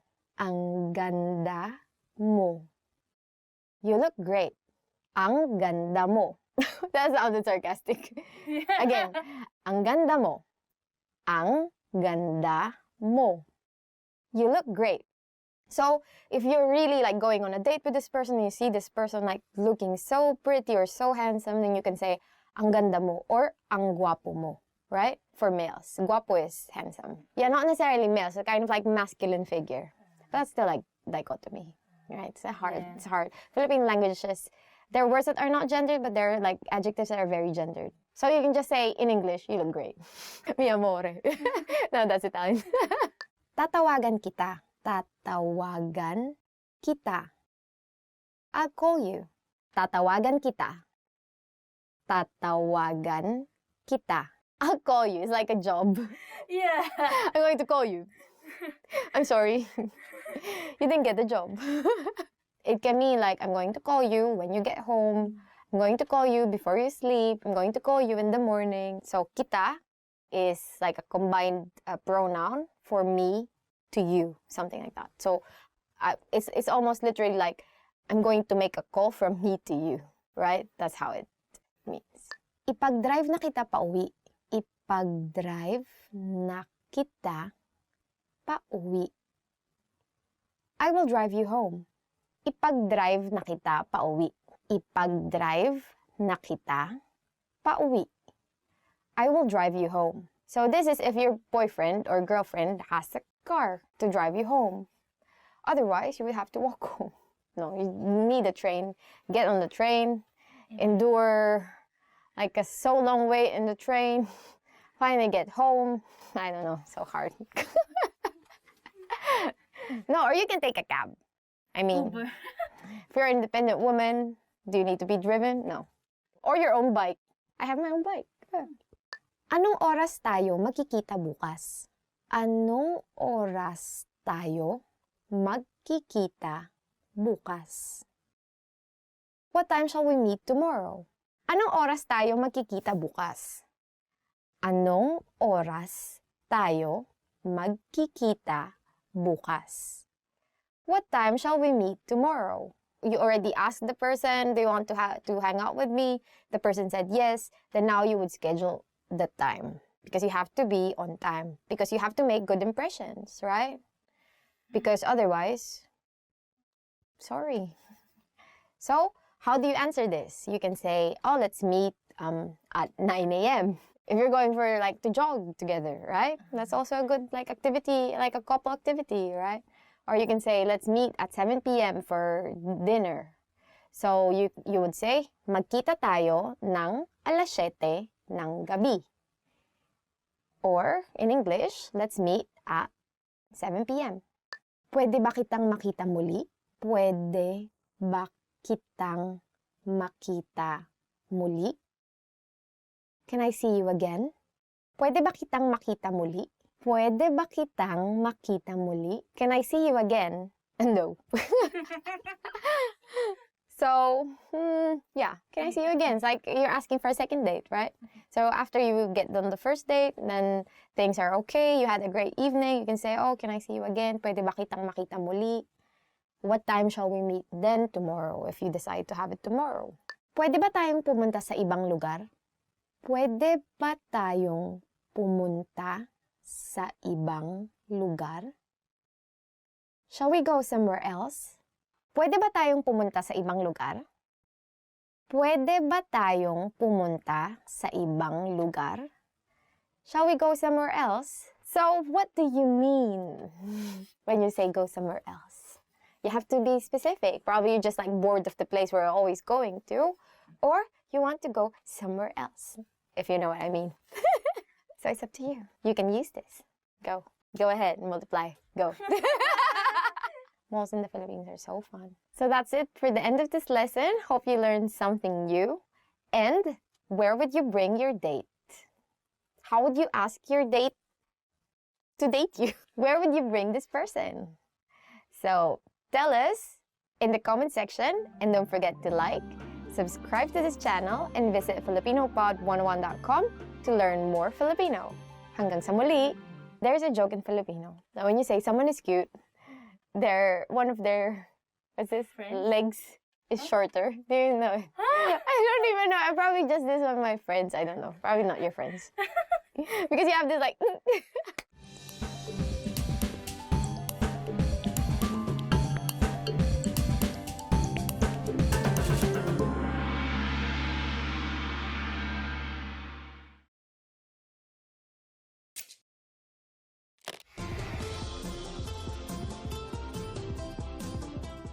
Hello sa inyong lahat, ako si Erica.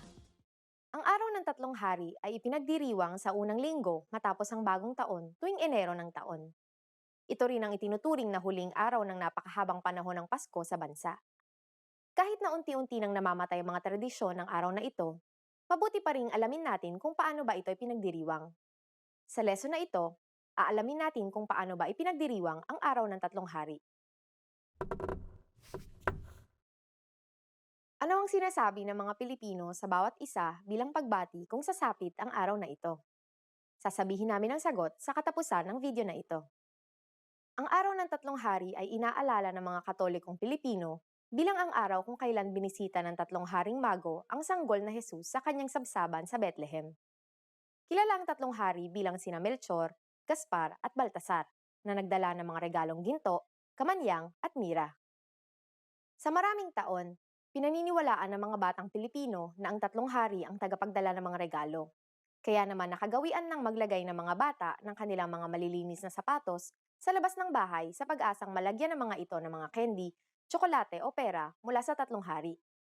Ngunit dahil na rin sa impluwensya ng Amerika, napalitan ang paniniwalang ito ng paniniwala kay Santa Claus. Tulad rin ng paniniwala kay Santa Claus, sinasabihan ang mga bata na magbait at maging disiplinado para mabigyan ng mga regalo ng tatlong hari.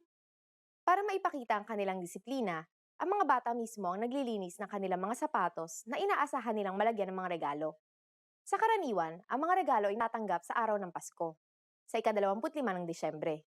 Ngunit para sa ibang mga Pilipino, nakaugalian na nila na sa araw ng tatlong hari magbigayan ng mga regalo.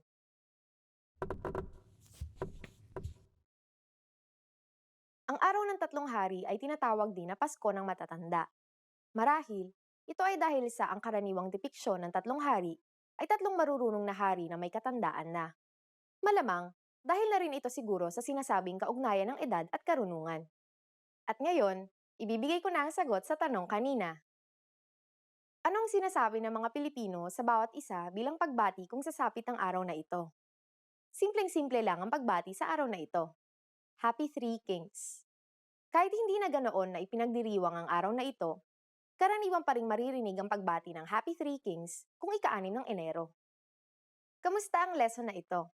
Mainteresanteng bagay ba kayong natutunan?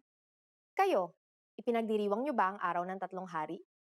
Mag-iwan kayo ng komento sa filipinopod101.com. Hanggang sa susunod na lesson!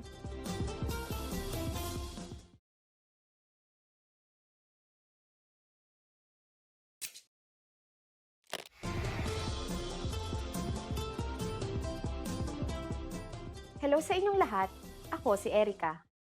Sa araw na ito, pag-uusapan natin ang Kadayawan Festival. Ang pagdiriwang na ito ay ginaganap tuwing ikatlong linggo ng Agosto sa lungsod ng Davao. Ito ay pinagdiriwang bilang isang selebrasyon ng buhay, pagpapasalamat sa kalikasan, yaman ng kultura, at kasaganaan ng ani. Sa lesson na ito, tutuklasin natin kung paano nga ba pinagdiriwang ang Kadayawan Festival. Alam niyo ba kung saang salita hango ang pangalan ng pistang ito? Sasabihin namin ang sagot sa katapusan ng video na ito. Isa sa katangi-tanging aspeto ng piyestang ito ay ang kakayahan nitong pagbuklurin ng iba't ibang mga tribo ng Davao, gaya ng mga tribo ng Tausug, Maranao, Kagan at iba pa. Dito rin makikita ang yaman at tingkad ng kani-kanilang kultura. Ang pinakainaabangan sa selebrasyong ito ay ang huling 3 araw ng pagdiriwang. Isa sa mga mahalagang okasyon ay ang hiyas ng Kadayawan Pageant. Sumunod dito ay ang indak-indak sa kadalanan. Isa itong kompetisyon ng sayaw na tinatanghal sa malaking kalsada ng lungsod ng Davao. Sa mga sayaw na ito, Nagpapakita ng mga katutubong galaw ang mga nagpapakitang gilas na mga kalahok. Tampok rin sa mga sayaw na ito ang makukulay na costume ng mga mananayaw. Sunod naman ang pamulak kadayawan. Mayahalong tulad rin ito sa indak-indak sa kadalanan, ngunit naiiba ito sa laki at garbo ng mga kaganapan. Maliban sa mga sayawan, nariyan rin ang mga parada ng mga engrandeng karosa na puno ng mga bulaklak.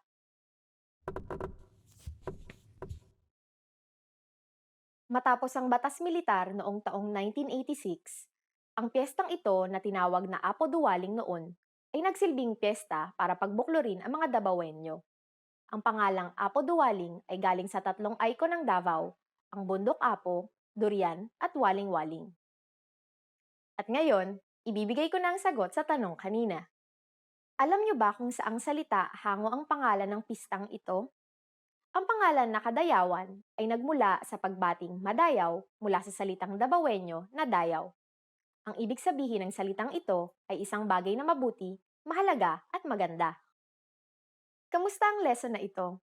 May interesanteng bagay ba kayong natutunan? Nakadalo na ba kayo sa Kadayawan Festival? Anong masasabi niyo? Mag-iwan kayo ng komento sa filipinopod101.com. Hanggang sa susunod na lesson!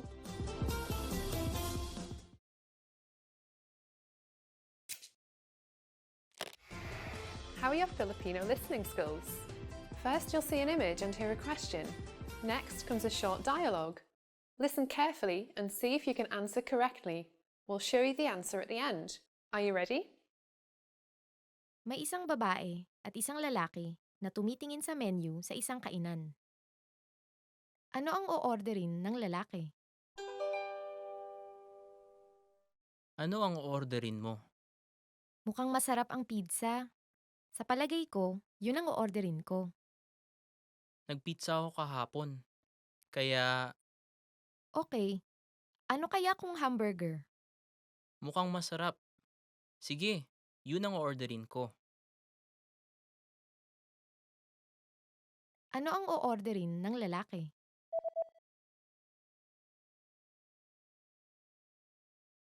May isang babae at isang lalaki na tumitingin sa menu sa isang kainan.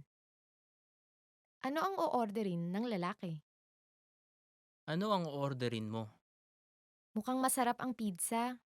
Sa palagay ko, yun ang o-orderin ko. Nagpizza ako kahapon.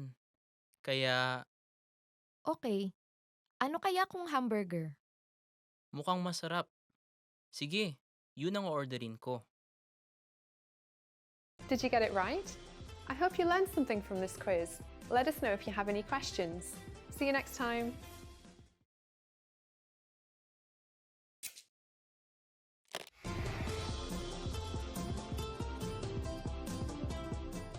Hello sa inyong lahat, ako si Erica.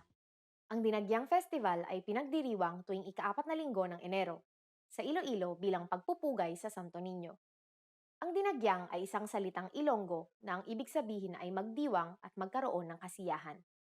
Ito ay isa sa mga pista na ginaganap para sa Santo Niño, kagaya ng ati-atihan ng Aklan at ng Sinulog ng Cebu.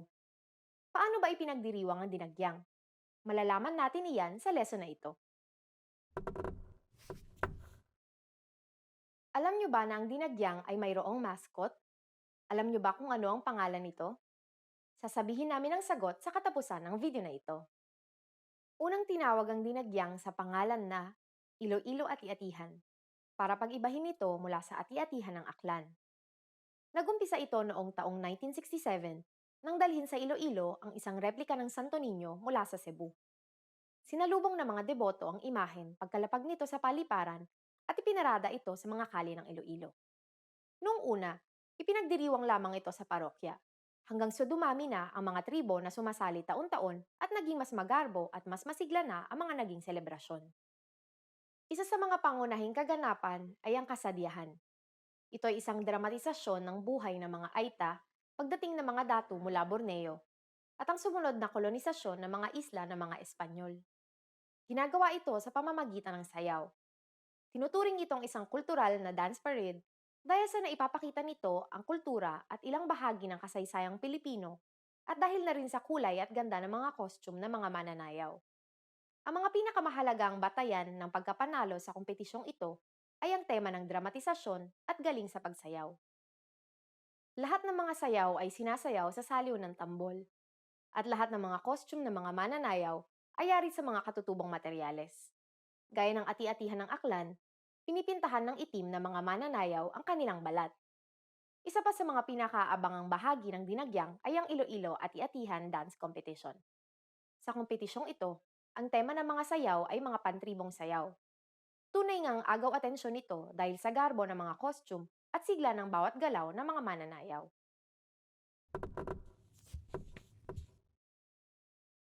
Sinasabing nagsimula ang dinagyang at ati-atihan ng bilhin ng 10 dato ng Borneo ang panay mula sa mga ahita. Ito ay nakatala sa alamat ng maragtas, na tinatawag rin na kodigo ng maragtas, na nagdedetalye ng pagdating ng 10 dato sa panay upang takasan ang pagmamalupit ni Dato Makatunaw ng Borneo. At ngayon, ibibigay ko na ang sagot sa tanong kanina. Alam niyo ba na ang dinagyang ay mayroong mascot? Alam niyo ba kung ano ang pangalan nito? Dagoy ang pangalan ng mascot ng dinagyang. Una siyang ipinakilala bilang opisyal na mascot ng dinagyang noong taong 2004. Inilalarawan siya bilang isang batang aitang mandirigma, kayumanggiyang balat at may suot na headdress na may disenyo ng Santo Niño. Simbolo siya ng pagkakaibigan ng mga Ilonggo at ng mga turistang dumadayo sa Iloilo para masaksihan ng dinagyang. Kamusta ang lesson na ito? May interesanteng bagay ba kayong natutunan? Anong kahalintulad na selebrasyon ang pinagdiriwang ninyo? Mag-iwan kayo ng komento sa filipinopod101.com. Hanggang sa susunod na lesson!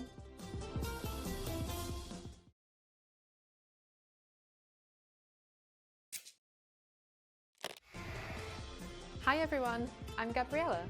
How are your Filipino listening skills? In this video, you'll have a chance to test them out with a quiz. First, you'll see an image and hear a question. Next comes a short dialogue. Listen carefully and see if you can answer correctly.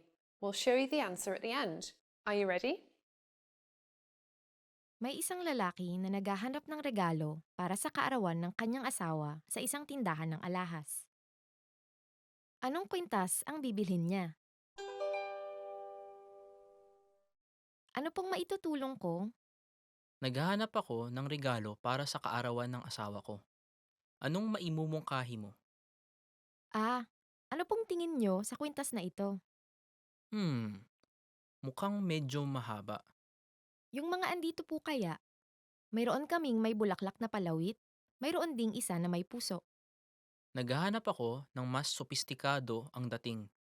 Magkano ang perlas na kwintas na andito banda? $5,000 po. Masyadong mahal. Okay, kukunin ko yung una. Sige po. Heto na. Anong kwintas ang bibilhin niya?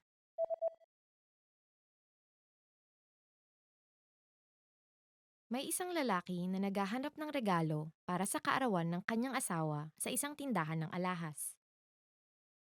Anong kwintas ang bibilhin niya? Ano pong maitutulong ko? Naghahanap ako ng regalo para sa kaarawan ng asawa ko. Anong maimumungkahi mo? Ano pong tingin nyo sa kwintas na ito? Mukhang medyo mahaba. Yung mga andito po kaya, mayroon kaming may bulaklak na palawit, mayroon ding isa na may puso. Naghahanap ako ng mas sopistikado ang dating. Magkano ang perlas na kwintas na andito banda? $5,000 po. Masyadong mahal. Okay, kukunin ko yung una. Sige po. Heto na. Did you get it right? I hope you learned something from this quiz. Let us know if you have any questions. See you next time. Hi everyone, I'm Erica, and welcome to Filipino Top Words. Our lesson for today is 10 most romantic ideas for a date. Candlelit dinner. Candlelit dinner. Candlelit dinner. So our first idea is candlelit dinner. Or in English, candlelit dinner. Uso pa ba ngayon ang date na candlelit dinner? Uso pa ba ngayon ang date na candlelit dinner? Is a candlelit dinner still a popular idea for a date? I don't know. Is it? I think so. I don't know. We haven't done candlelit dinner. I think Personally, for me, I don't like it when I eat in very like dimly lit. Really? I like eating like in dimly lit restaurants, but not like super dark, especially when it's just like a very small candle. It doesn't. No, need because to of my be. eyes, I think. Because I need more light. But usually candlelit dinner is not just candle. No, but there are some places like that, right? Like for instance, you eat out in like in open spaces, and then they have this. Because it's really even at home sometimes, like Svetlin just wants to turn on like one of the lamps in the living room, but then to me it's like I cannot see my food. I want to see my food, so I turn on everything. I go, Parang barbecue on camping. yeah, I don't want to be. I cannot see my food, so I don't know. But to some people, of course, this is like very romantic, and I think it's a very romantic thing because you are prettier, more handsome in the dark. I think that's the purpose of candlelit dinner, right? You have to agree with me. Yes. See? Maglakad ng malayo ng magkasama. Maglakad ng malayo ng magkasama. To go for a long walk. Maglakad ng malayo ng magkasama. To go for a long walk. Masayang maglakad ng malayo ng magkasama. Masayang maglakad ng malayo ng magkasama. It's fun to go on a long walk together. I think this is true because I remember when me and Svetlin are still flirting with each other. We walked for 3 hours. Or I think just because he doesn't have money. He's so poor. Hi, person.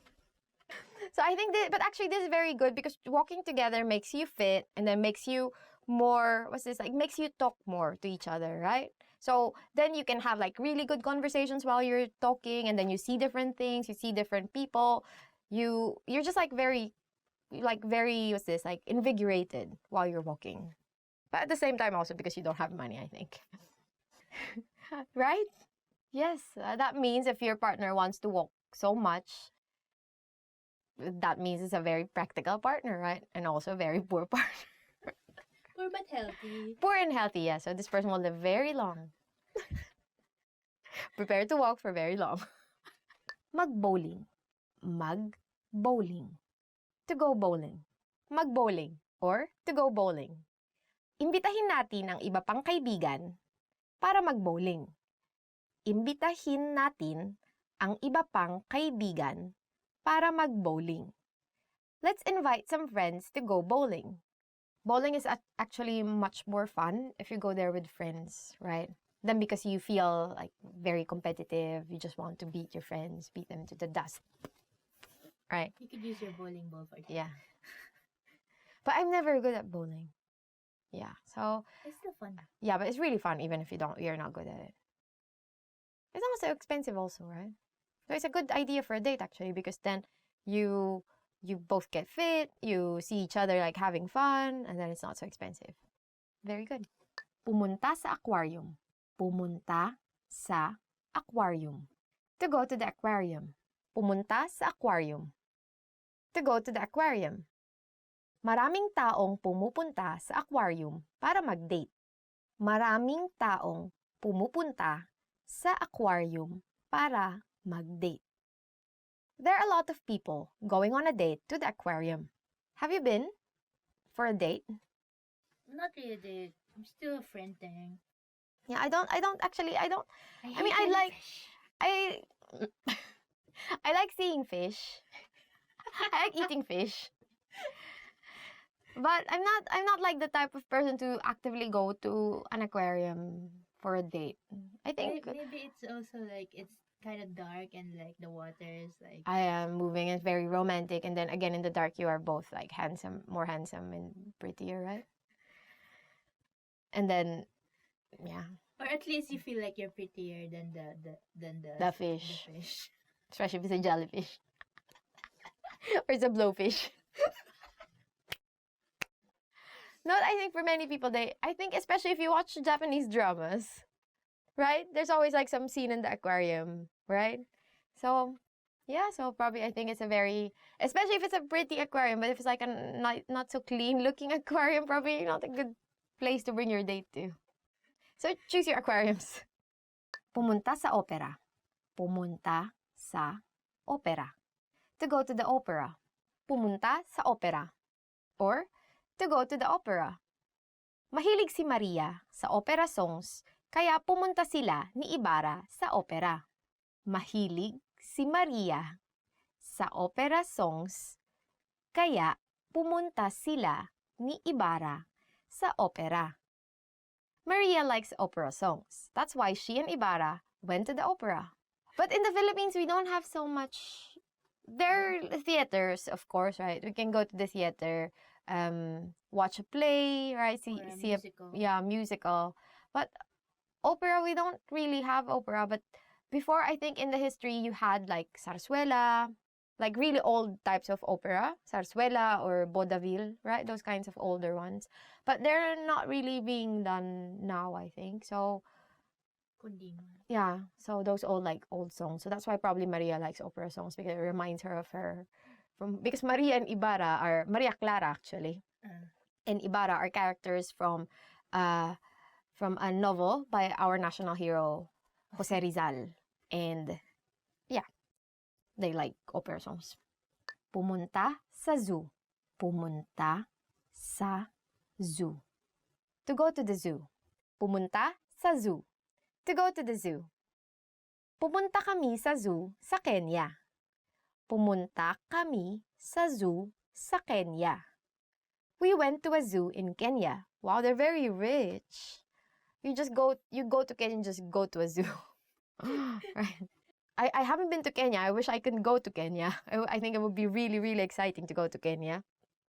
But if you don't have money and you're already in the Philippines, there's so many zoos in there, right? Manila Zoo is one big zoo. Wildlife. Yeah, Parks and Wildlife in Quezon City, right? And where else? If you're in Bohol, you go see Tarsier. Yeah, so see Tarsier if you're in Bohol. And we have so much like fauna, right? So much to see in the Philippines. You will look at very cute animals, scary animals. And why do you think it's romantic to? But I don't know also. I don't know. Let's ask people. Why is it romantic to go to the zoo? Please let us know. Mag-picnic. Mag-picnic. To have a picnic. Mag-picnic. Or to have a picnic. Masayang mag-picnic kasama ang ibang kaibigan. Masayang mag-picnic kasama ang ibang kaibigan.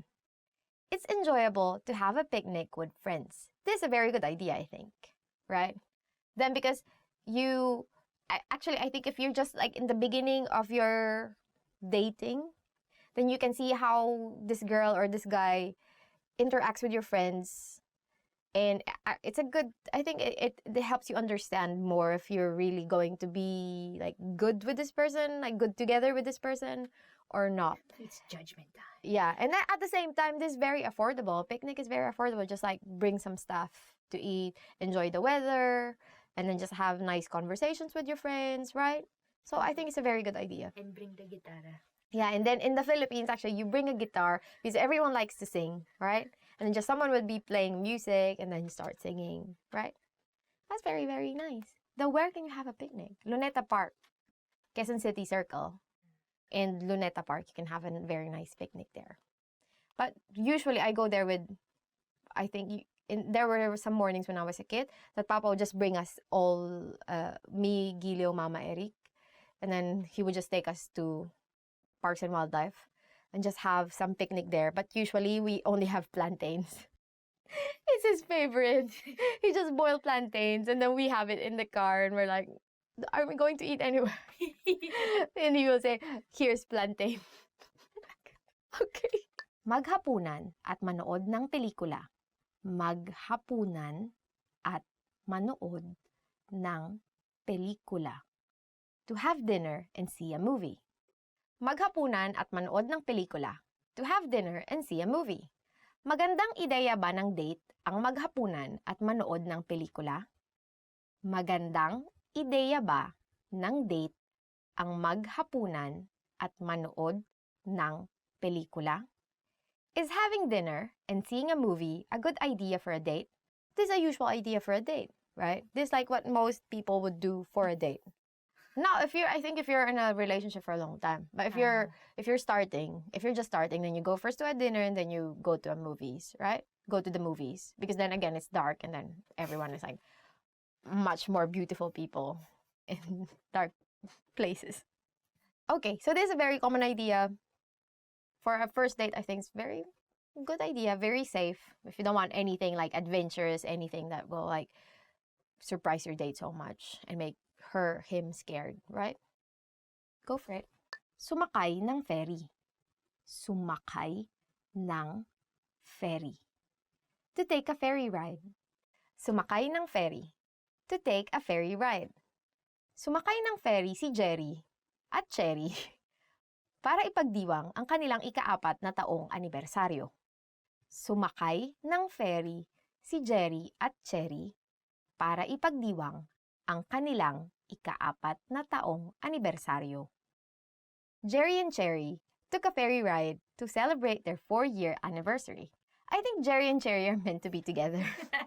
And they're meant to be in a ferry. Yeah, so if your name is Jerry and Cherry, then it's time to take a ferry, right? I think it's also a very romantic thing to do. Get on a ferry and then have like a cruise. I think there is like a ferry going to this small island near Manila. Maglakad sa beach. Maglakad sa beach. To walk on the beach. Maglakad sa beach. Or to walk on the beach. Nakita ko si Nino at Ninya na naglalakad sa beach habang magkahawak ng kamay. Nakita ko si Nino at Ninya na naglalakad sa beach habang magkahawak ang kamay. I saw Nino and Ninya walking on the beach while holding hands. Aren't they like siblings? No, I think they're just meant to be together. So again, if your name is Nino and Ninya and you're not siblings, you're meant to be together. Let's just make it clear, right? Yeah. And then you can walk along the beach, right? Holding hands. But this is also but if you are in the beach, right? With your, on the beach, with your girlfriend or boyfriend or any other loved one, it's time to hold their hands. And be romantic. Okay, so we've reached the end of the lesson and hope you learned something new. So what are your ideas? What are your ideas for a romantic date? So tell us in the comment section. And don't forget to like, subscribe to our channel, and visit filipinopod101.com to learn more Filipino. Hanggang sa muli!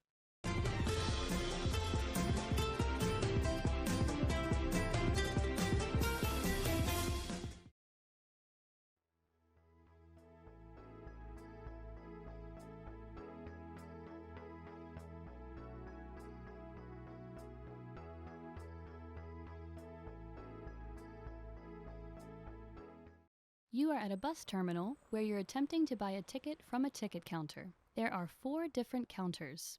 Which counter should you line up at to go to the south side of the city?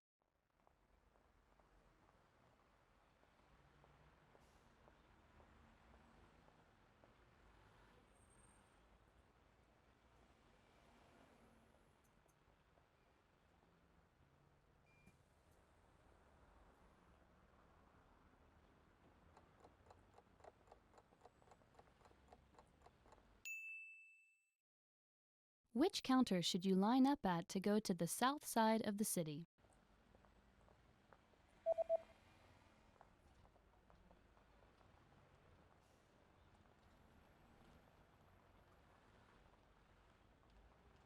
The third counter is the counter for bus tickets that go to the south side of the city. Para sa timog na bahagi ng syudad.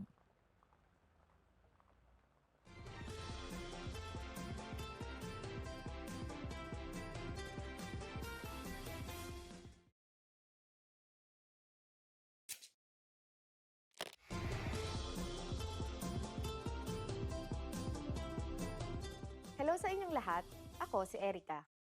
Pag-uusapan natin ngayon ang isa sa mga piyesta sa Pilipinas na kilala bilang Piyesta ng Mga Ngiti, ang Mascara Festival. Ito ay pinagdiriwang sa Bacolod, Negros Occidental, tuwing ikatlong linggo ng Oktubre, sa araw na pinakamalapit sa ika-19 ng Oktubre.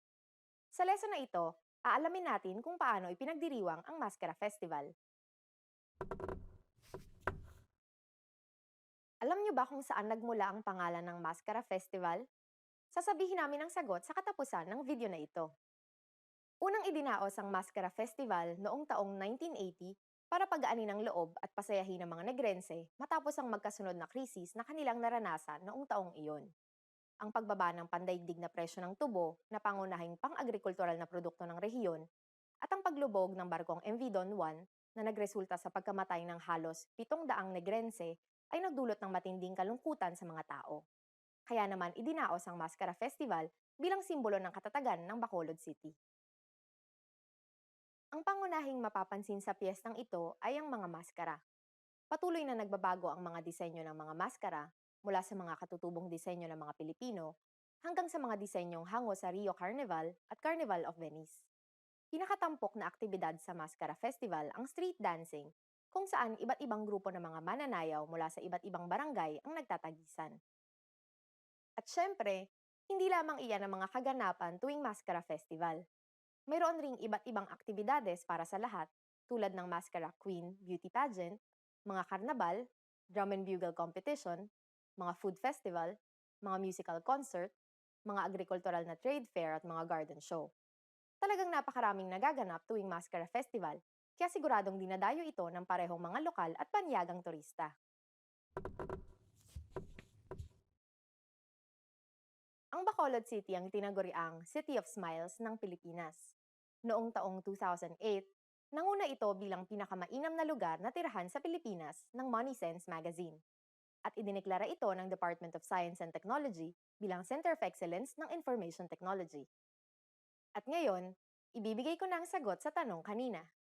Alam niyo ba kung saan nagmula ang pangalan ng Mascara Festival? Ang maskara ay hango sa mga salitang Ingles na mass, na ibig sabihin ay masa o maraming tao, at mula sa salitang Espanyol na cara, na ang ibig sabihin ay mukha, na kung pagsasamahin ay nangangahulugan ng napakaraming mukha. Ito rin ay isang paglalaro sa salitang Tagalog na maskara dahil sa ang mga dumadalo sa kasiyahan ay nagsusuot ng mga maskara. Kamusta ang lesson na ito? May interesanteng bagay ba kayong natutunan? Nakadalo na ba kayo sa isang katulad na pagdiriwang? Mag-iwan kayo ng komento sa filipinopod101.com. Hanggang sa susunod na lesson!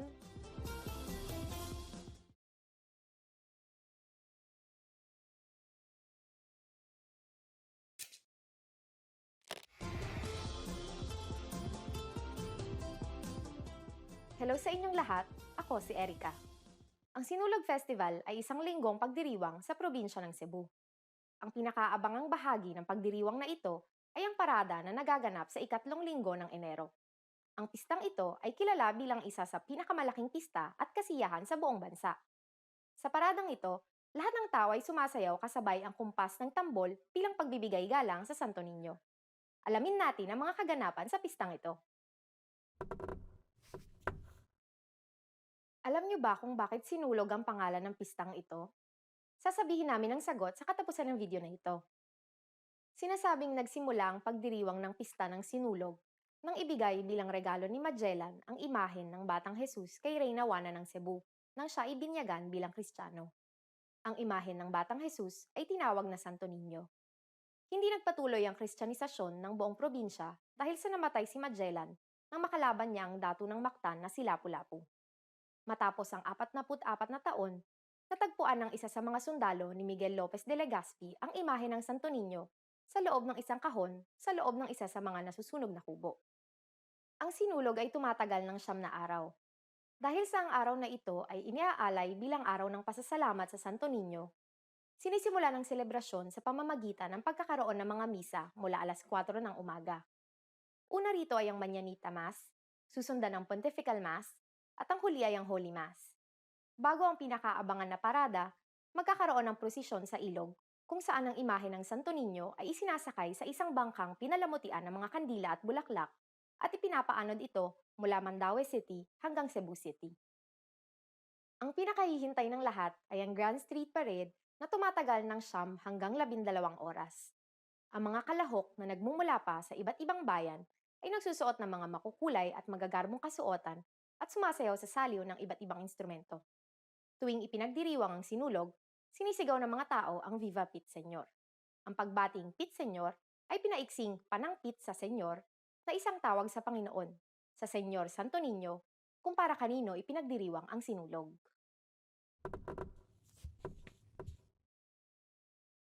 Ang sayaw na binubuo ng dalawang hakbang paharap at isang hakbang palikod ay unang sinayaw raw bilang pasasalamat sa mga anito.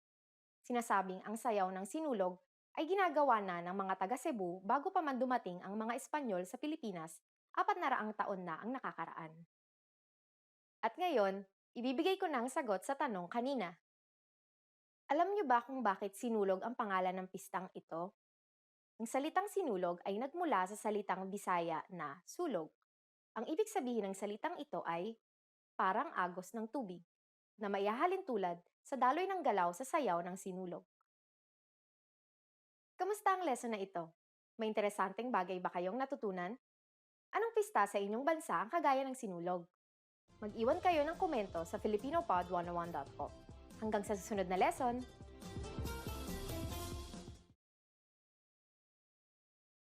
You are sitting on a bus that is about to arrive at the next bus stop. Suddenly, a signal lights up. What does the signal mean?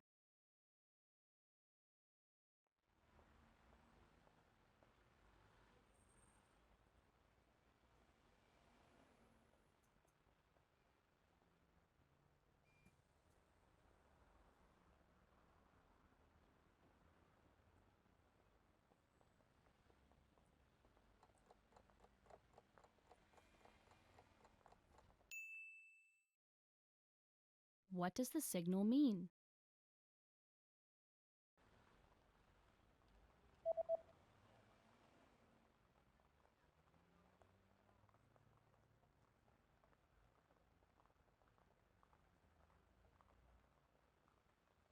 The signal reads, "Please stay seated until the bus stops."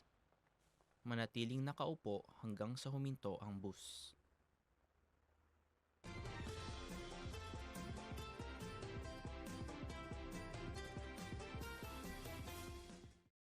Hi everyone! Do you know the 1,000 most useful phrases in Filipino? In this lesson, you'll be able to know all of them. So sit back, relax, and have a cup of tea as you listen and learn. Saan ba ang banyo? Mawalang galang lang po. Galing. May reservation ako. Magkano to? Ano ito? Salamat! Talaga? Pwede niyo ba akong bigyan ng discount? Libre ba ang wifi? Pwede ko naman kunin ang bill? Meron ba kayong marirecommend? Pwede ko bang isukat ito?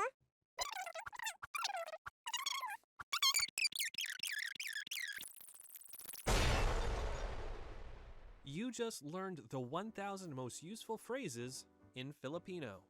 And if you're interested in learning more, try learning the core 2,000 word list. With this, you'll understand 95% of the language, and best of all, this is not a joke. Check out the description below and go to filipinopod101.com now. See you next time.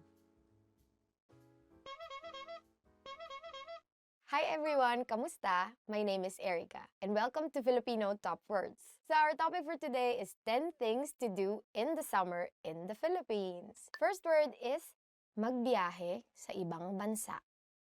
To travel abroad. The first word is magbiyahe sa ibang bansa, which means to travel abroad. Magbabiyahe ako sa ibang bansa pag may nakita akong murang plane ticket. I'll travel abroad when I find a cheap plane ticket. So my favorite place actually is El Nido. It's really, what do you call this? Like, it's very calm. The water is not cold, it's not warm, it's just perfect. So you will enjoy it. So start booking now. Mag-relax sa beach. To relax at the beach. Next we have mag-relax sa beach, which means to relax at the beach.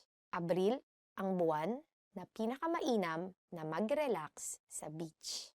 April is the best month to relax on the beach. So actually for this month, it is now something like 30 to 40 degrees, and April and March are considered the hottest months in the country. Mag-aral ng Filipino gamit ang filipinopod101.com. To learn Filipino with filipinopod101.com. Mag-aral ng Filipino gamit ang filipinopod101.com, which means to learn Filipino with filipinopod101.com. So for example, if you really are very eager to learn Filipino this summer, you can say, subukan mong mag-aral ng Filipino gamit ang filipinopod101.com at kasama ang mga kaibigan mong Pilipino. Try learning Filipino using filipinopod101.com with your Filipino friends. Matutong magluto ng pagkaing Pilipino. To learn to cook Filipino food. Matutong magluto ng pagkaing Pilipino. To learn to cook Filipino food. So if you want to use it in a sentence, in Filipino, you can say, kung gusto mong matutong magluto ng pagkaing Pilipino, magsimula ka sa adobo. In English, you can say, if you want to learn to cook Filipino food, start with adobo because it's the easiest thing to cook.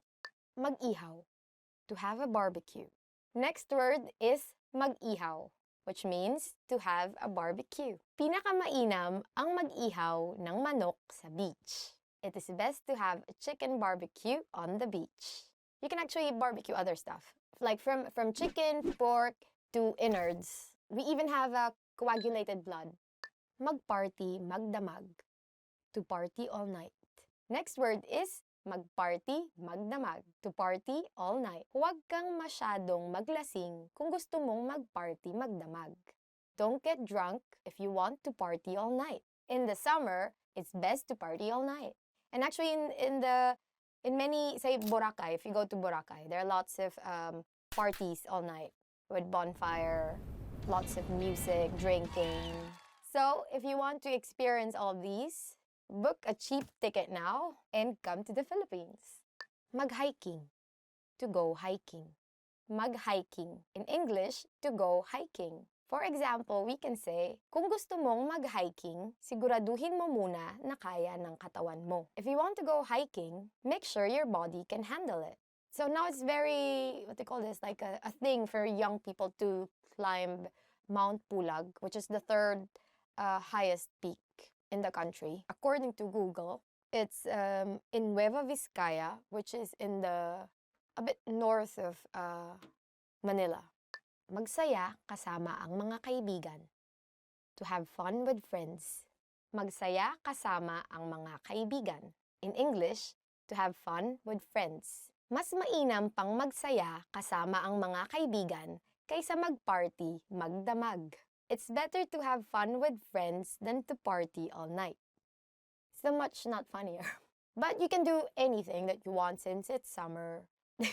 No one will judge you, it's summer. Dumalo ng summer school. To attend summer school. Next word is dumalo ng summer school. To attend summer school. So in Filipino, you can use it in a sentence like, kaysa sa maglaro ka lang ng computer sa bahay, mas mabuti pang dumalo ka na lang sa summer school. Instead of just playing computer games at home, it's better if you attend a summer school. Manatili sa bahay at mag-internet. To stay inside and browse the internet. Manatili sa bahay at mag-internet. To stay inside and browse the internet. For example, you can say in Filipino, pag tinatamad akong lumabas, nananatili lang ako sa bahay at nag-i-internet. When I'm too lazy to go out, I just stay at home and browse the internet. You put on nice clothes and then the moment you step out of the door, you just melt. So I kind of understand like how some people would want to just stay indoors during summer. And so what you can do is to browse the internet. Wow. And that was it. Thank you very much for watching this video. This has been 10 things to do in the summer in the Philippines. What will you be doing this summer? Where are you going? So if you have any other plans, if you have any plans to do anything that you want to do this summer, don't forget to comment them below and don't forget to subscribe. Salamat! Tara, biyahe tayo! Na.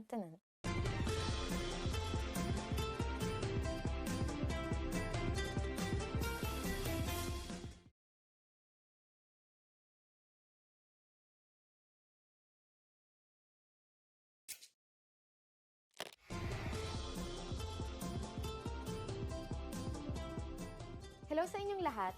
Ako si Erica. Ang Ati-Atihan Festival ay pinagdiriwang tuwing ikatlong linggo ng Enero. Ito ay ginaganap sa Kalibo sa probinsya ng Aklan.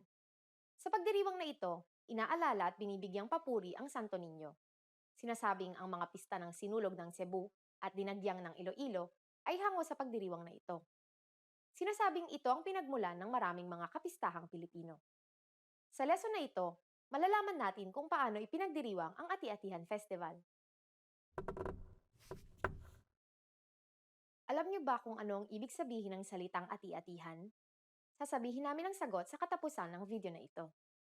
Sinasabing nagsimula ang pagdiriwang nang dumating sa isla ng Panay ang 10 datong tumakas mula sa Borneo kasama ang kanilang mga pamilya, alipin at mandirigma sa kayang balangay. Kapalit ang isang gininto ang salakot at iba pang mga yaman, binili nila ang lupa mula sa mga katutubong nakatira doon. Matapos ang palitan, nagkaroon ng kasiyahan at pagdiriwang. Nang masakop at naging katolikong bansa ang Pilipinas, binigyan ng Kristiyanong kahulugan ang pagdiriwang. Sinasagawa ang pagdiriwang sa loob ng isang linggo. Nag-uumpisa ang pagdiriwang sa isang misa. Nagbubukas sa mga pagdiriwang sa ikalawang araw sa isang prosesyon habang dinadasal ang rosaryo at natatapos ito sa isang misa. Sa gitna ng linggo, nagkakaroon ng masiglang parada kung saan ang 17 bayan ng Aklan ay nagpapakitang gilas ng kanilang katangi-tanging kultura, sayaw at galing. Pero hindi lamang kultural ang mga pagdiriwang sa ati-atihan. Dito, mayroon ring mga pagtatanghal ng mga lokal na banda at mga artista gabi-gabi para rin makilala ang popular na kultura ng Pilipinas. Karaniwang sinisigaw ang halabira habang pinagdiriwang ang Ati-Atihan Festival. Sa huling araw ng pagdiriwang, makikita ang pinakaabangang sayawan at parada ng mga nakapintang mga mananayaw, suot ang kanilang mga magarbong costume, at sumasayaw kasabay ang kumpas ng mga tambol. Pati ang mga manonood ay inaanyayahang sumali sa sayawan. Natatapos ang pagdiriwang sa isang prosesyon kung saan nagdadala ang mga gustong lumahok ng mga kandila at ng mga iba't ibang imahe ng Santo Niño.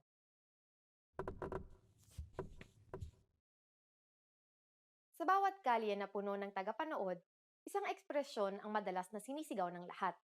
Halabira. Ito'y salitang Aklanon na ang ibig sabihin ay ibuhos ang lahat o ibigay ang lahat. Kaya sa pag-aaral rin ng Filipino, tara, halabira. At ngayon, ibibigay ko na ang sagot sa tanong kanina. Alam niyo ba kung ano ang ibig sabihin ng salitang ati-atihan? Ang ibig sabihin ng ati-atihan ay magkunwari na parang aita. Ayon sa mga salaysay, pagdating ng mga datong tumakas mula sa Borneo, tinanggap sila ng mga aita. Bilang pasasalamat, sila'y naghanda ng pista kung saan nakapinta parang aita ang kanilang mga muka. Kamusta ang lesson na ito? May interesanteng bagay ba kayong natutunan? Nasubukan niyo na bang sumali sa isang pistang gaya ng Ati-Atihan Festival? Mag-iwan kayo ng komento sa filipinopod101.com. Hanggang sa susunod na lesson! Trying to learn Filipino? You need a filipinopod101.com free lifetime account. It's one of the most powerful language learning tools you can command, and signing up takes less than 7 seconds. So what exactly do you get that makes it so special? First, new lessons are published every week, and you get them for free. Enjoy learning with fun and effective audio and video lessons with real teachers. Make the most of your study time as our teachers help you hack Filipino and get you speaking in minutes. Second, free instant access to the first 3 lessons of every lesson series. Explore and try any lesson series that interests you, from beginner to advanced. Find teachers you love and lessons for your goals. Third, learn Filipino anywhere, anytime with the free companion app. Download it now for free for the iPhone, iPad, or any Android device, and have instant access to your free lifetime account and lessons anywhere, anytime. Fourth, boost your vocabulary with the free word of the day. Every day, receive 1 new word in your inbox that you can master in seconds. Want even more words? 5. Get complete access to our word and phrase lists. Wow native Filipino speakers with cool, topical, and seasonal words and phrases from our lists. And finally, number 6, the best for last. 7 days of unlimited access to our entire library of audio and video lessons. Premium study tools like line-by-line audio, word bank, and smart flashcards to help you learn lightning fast. Get your free lifetime account right now at filipinopod101.com. Sign up in less than 7 seconds. And the account is yours for free for life. So what are you waiting for? Get yours now.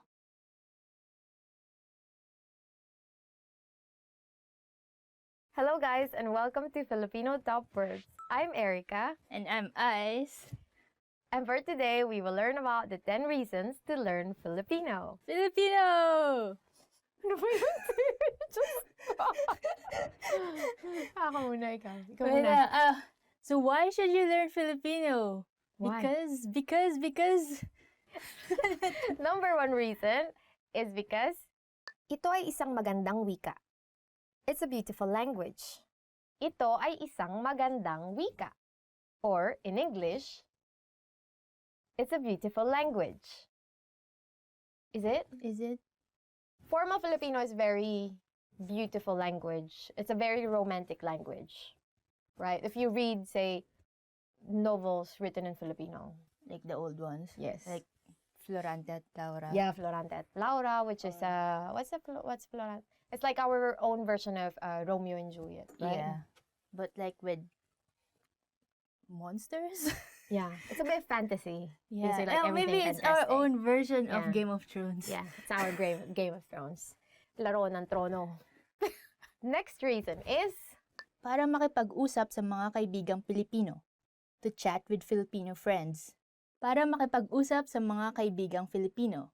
Which is to chat with Filipino friends.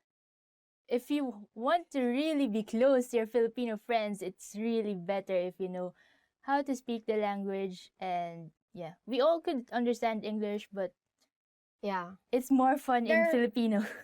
there are jokes that you can only say in Filipino, that they're only funny in Filipino, right? For example, si Dan ay nag-aaral ng Filipino para makipag-usap sa mga kaibigang Pilipino. Dan is studying Filipino to chat with Filipino friends.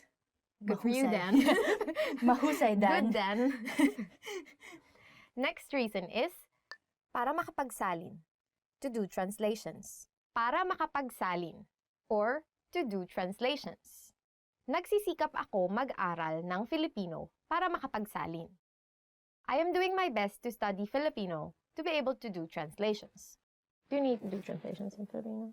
I guess it's still better to translate if like there are some things that not all Filipinos would know if it's in English, so yeah, I think there is still some jobs that involve like translating to Filipino. Or actually maybe it's the other way around, like you translate the Filipino works into English. Yeah, which is I guess you're doing that.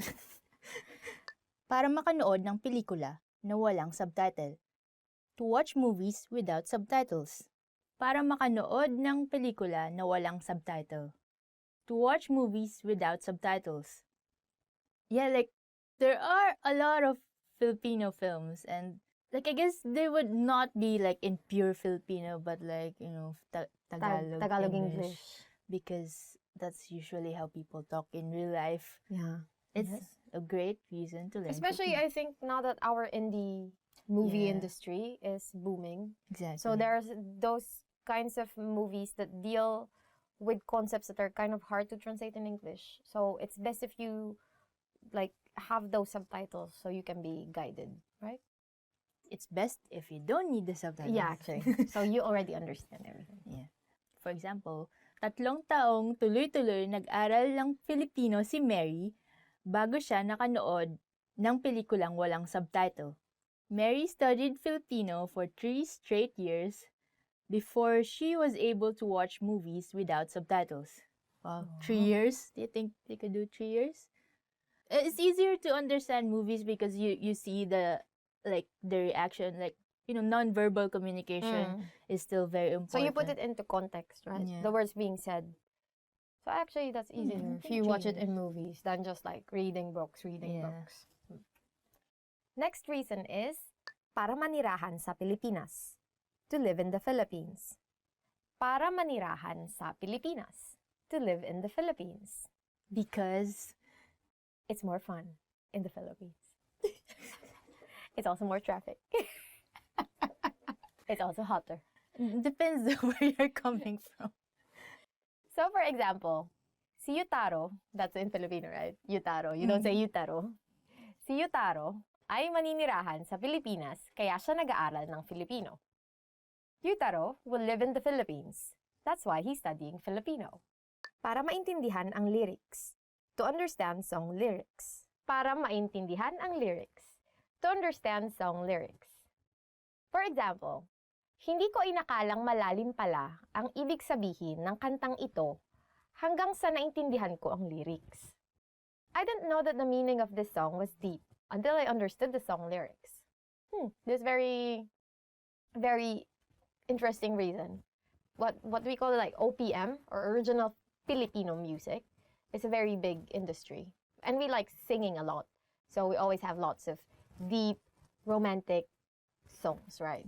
Really deep love songs that you would only appreciate it if you know the lyrics. Just not just love songs, but yeah. Well, Even like maybe jingle. 90%. Yeah. Or maybe 90% is romantic songs. I don't know why. People are just like, they were hurt, those people. Who hurt them? I don't Okay, next. Para makagawa ng bagong mga kaibigan. To make new friends. Para makagawa ng bagong mga kaibigan. To make new friends. It will make them comfortable if they are speaking in their own language, and like that's the time that you could know more about a person if they're in their most comfortable state, I guess. So yeah, and they can only share like things about their lives, right, if they're speaking in their own language. Because sometimes, for instance, you don't really speak English a lot, and then you have to tell someone about your life. Then you'd be like, no, English is very hard. I'm just not going to say anything to you anymore, right? And a lot of the words doesn't really translate to English, so it's not as fun telling it if you have to like explain what this word means. Especially like names you call your family, like ate, kuya, ate, or big sister, right? Because like you would never call your big sister like, oh, my big sister. Yeah. Even for me, when I tell my foreign friends about my mom, I don't like, it's kind of weird because I just call her mama. She's not a mom, she's a mama. So it's like weird. Mama's son. For example, palakaibigan ang mga Pilipino, kaya gusto kong matuto ng Filipino para makagawa ng bagong mga kaibigan. Filipinos are friendly, so I want to learn Filipino to make new friends. There are two kinds of Filipinos. One is the person and one is the language. And if you translate both to Filipino, they actually become two. Filipino is the person and Filipino with is F the language. Is the language. Yeah. So you have to be careful with that because they're both Filipinos in English, but they become Filipino and Filipino in Filipino. In the same way that Philippines, it's not with an F, right? It's a PH. But if you make it into Filipino, you would say Pilipinas, which is with a P. That's why people living in the Philippines are called Filipino at Filipina, right? Yes. Yeah, that's a good point. Do not spell Filipino with a PH. Yes. It's F. Yeah. Para makapagnegosyo sa mga kumpanya sa Pilipinas. To do business with Filipino companies. Para makapagnegosyo sa mga kumpanya sa Pilipinas. To do business with Filipino companies. Balak palawakin ng boss ang kumpanya sa Pilipinas, kaya mag-aaral ako ng Filipino para makapagnegosyo. My boss plans to expand the company in the Philippines. That's why I will study Filipino in order to do business. I guess this is one major reason for people to learn languages is for business. It's the same thing like we've been saying. If you don't get the inside jokes, then you also don't get the inside deals. Like making friends is one thing. Doing business is another. Because doing business actually involves money. Yeah. So for you not to lose any money in this business, then you better do your research. Yeah. And study your language. Para makapasok sa graduate school sa Pilipinas. To go to a graduate school in the Philippines. Para makapasok sa graduate school sa Pilipinas. To go to a graduate school in the Philippines. Para makapasok sa Universidad ng Pilipinas, nagsisikap si Jane mag-aral ng Filipino. In order to enter the University of the Philippines, Jane is studying Filipino very hard. Yeah, this is very important, but I think it's more important in socializing, right? And in feeling embedded in where you are. But it's not really important, I think, in attending classes in the university, because in where we went to, in the University of the Philippines, the classes are in language. The classes, obviously, they're in language. The classes are in English, right? Yeah. And so you can go to, well, of course, your classmates and your teachers will speak Filipino, but everything is in English. Your textbook, your reading materials. I guess there are some subjects which are in in Filipino, of course, like humanidades. Yeah. But like sometimes your teacher would still accommodate you and speak English most of the time if need be. But yeah, it's still important to learn Filipino if you want to like not be an outcast. Yeah, so if you want, because that's very important in university life, right? For you to enjoy university life. So now that I'm in the University of Tokyo, I'm so happy because I don't speak Japanese so much and I don't have friends. Okay, next. Okay, next. Para magkaroon ng Pilipinong kasintahan, to have a Filipino lover, you definitely want to learn Filipino if you want to have a Filipino lover, or in Filipino, para magkaroon ng Pilipinong kasintahan. For example, nagsisikap si Rudy mag-aral ng Filipino para magkaroon siya ng Pilipinong kasintahan. Go, Rudy. Go. I support you. Rudy is trying hard to learn Filipino so that he could have a Filipino lover. Yeah, I guess... Go, Rudy. Go, Rudy. Go, Rudy. Oh my God. It's going to help you actually because they would think you are cute, right? Yeah. That they would think you're trying. It's not so much that you really need to be fluent in the Filipino, but the idea is that you are trying, and that speaks a lot about you. Yeah, definitely. And the most important thing is when you start fighting, they will definitely turn back to their language, right? Because they're really mad. So if you're really mad, then you will start speaking your own language. So for you to understand what they're babbling about, better learn the language. That's enough reason. Yeah. Okay, that's it. Thank you for tuning with us today. Thank you for watching this lesson in Filipino. Oh my God. Filipino top words. What is your reason for studying Filipino? Yeah, please tell us in the comments. And if there are things here that you want to be clarified, I don't know. Yeah, don't hesitate to put them down below. And like and subscribe to our channel. If you need tips to have a Filipino lover, write them down. Right? Yeah. Ice will help you. No. And if visit FilipinoPod101.com for more Filipino lessons. Yeah. Thank you. For more Erica, more Ice. Hanggang sa muli. Hanggang sa muli. Paalam.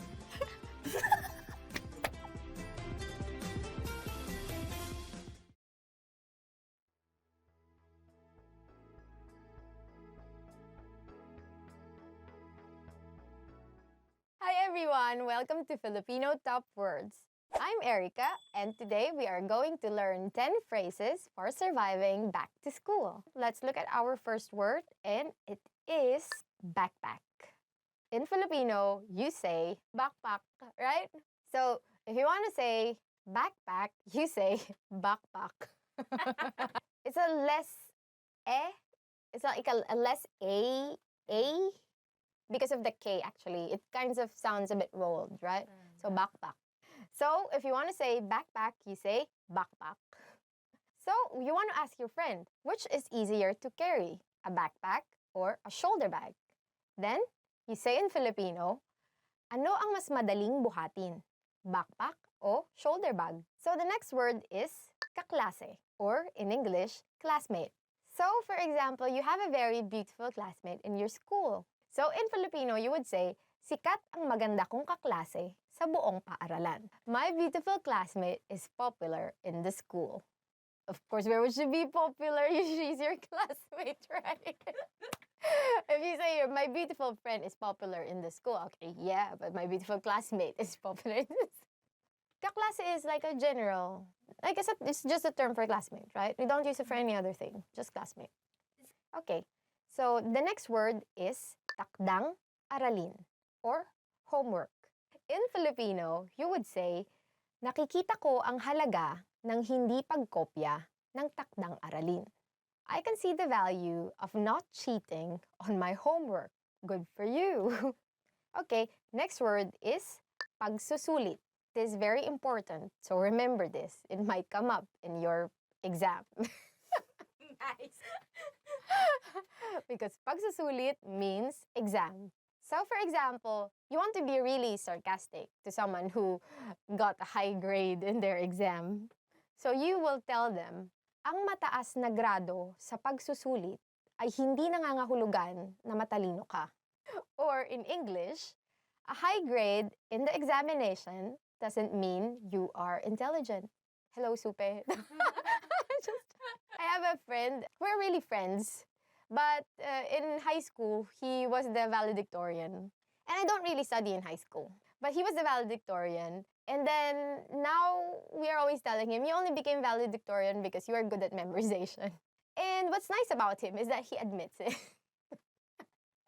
That's why we're still friends. The next word is summer vacation. In English, it is summer break. Actually, it's also in English, summer vacation. But when we say summer break in Filipino, we don't use the term summer break, but we use summer vacation more, right? In Filipino, you would say, masaya ang summer vacation. Summer break is fun. Actually, in the Philippines, all year round it's summer. But it's not all year round, it's vacation, no. It's just summer. And usually we have summer vacation from end of March, beginning of April, in time with the Holy Week, right? And that's actually the period when we have the hottest temperature.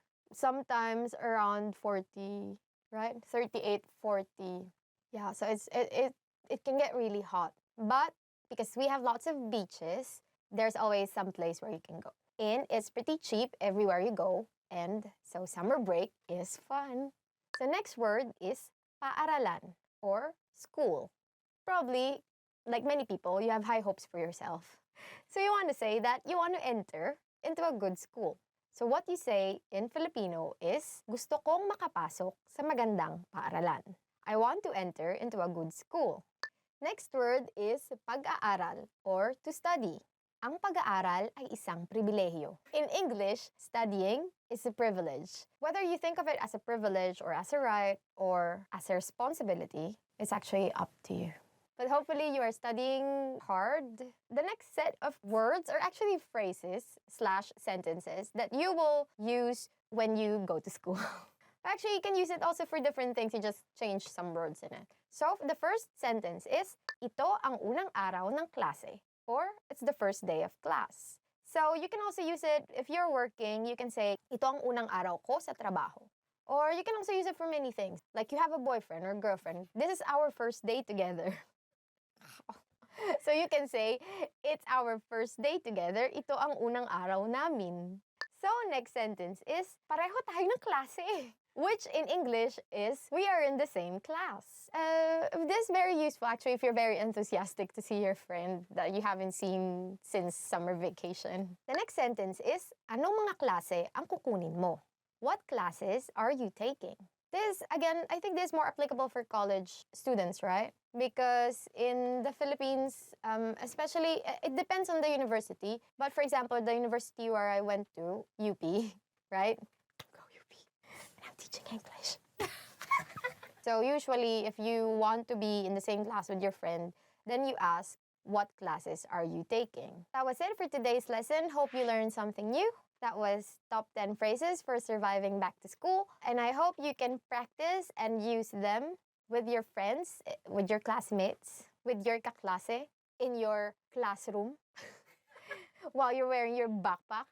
So don't forget to like, subscribe, and share with us any thoughts that you might have. Bye-bye. Thank you. Hanggang sa susunod. Mali. Hanggang sa muli.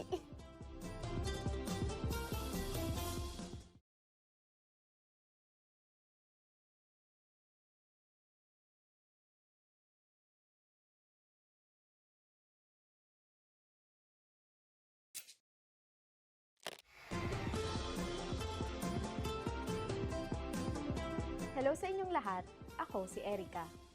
Pag-uusapan natin ang Panagbenga Festival na ipinagdiriwang buong buwan ng Pebrero. Ang Panagbenga ay isang flower festival na dinarao sa Baguio City, ang kinikilalang summer capital ng bansa. Sa lesson na ito, aalamin natin kung paano nga ba ipinagdiriwang ang Panagbenga Festival. Alam niyo ba kung ano ang ibig sabihin ng pangalan ng piyestang ito na Panagbenga? Sasabihin namin ang sagot sa katapusan ng video na ito. Unang isinagawa ang Panagbenga Festival noong taong 1995 bilang simbolo ng pagbangon ng syudad mula sa epekto ng 1990 Luzon earthquake. Ito rin ay ginanap bilang pagdiriwang sa pagsibol ng mga bulaklak ng rehiyon ng Cordillera. Napagdesisyonan na idaos ang Panagbenga tuwing Pebrero dahil walang masyadong kaganapan sa buwang ito, lalo na dahil sa ito ay nasa pagitan ng panahon ng Pasko at Kwaresma. Ang opening parade ay nagaganap sa ikaunang araw ng Pebrero. Matapos ito, iba't ibang kompetisyon na ang sinisimulan, gaya ng drum and lyre competition at street dancing competition sa pagitan ng mga estudyante sa elementarya. Sa buong buwan din ng Pebrero, nagkakaroon ng mga trade fair at bazaar na dinadaluhan ng napakaraming tao. Isa pa sa pinakakilalang lugar sa Baguio ay ang Session Road. Sa ika-4 na Lunes ng Pebrero, idinaraos ang Session Road in Bloom kung saan isinasarado ang buong kalye para sa mga stalls at mga cafe. Nariyan rin ang mga marching band na tumutugtog para sa parada ng mga float na gawa sa mga bulaklak.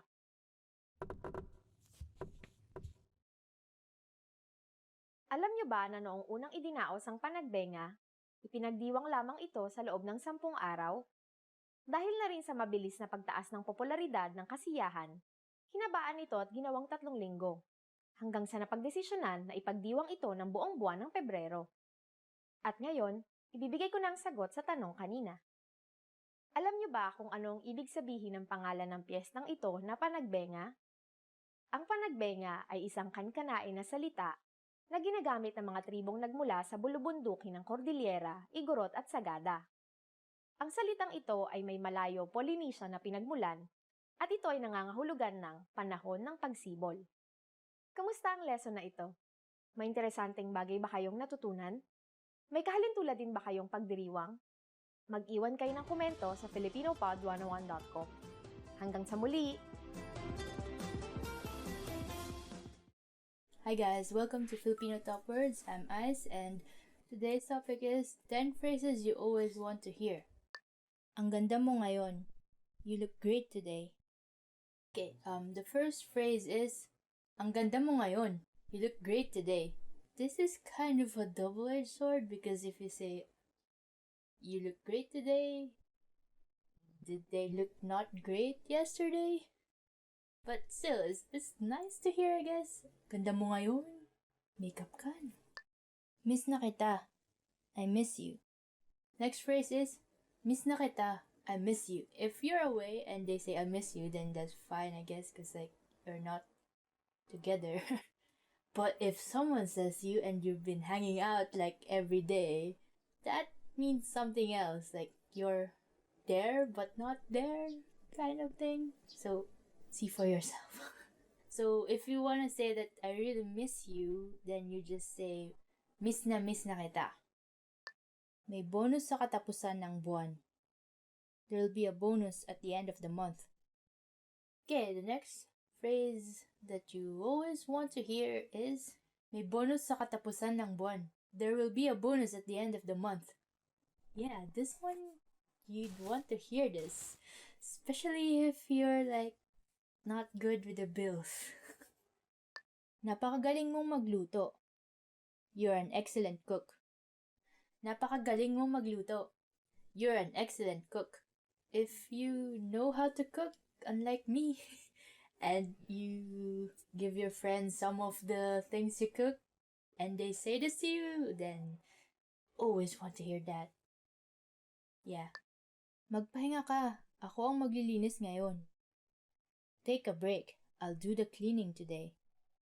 Magpahinga ka. Ako ang maglilinis ngayon. Take a break. I'll do the cleaning today. Oh, yeah. Like, because if you hear this, that would be very great as well. I need help with the cleaning. Tama ka. You were right. Okay, another thing you might want to hear is tama ka or you were right. Yeah, I guess you want to hear this when you're in an argument. Dinalhan kita ng isang special na bagay. I brought you something special. Next one is, dinalhan kita ng isang special na bagay. That means, I brought you something special. I want something special. Unlimited ang budget. The budget is unlimited. Next phrase you would want to hear is, unlimited ang budget. Or, the budget is unlimited. Definitely. If you want like bunch of equipment and they say to you, the budget is unlimited. Like, yeah!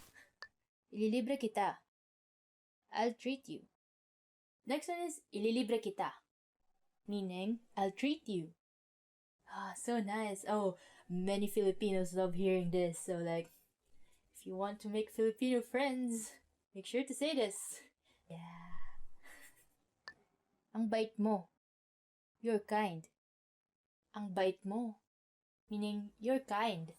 Sometimes it's nice to know that like your kindness is being appreciated. So like if someone says this to you, then you'll feel happy, I guess. If you want to convey that they're very kind, just repeat the adjective. So it's gonna be ang bait-bait mo. So that means you're very kind. Okay, and that's it for this topic. 10 phrases you always want to hear. And if you like this video, press the thumbs up button and subscribe to our channel somewhere. And to learn more Filipino, please go to filipinopod101.com. And I'll see you next time. Salamat, thank you, paalam.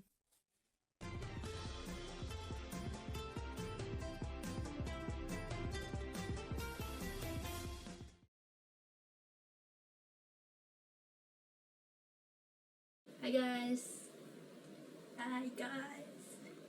Hi guys! Welcome to Filipino Toppers with me Ice, and today's topic is 10 hardest words to pronounce. Okay, so just try and say these words, and I'm sure like your Filipino friends will be very impressed. Try practicing these words so you can pronounce it properly. Baba baba, going down. This first one is actually a sentence and it's just made of one syllable, which is ba. So it goes baba baba, it means going down. Baba means down, and bababa means going down, and the ba at the end is like our question marking particle. So baba baba.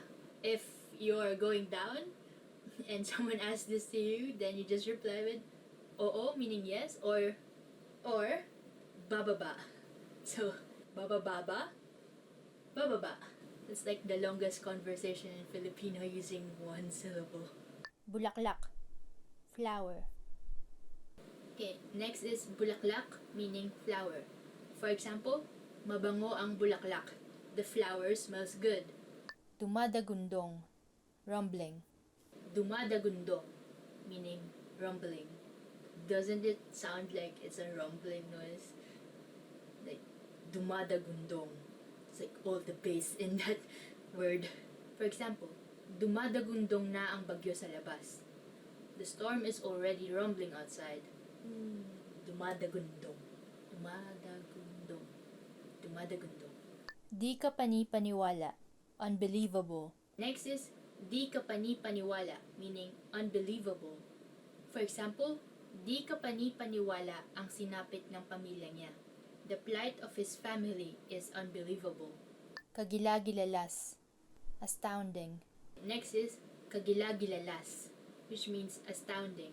Hindi na ako nakakakita ng kagilagilalas na pangyayari. I no longer see any astounding events.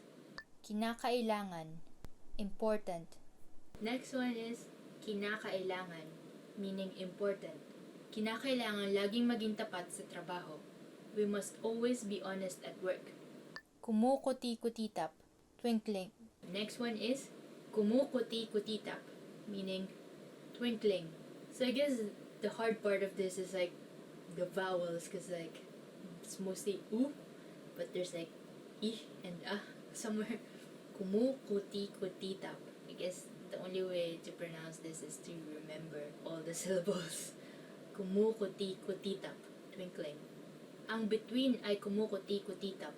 The star is twinkling. How would you even sing like Twinkle Twinkle Little Star? Kumukuti-kutitap, kumukuti-kutitap. Try to say it very fast, like kumukuti-kutitap, kumukuti-kutitap, kumukuti-kutitap. Mamasa-masa, moist. The next is mamasa-masa, meaning moist. You have to be careful of the accents here because masa means moist, but there's another word spelled the same called masa, which means the masses. So masa and masa. So just be careful to say it as masa. Mamasa-masa. For example, mamasa-masa pa ang damo. The grass is still moist. Misterioso, mysterious. Next one is misterioso, meaning mysterious. I don't know, it sounds like it's easy enough to pronounce, like just mysterious becomes misterios with an O at the end. Like Spanish people could do it. Misterioso. For example, siya ay isang misteriosong babae, meaning she is a mysterious woman. Patalastas, commercial. Next one is patalastas, meaning commercial. This one, I actually had a problem saying this when I was a kid, and I just remember it being very hard for me, but yeah, now it's fine. For example, laging maraming patalastas ang laban ni Manny Pacquiao. Manny Pacquiao's fights always have a lot of commercials. Cause yeah, those things like involve a lot of money. So they need a lot of commercials. Okay, and that's it for today. That was 10 hardest words to pronounce. Which do you think is the hardest one to pronounce for you? Like, just comment it down below.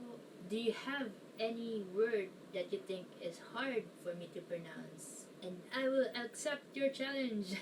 Or like, if you could think of any word that is hard to pronounce in Filipino, put it in the comment below. Maybe I'll try to say it for you in the next lessons. Anyway, that's it for today. Thank you for watching, and if you like this video, press the thumbs up and subscribe to our channel. And if you want to learn more Filipino, check out our site, filipinopod101.com. See you again next time. Thank you, salamat, and paalam.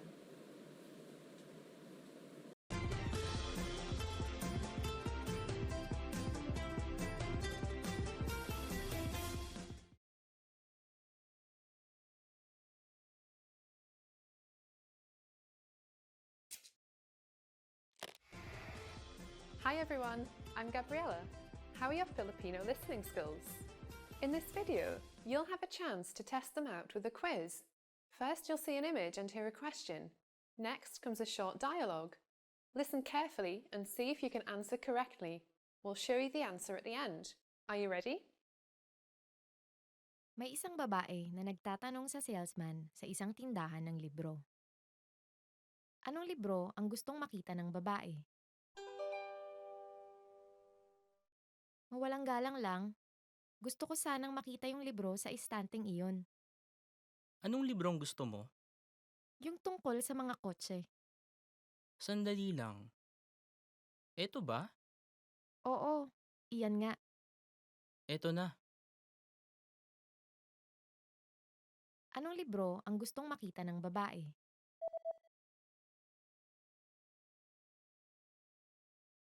May isang babae na nagtatanong sa salesman sa isang tindahan ng libro. Anong libro ang gustong makita ng babae? Mawalang galang lang, gusto ko sanang makita yung libro sa istanteng iyon. Anong librong gusto mo? Yung tungkol sa mga kotse. Sandali lang. Eto ba? Oo, iyan nga. Eto na. Did you get it right? I hope you learned something from this quiz. Let us know if you have any questions.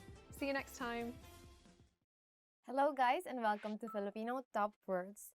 I'm Erica and for today we will learn about gift ideas you must know in Filipino. Laptop. Laptop. The first gift idea is laptop or laptop. Hindi na masyadong uso ang laptop ngayon. Laptops are no longer trendy recently. If you give a laptop for a gift, you're very generous, right? I mean, they're very cheap laptops, but still you're very generous if you're that generous, let's give. Pabango. Perfume. Pabango. Or perfume. Hindi ko alam kung anong pabango ang mabango. I don't know which perfume is fragrant. Giving perfume is a common gift, right? Perfume. When I was in high school, we have a very close teacher, and then because every Christmas we have gift giving, and then this teacher picked one of my classmates that he doesn't really know, so he was asking us, "Oh, what should I give to this girl?" And then we're like, "We don't know, but we don't know actually." And then he said, "Oh, what about perfume?" And then my immediate reaction was like, "Oh no, she might be offended." I don't even know why I said that. At the end of the story, he didn't give her perfume. Aklat, book. Aklat or book. Ang isa sa pinakamagandang regalong ibigay ay aklat. One of the best gifts to give is a book. And this I definitely agree with. So I like receiving books. Love letter. Love letter. Next gift idea is love letter. Or in English, love letter. May mga taong mas gustong makatanggap ng love letter kaysa sa mga material na regalo. There are people who prefer love letters more than any material gift. And I'm not one of those. Just my boyfriend gave me a card. And I was like, what is this? Because usually you give a card with a gift, right? Like you have a gift and then you have a little card that says, "Oh, this is a gift for you." This is not the actual gift. But okay, some people just like it simple. That's why he gave me a bike. Camera. Camera. Camera. Or camera. Kapag ba may magandang camera ka, gaganda rin ang mga kuha mo. Will your photos improve if you have a good camera? In English, it doesn't sound so sarcastic. In Filipino, it sounds really sarcastic. I don't know why. But, I mean, if you're giving camera as a gift, wow, very generous. Disposable point and shoot, 300 pesos you can get one. But if you want to give an SLR, no, it's too much money. Sorry. I'm going to give you a love letter then. Smartphone. Smartphone. Smartphone. In English, smartphone. Mabilis ang paglabas ng bagong modelo ng smartphone ngayon. These days, the turnaround of new smartphone models is fast. But again, if you're going to give a smartphone as a gift, that means you're very generous. Game console. Game console. Next gift idea is game console or game console. High-tech na ngayon ang mga game console. Halos virtual reality na. Game consoles nowadays are high-tech. It's almost virtual reality. I think second-hand consoles are kind of cheap, so you can give them as gifts. Diccionario. Dictionary. Diccionario or dictionary. Mainam iregalo ang isang diksyonaryo sa nag-aaral ng wikang Filipino. A dictionary is an ideal gift for those who are studying the Filipino language. Or probably a subscription for a Filipino language course. That's a better idea. I have a Kindle because my apartment is kind of small. So I buy books before, but I realized that there's no space for books anymore. So I decided to buy a Kindle. Kindle is not so expensive. And then I get to read more books than before. And it saves me space and it doesn't make any mess in the house. Because sometimes you just leave books here and there, right? So I think an electronic dictionary is going to be a very useful gift, especially for someone who's studying the language. Or, as I've mentioned, a subscription. Trip sa Boracay. Boracay trip. Trip sa Boracay or Boracay trip. Mabibigla siya pag ililibre mo siya ng trip sa Boracay. He or she will be surprised if you will treat him or her to a Boracay trip. So, this is a very good gift idea. Or trip to other places like Baguio, closer, right? Batangas. Because we have nice places all around the country. Magarbong kainan. Fancy restaurant. Next gift idea is magarbong kainan or fancy restaurant. Maraming magarbong kainan sa Manila. There are a lot of fancy restaurants in Manila. Online, you can buy vouchers, right, for discounted tickets, discounted prices for meals in different fancy restaurants. So I remember my brother when he had his, I don't know how old he is, but when he treated us for his birthday, he bought some vouchers online for this very fancy restaurant. So we went there and then it was his treat. And he saved a lot of money. And then we ate a lot actually. So you can buy those things online. There's so many places online, Philippine websites, right, that they sell those gift certificates and vouchers. So that's it for this lesson. Hope you learned something new. And what other gift ideas do you know and do you think your friends would like if you give them them? Give them them. If you have any other gift ideas, don't forget to comment them down below and like and subscribe our channel. And if you want to learn more Filipino words, head on to filipinopod101.com. Hanggang sa muli!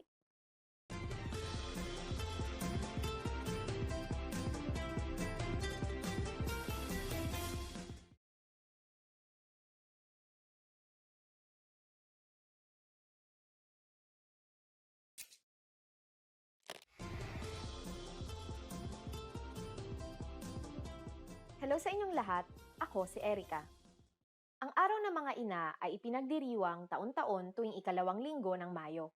Sa araw na ito, ipinapakita ng mga tao ang kanilang pasasalamat sa lahat ng ginagawa ng kanilang mga ina para sa kanila.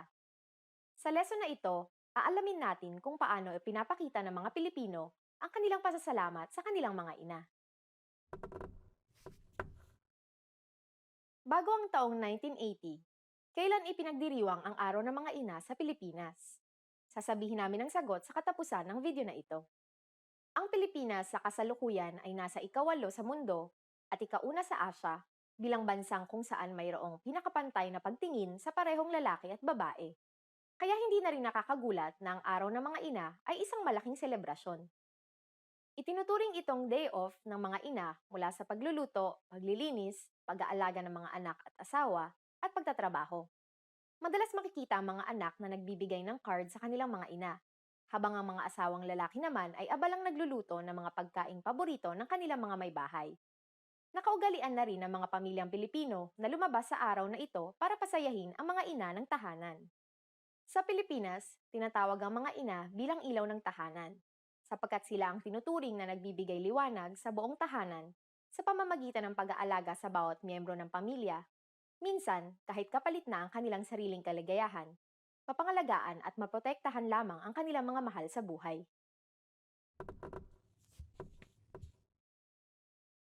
Dahil sa karaniwang malalaki ang mga pamilyang Pilipino, madalas na ipinagdiriwang ang araw na ito kasama hindi lamang ang mga ina, kundi pati ang mga lola, tiya, mga pinsang babae, at kahit sinong babae sa pamilya na may anak.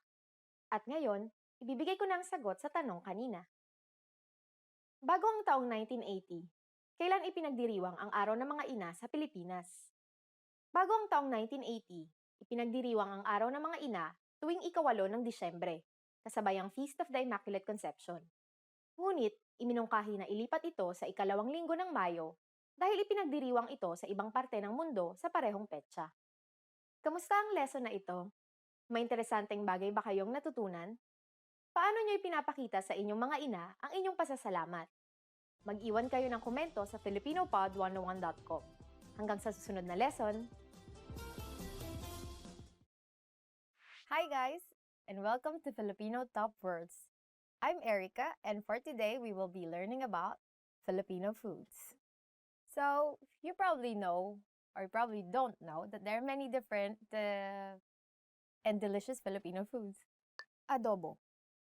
Adobo. The first food that everyone should know about is adobo. In English, we also call it adobo. Adobo ang paborito kong pagkaing Pilipino.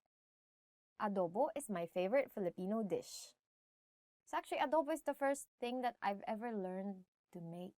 It's the easiest, so you just need soy sauce, vinegar, bay leaf, or laurel leaf, whatever you call them. Sometimes people call them bay leaf, sometimes laurel leaf.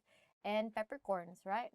And then just boil those things together with pork or chicken or pork and chicken. depending on what you want to eat. And then everything will be nice and soft. Chicharon.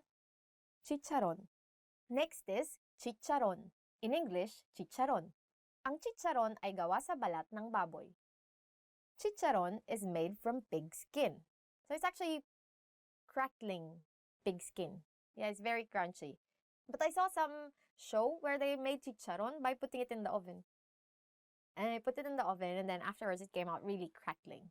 So that's how they made it. But I don't know if that's actually how you make it. I think the most popular brand of chicharon is Lapids. So if you want to try chicharon, try the Lapids chicharon. Just remember that's not very healthy. Try it, don't eat too much. You can also eat it with rice actually. Durian. Durian. Next food is, or fruit is durian. Or actually just durian. Masarap ang durian kahit na may amoy ito. Durian, or durian, is delicious, even if it doesn't smell good. Yeah, it actually doesn't smell good. But it tastes nice. To me, it just tastes like jackfruit. I don't know about you. If you want to try durian, you go to the southern part of the Philippines. That's where you can get them cheaper. Yeah, fresher, more potent smell. Go to Davao, get them there fresh, and it's really good. Halo-halo. Halo-halo. Halo-halo. In English, halo-halo. Tuwing tag-araw, mabenta ang halo-halo.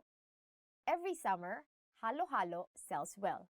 So halo-halo is made up of crushed ice with some sweet beans, with different fruits, and sometimes, what other stuff? Nata de coco, or like sweet coconut things. And also leche flan or caramel flan. That's actually how it is, like caramel flan. Or sometimes, what is it? Sweet yam. You know yam, right? Ube. And then sometimes in some stores, they put ice cream on top of it. When I was young, my aunt actually sells halo-halo.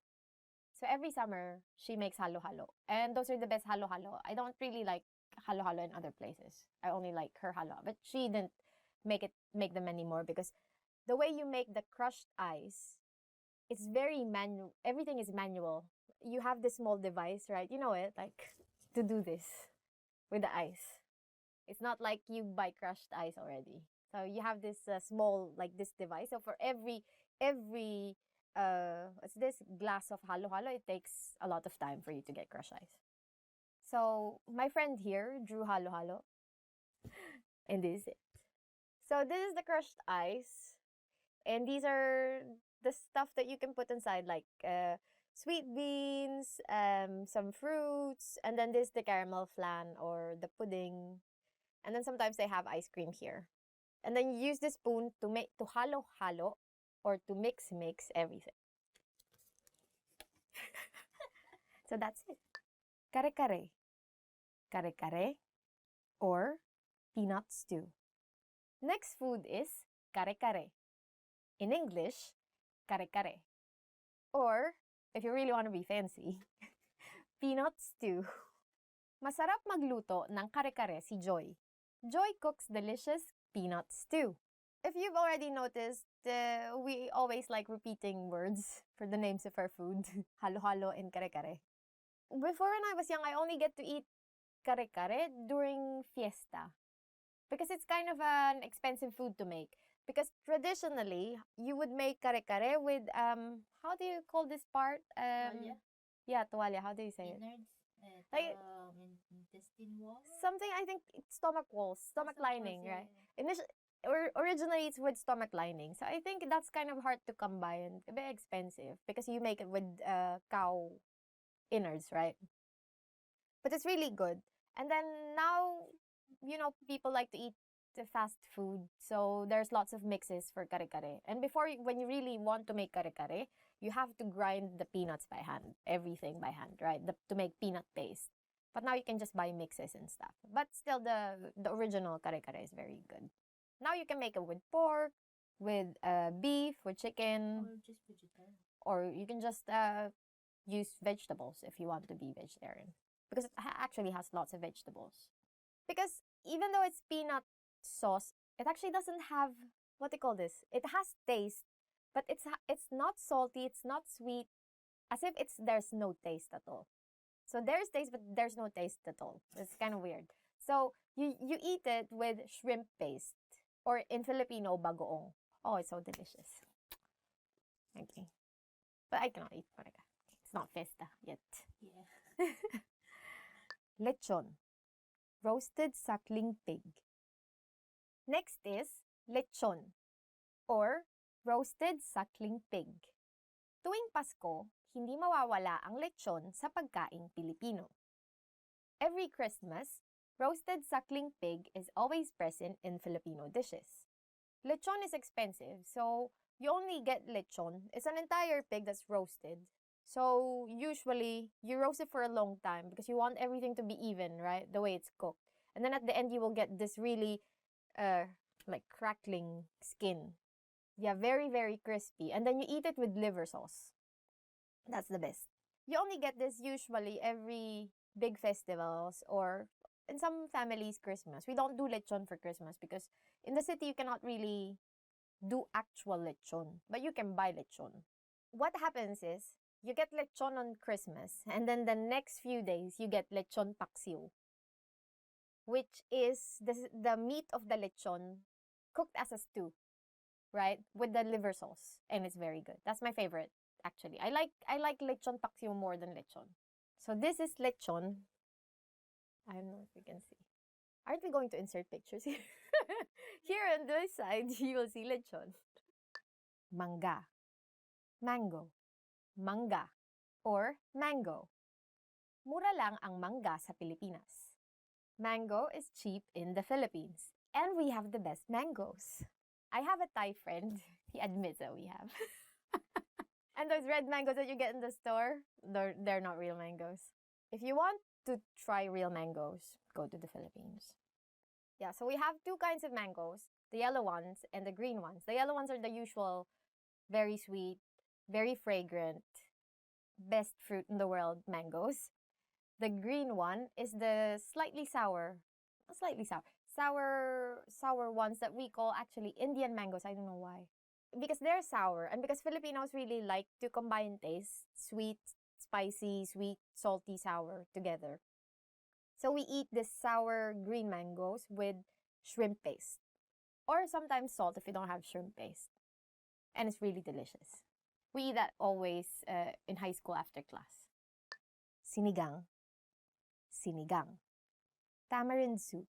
Sinigang. Or sinigang. Or tamarind soup. But actually, it's not just tamarind soup because you can have sinigang based in guava, sinigang based in some other sour things. Masarap ang sinigang dahil sa saktong asim na lasa nito. Sakto. Tamarind soup is delicious because of its pleasantly sour taste. So, you can make sinigang with pork or with shrimp or with fish. But my favorite is pork sinigang. What is yours? Pork also. Before, when I was young, I liked shrimp sinigang. But then I realized I like shrimp better in either curry or just in butter sauce because shrimp is better in butter sauce. So, sinigang is best with pork. Dinuguan. Dinuguan. Dinuguan. Or in English, dinuguan. Ang dinuguan ay ang dugo ng baboy.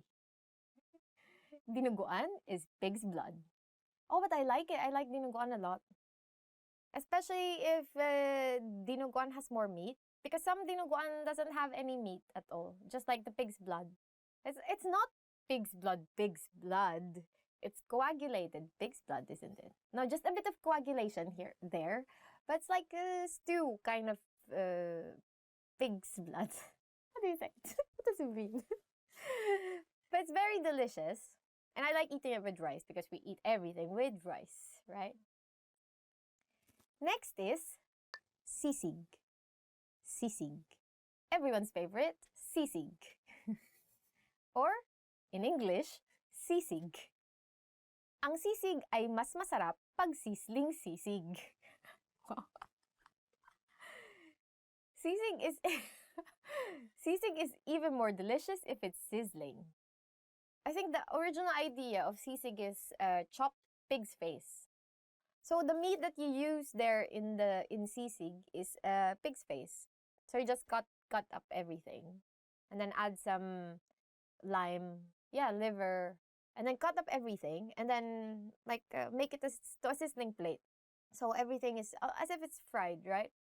And then you add some what's this, like spicy things. Now in many restaurants you can order sisig in, say, pork sisig, right? Or tuna sisig. Tuna sisig is really good. That's it for today's lesson. Hope you learned something new. And have you ever tried any Filipino food? If you've tried something that we haven't said, please comment them down below and tell us if you like them or not. Or if you have tried the ones that we have said, please comment them down below and tell us if you like them. And hopefully you did. Because if you don't, then go. Get out. Don't forget to like and subscribe. And if you want to learn more Filipino, head on to filipinopod101.com. Till the next lesson. Nagbabago. Ano nga? Hanggang sa muli.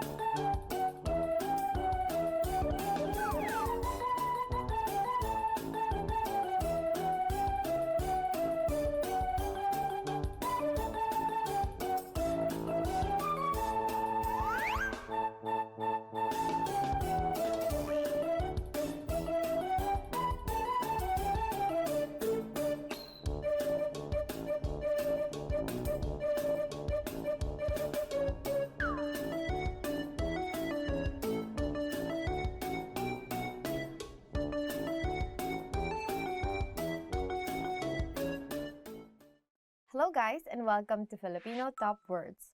I'm Erica, and for today, we will learn about the 10 compliments you always want to hear. Ang guwapo mo. You're handsome. Two possible circumstances. First, if the person is really, really handsome. Second, if you want something from that person. So for example, you want something done for you. You go to this person and say, "Oh, ang guwapo mo. Pwede bang pakitulungan ako?" In English, "You're handsome. Can you help me with this?" Ang galing mo, or "You're good." But this is very nice to hear, right? If your boss tells you, "Oh, you're good at what you do. Keep doing it." Then you say, "Oh, thank you. Can you raise my salary?" Right? So it's not about you being kind, but it's more about you were able to do something. Like you excelled at something. So in sports, for instance, or as I've said, in your job, you were able to do something very nice, then this is a proper compliment. So also if your friend helped you and this friend actually did a very good job, for instance, then you would also say, "Ang galing mo," or "You're good." Mahusay kang kaibigan. You are an awesome friend. I don't really say this to my friends. I mean, we have more of like a love-hate kind of relationship. So, I mean, it's good if you actually say this more to people that you are not so close to. Yeah, because once you get close to a person, then you can actually insult this person. Yeah. And that's more like the kind of friendship that you will get, like more of like love-hate kind of, right? But then, of course, you want to compliment because compliments actually make you feel nice. And when you feel nice, you do things much nicer. So, this is something that you can tell your friend. You are an awesome friend. Mahusay kang kaibigan. Mas maganda palalo ang iyong kalooban kaysa sa iyong panlabas na anyo. Your inside is even more beautiful than your outside. I think if I'm your friend, I won't even like this because I want my outside to be more beautiful than my inside. Because I'm vain like that. I don't care about what you think of me inside. As long as you think I'm beautiful. I think more people are going to like that one. I mean, if you tell this to someone, what would that person say? And this person would probably say, what do you think of me? I'm not beautiful on the outside. Right? It's not so nice, but you can try. Let's see how far you will go. But it's actually nice to compliment people's inside. Kahanga-hanga ang iyong resume. Your resume is impressive. And this is very helpful when you are you're being interviewed. And if you hear this phrase, then that means you have a good chance of getting the job. Because that means your resume is actually very impressive for them. But sometimes, you know how HR people are, right? They just tell you, oh, your resume is very impressive, but I'm sorry, we found someone with a more impressive resume than you. So if someone tells you, oh, your resume is very impressive, then it also tells you that, okay, you're on the right track with whatever you want to be, right? So I think that's very helpful. Magaling or great job. Saya no, great job.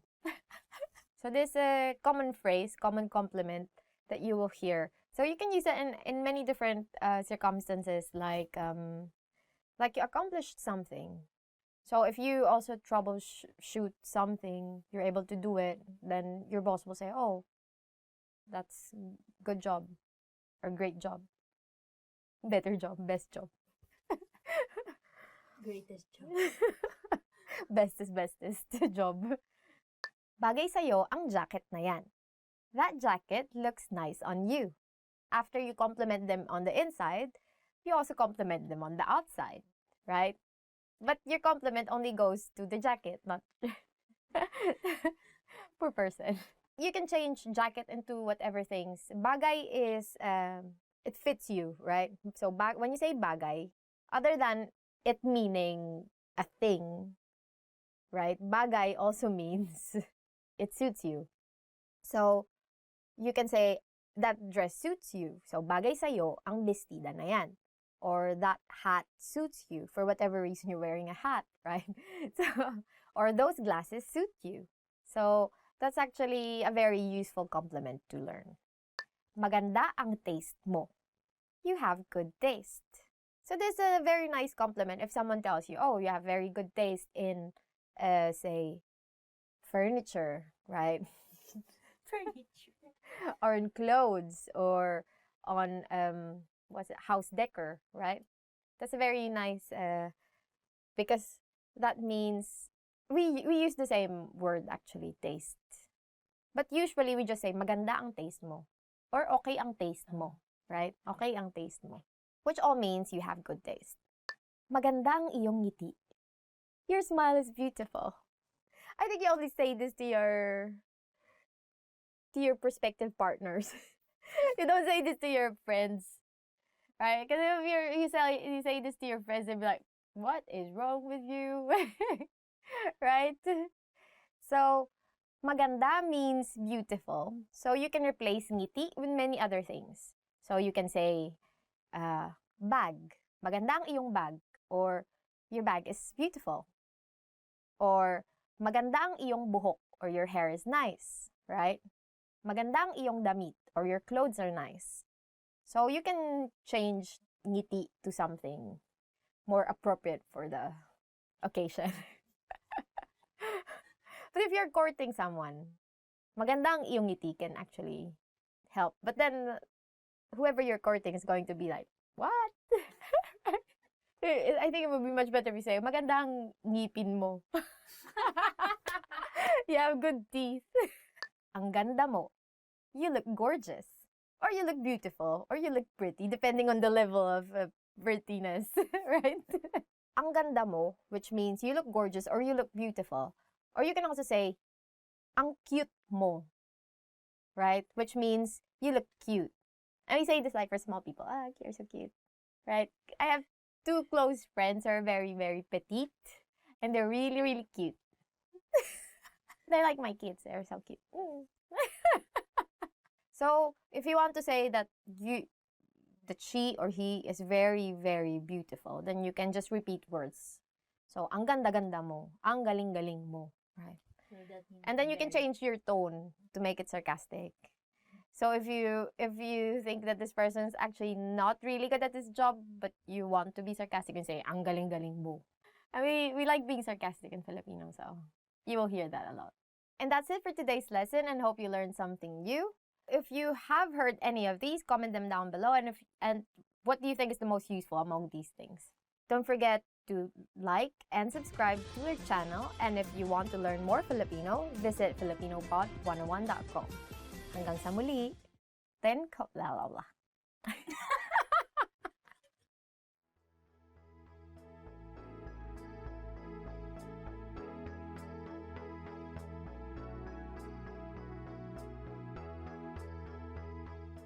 Genki.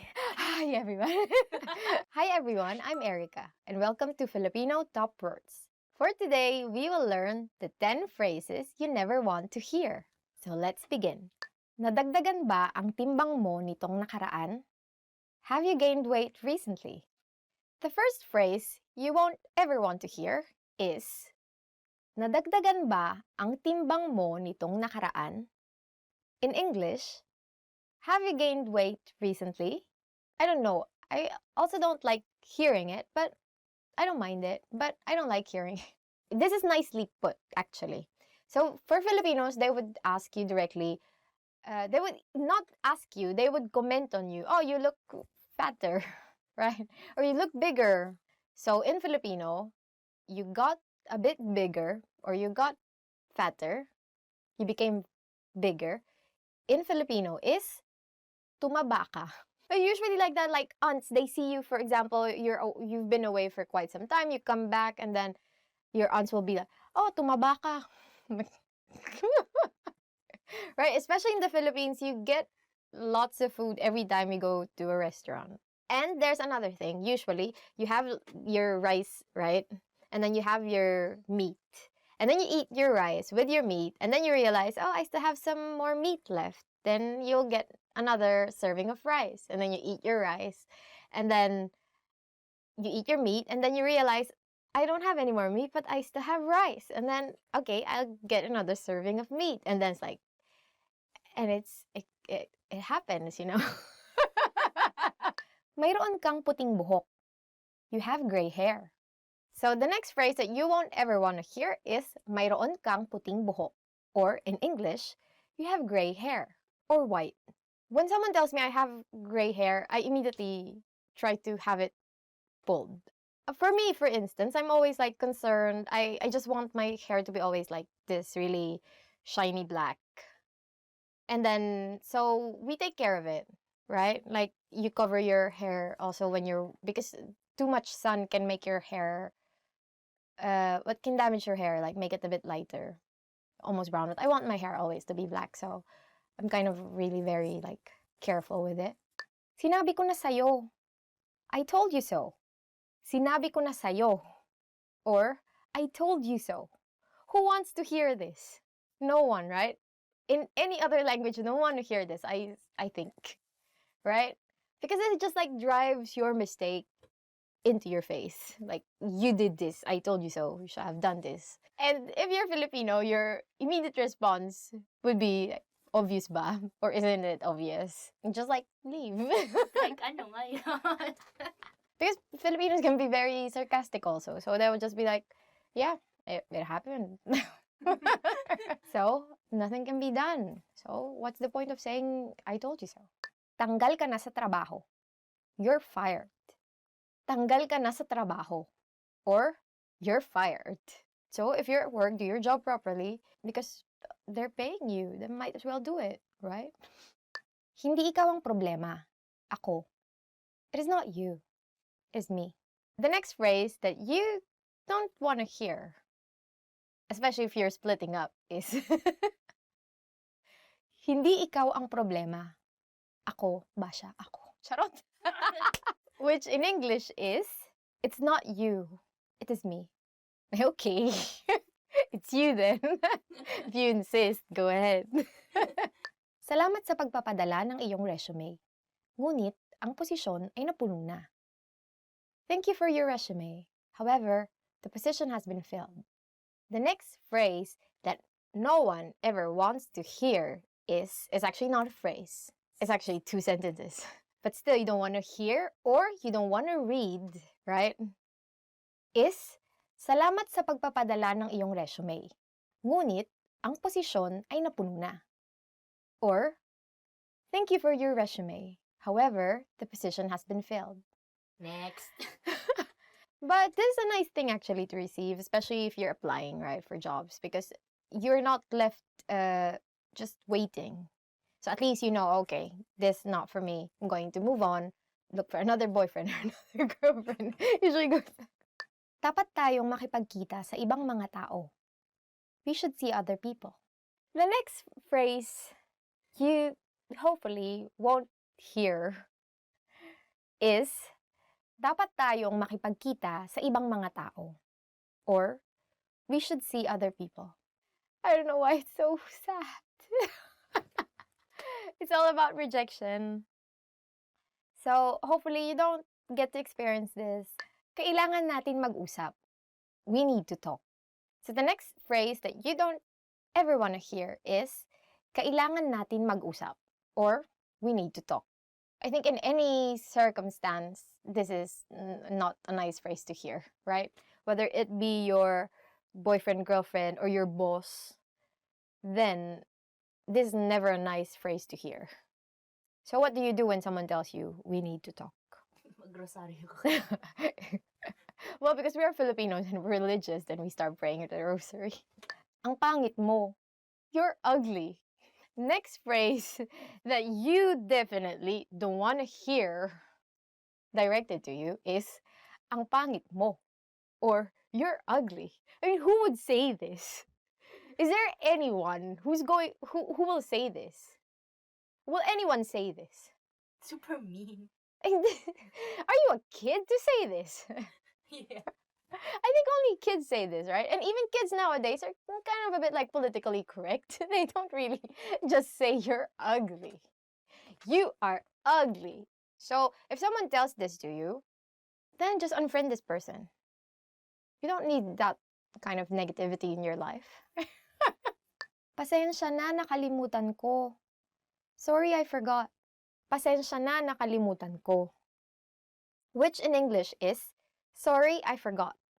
This is very useful actually, but if it's directed to you, and for instance, the thing that was forgotten is very important, then you don't want to hear this. Say, your boyfriend to buy bread on his way home, right? And he forgot, so you don't have breakfast. So, can you eat, sorry, I forgot? So you just break his fist. So that's it for this lesson. Hope you learned phrases that you don't want to hear. Don't try using those phrases because otherwise you will also hear more phrases that you don't want to hear. Don't ever want to hear. So are there any other phrase that has been said to you that you realize you don't like? If there are, please don't forget to comment them down below and don't forget to like and subscribe. And if you want more lessons in Filipino, go to filipinopod101.com and I'll see you in the next lesson. Bye-bye. Thank you for listening. I hope you won't have any problems with your partners. And always stay in love because the problem is you, not me.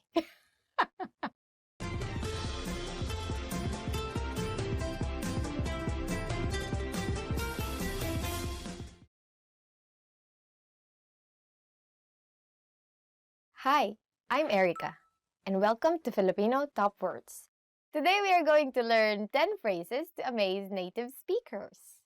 Salamat pero sa totoo lang, hindi ako isang native speaker. Thank you, but I'm not a native speaker actually. Salamat, pero sa totoo lang, hindi ako isang native speaker. Thank you, but I'm not a native speaker actually. If you start learning now, you'll be one of those few foreigners who can amaze Filipinos. Isang taon lang ang kinailangan ko para maging mahusay sa pagsasalita. It took me only 1 year to become fluent. Isang taon lang ang kinailangan ko para maging mahusay sa pagsasalita. It took me only 1 year to become fluent. So I don't know how easy actually Filipino is for foreign people. I don't know if in 1 year you'll be able to speak it. Probably like the basics of it, right? Because Filipino, you don't really need to learn new alphabet. And also, some of the words are in Spanish. So if you kind of know Spanish, then you would most probably understand some of the words. But for you to be able to speak 1 year, I think is fine. But for you to be able to actually understand all the nuances in the language, then 1 year is probably a bit too short. Makakapagsalita ako ng Filipino gaya ng isang Pilipino sa loob ng 3 taon. I'll speak Filipino like a native speaker in 3 years. Makakapagsalita ako ng Filipino gaya ng isang Pilipino sa loob ng 3 taon. I'll speak Filipino like a native speaker in 3 years. That's actually a good target, right? But of course, there's still so many things that you won't be, probably like inside jokes, right? Like, or especially since Filipino language is, like any other language, is continuously evolving, right? Because we have lots of slang now, right? Like slang that you get from American slang, and then also gay language, gay lingo, right? So all of those words, and then usually when you learn Filipino, you won't get to hear those slang or like street words. And most people actually use a bit of like casual, even in, they only use really formal Filipino in say formal situations, formal settings. So this is a good target, but good luck. 10 taon na akong nag-aaral ng Filipino. I've been learning Filipino for 10 years. 10 taon na akong nag-aaral ng Filipino. I've been learning Filipino for 10 years. That's actually very good. I mean, for me, for us, like English, we take so many years and still there's some things that you cannot understand. So for instance, we learn English, like standard English, right? And then you talk to, say, an American or to a British person. And then there are so many words that you cannot understand. But you cannot understand them because these are like, but it's like the usage of the words is different from how you learned it from the dictionary. Sometimes when you speak to them, you sound so formal. 10 years is very good. Kaya kong manood ng mga pelikulang Filipino nang walang subtitle. I can watch Filipino movies without subtitles. Kaya kong manood ng mga pelikulang Filipino nang walang subtitle. I can watch Filipino movies without subtitles. We are releasing so many indie movies recently. Those are really good movies, so please watch Filipino movies. And if you can see them without subtitles, very good. Kaya kong magkabisa ng higit kumulang mga 50 bagong salitang Filipino kada araw. I can memorize around 50 new Filipino words a day. Kaya kong magkabisa ng higit kumulang mga 50 bagong salitang Filipino kada araw. I can memorize around 50 new Filipino words a day. Oh, that's very impressive. I don't have memory. Masaya at madaling aralin ang Filipino. Filipino is fun and easy to learn. Masaya at madaling aralin ang Filipino. Filipino is fun and easy to learn. Yeah, which actually it is, right? It's very, I think it's easier compared to, say, Japanese or Chinese. Because as I've said, first, Filipino, you don't need to learn new alphabet, which immediately makes it easy, right? Because learning a new alphabet is very hard, right? I mean, if you say, for example, walk in the streets and then you can read the signs, that's already something. Because say you go to Japan, then you see all the signs and you cannot read kanji or hiragana or katakana, right? Then you cannot, it's like as if you're, I don't know, you're lost.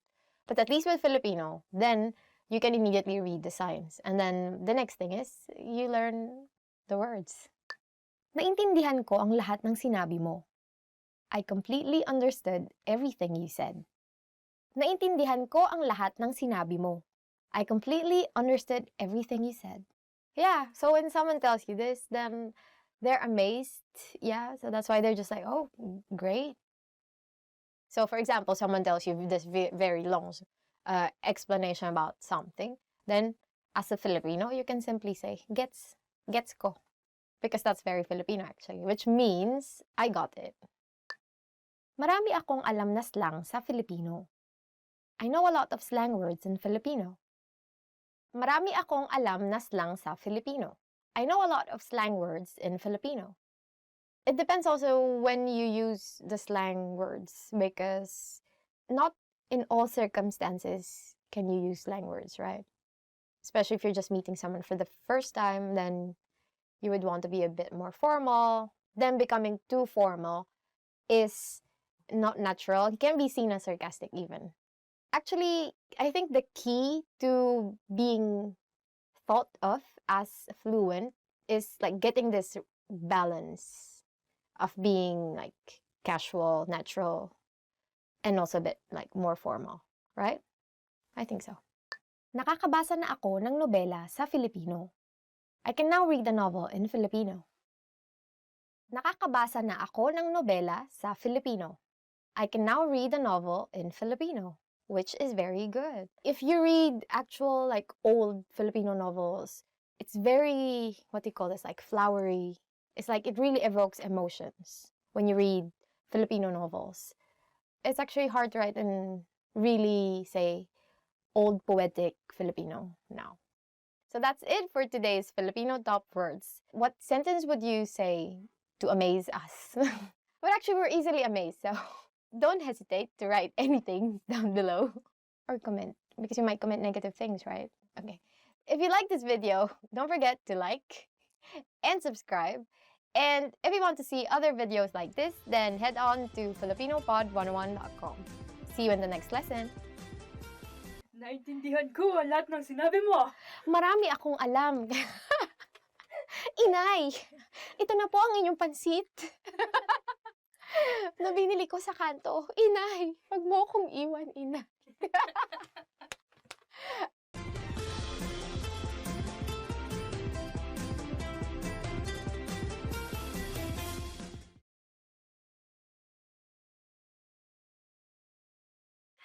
Hi everyone, my name is Erica, and welcome to Filipino Top Words. Our lesson for today is 15 must-know family words. Ta-da! Pamilya. Pamilya. Family. Our first word is pamilya or family. Anim kami sa pamilya. Anim kami sa pamilya.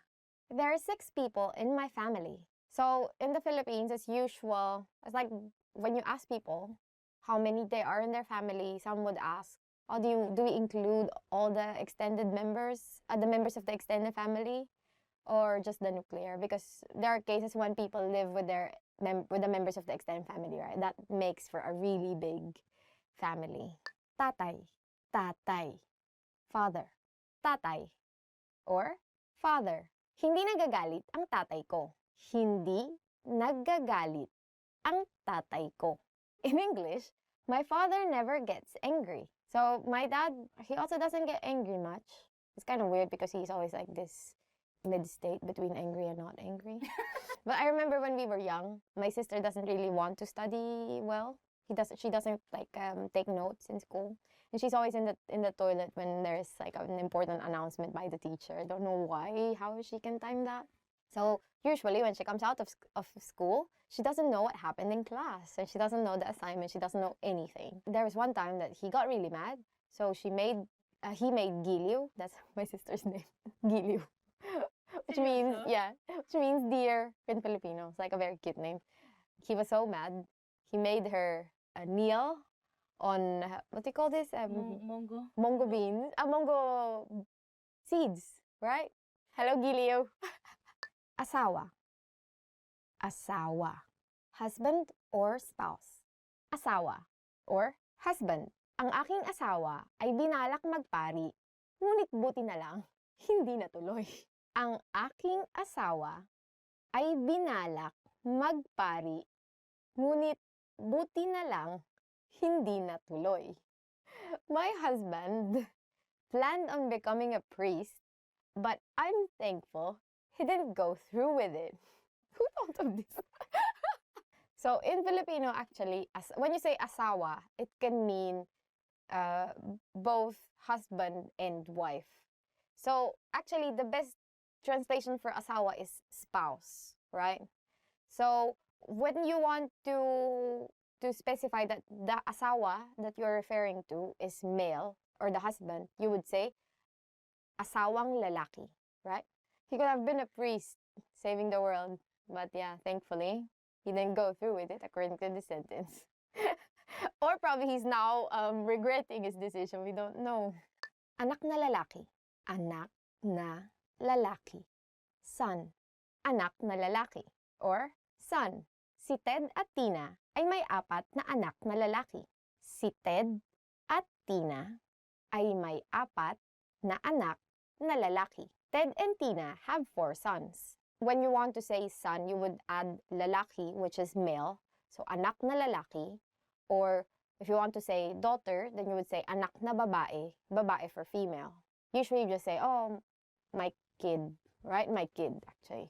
Ang anak ko, hindi na naman pumasok sa eskwelahan.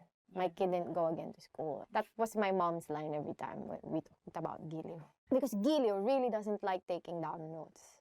Kapatid na lalaki. Kapatid na lalaki. Brother. Kapatid na lalaki. Or, in English, brother.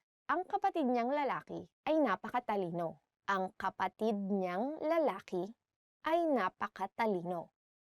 His brother is extremely smart. Here, kapatid again is a gender-neutral word, which means sibling.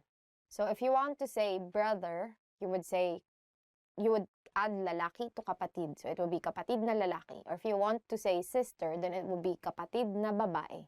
Babae meaning female. In the family, there's always ways of calling brothers, sisters, right? So for an older brother, you would say kuya. For elder sister, you would say ate. Tío, tío, uncle. Tío or uncle. Ang tío ko ay masipag. Ang tío ko ay masipag. My uncle is hardworking. So usually, younger people would call uncles as tito. So they would just call them tito. You can also say tito to anyone like a bit at the same age as your tito. For instance, like you meet someone and then you start talking to this someone, but they're kind of like more of a like mom-dad image. So you would call the dad image as like tito, right? Something like that. Lolo. Lolo. Grandfather. Lolo or grandfather. Magaling mag-Ingles ang aking lolo. Magaling mag-Ingles ang aking lolo. My grandfather has excellent English. Biyenang lalaki. Biyenang lalaki. Father-in-law. Biyenang lalaki. Or father-in-law. Ang aking biyenang lalaki ay nakakatakot. Ang aking biyenang lalaki ay nakakatakot. My father-in-law is scary. Nanay. Nanay. Mother. Nanay. Or mother. Walang katulad ang aking nanay. Walang katulad ang aking nanay. There is no one like my mother. Because my mom is weird. She's very funny. I don't know. I think she was normal. Now she's a mom. When I'm away, I talk to her on Facebook video, right? Video call. And then so I talk to her. And the first thing that she noticed after so many things that I discussed with her, like, oh, this how graduate school is, blah, blah. And then her immediate reaction is, oh, did you change your sheets? Kapatid na babae. Kapatid na babae. Sister. Kapatid na babae. Or sister. May isa akong nakababatang kapatid na babae. May isa akong nakababatang kapatid na babae. I have one younger sister. So this is the same thing that we discussed earlier with the word kapatid. So it's a gender-neutral noun. And you can add lalaki or babae for male, female respectively to make it into a gendered noun. So for kapatid na babae, to mean sister, you added babae, which is female. Asawa. Asawa. Wife or spouse. Asawa or wife or spouse. Ang aking asawa ay dating sumali sa Miss Universe. Ang aking asawa ay dating sumali sa Miss Universe. My wife was in the Miss Universe pageant.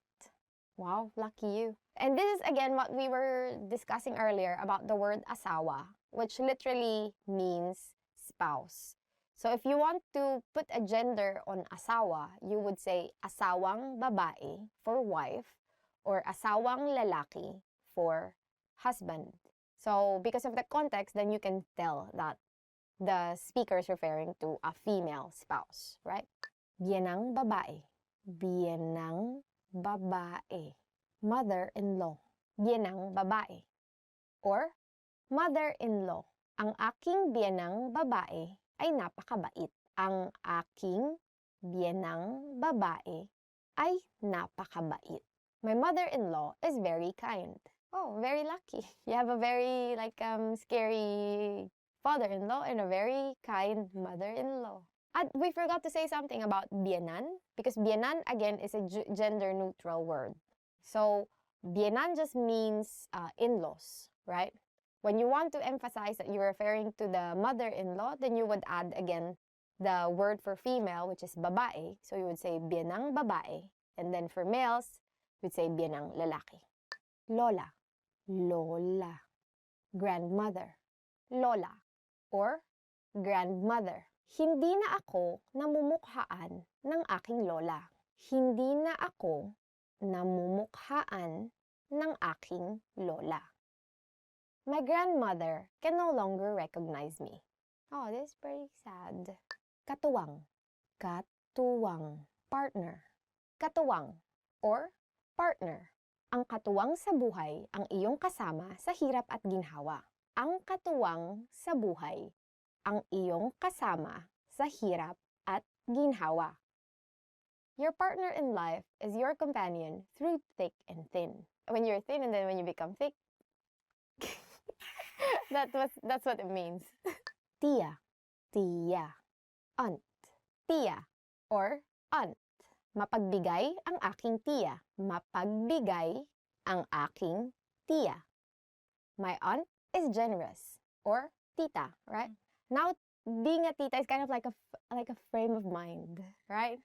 You're lazy, you just want nice things, you just want to drink tea, you just want to relax, be experience not be, not be sweaty. If you're a tita, you're in everyone's business. Aside from all those things that I said. So imagine, you always would have titas that ask you, why aren't you still married, right? There are always those titas. They just have so much time, right? Okay, guys, that's it for this lesson. Hope you learned something new. Don't become a tita yet. Who is your favorite member of your family? How many are you and your family? And don't forget to like, subscribe to the channel, and visit FilipinoPod101.com to learn more Filipino. Hanggang sa muli!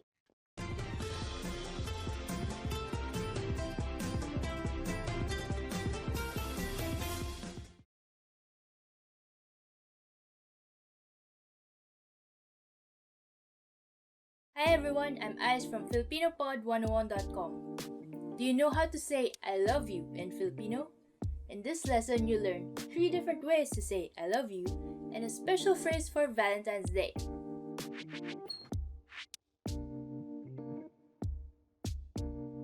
Let's start with the most common phrase. Mahal kita. Mahal kita. I love you. This phrase is direct. You should use it only when confessing your love.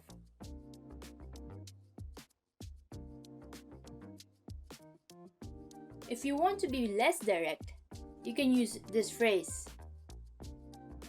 Mahalaga ka para sa akin. Mahalaga ka para sa akin. This means you mean so much to me.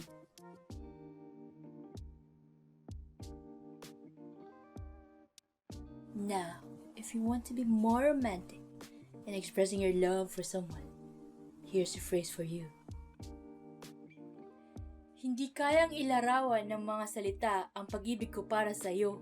Hindi kayang ilarawan ng mga salita ang pag-ibig ko para sa iyo. This means words cannot describe my love for you.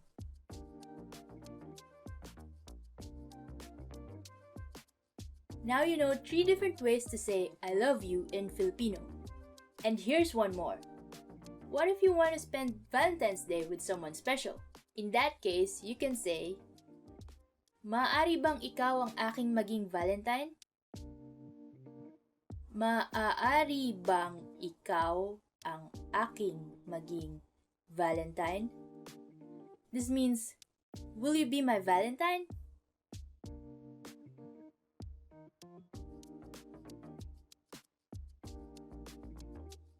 Okay, let's wrap up this lesson by recapping what you've learned. Listen to the expression and repeat after me.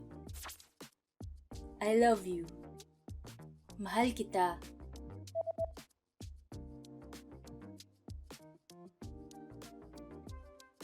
Mahal kita. You mean so much to me. Mahalaga ka para sa akin.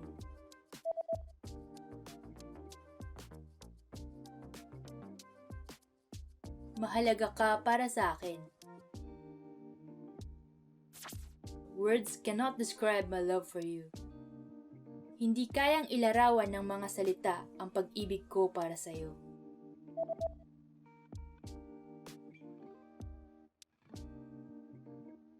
Hindi kayang ilarawan ng mga salita ang pag-ibig ko para sa iyo. Will you be my Valentine? Maaari bang ikaw ang aking maging Valentine?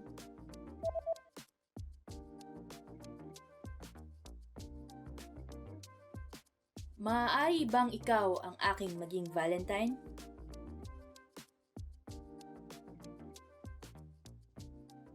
Well done! Here's a fun fact.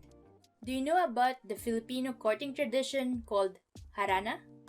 Harana is the tradition of serenading the person you're trying to woo from outside their house. It takes a lot of courage, but don't worry, you can have your friends back you up and play the guitar for you.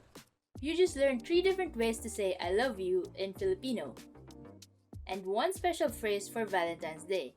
Also, don't forget to download your free cheat sheet on how to be a good lover in the Philippines, including words for romance, compliments, and pickup lines. Check out the description below and go to filipinopod101.com now. I'll see you next time. Paalam!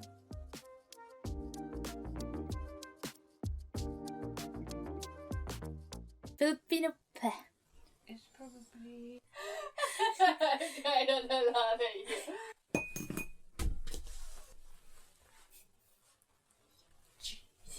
And here's one more. Well done. Rare, medium rare. You gotta be quiet. Shh.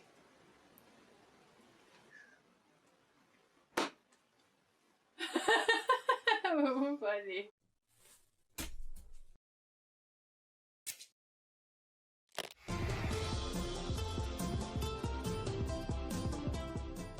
Kamusta kayo?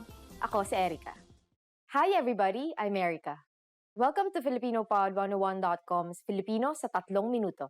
The fastest, easiest, and most fun way to learn Filipino.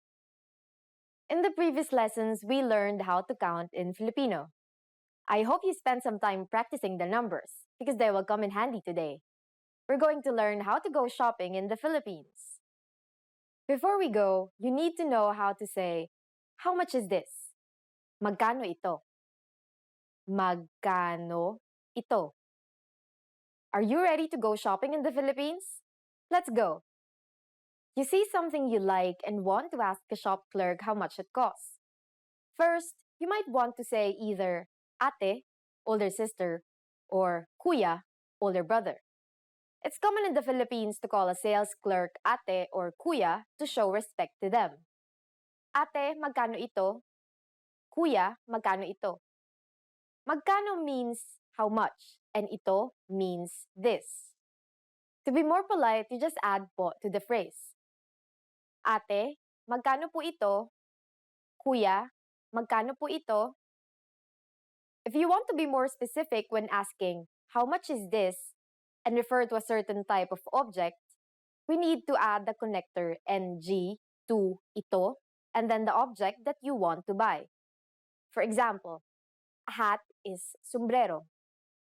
Ate, magkano po itong sombrero? Or, Kuya, magkano po itong sombrero? How much is this hat?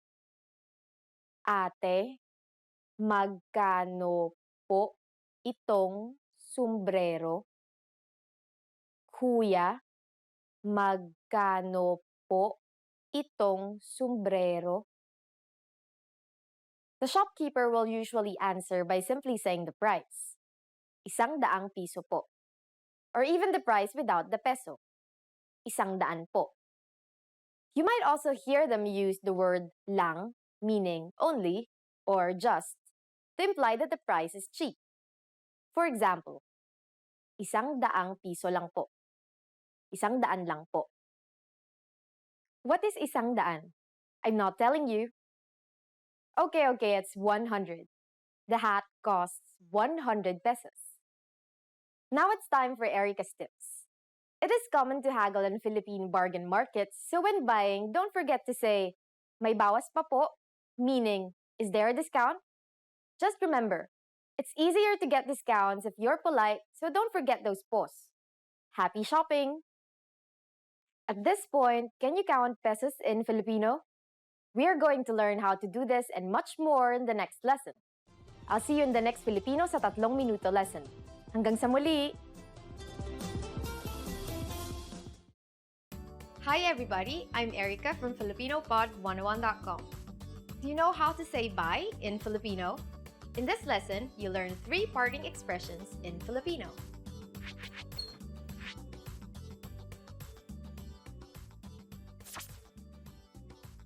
Let's start with the easiest one. Paalam.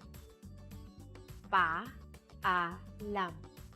This means goodbye in Filipino. You can use this expression on any occasion with anyone.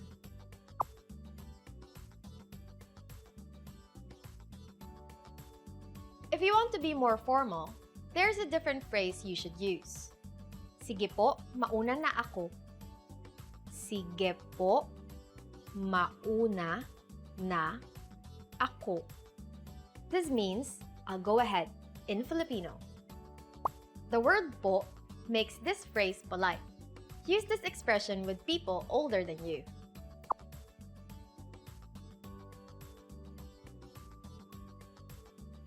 If you want to sound more casual, here's a phrase for you.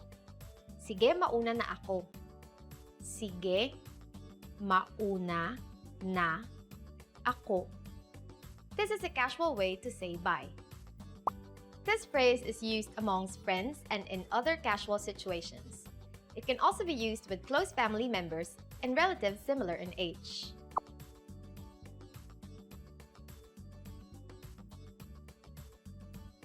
Let's wrap up this lesson by recapping what you've learned. Listen to the expressions and repeat after me. Goodbye. Paalam.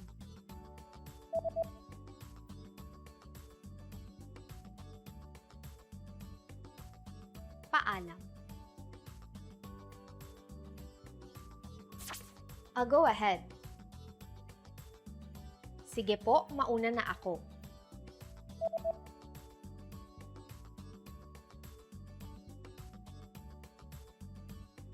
Sige po, mauna na ako.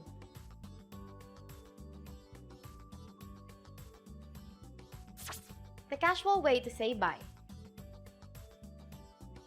Sige, mauna na ako.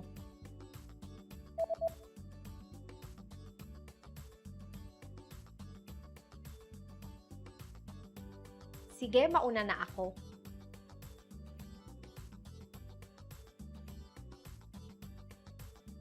Well done! Here's a fun fact. In a daily conversation, you will hear the casual phrase, sige, mauna na ako, more often than other expressions. So remember both paalam and sige, mauna na ako when talking with your friends. You just learned how to say bye in 3 different ways in Filipino. And don't forget, you can learn Filipino twice as fast with your free PDF lessons. Just click on the link in the description to download them. See you soon! Paalam!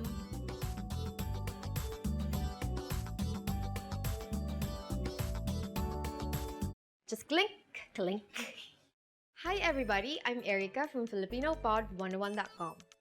Do you know how Filipino people celebrate New Year's Day? In this lesson, you'll learn some important phrases about the Filipino New Year and some valuable cultural tips.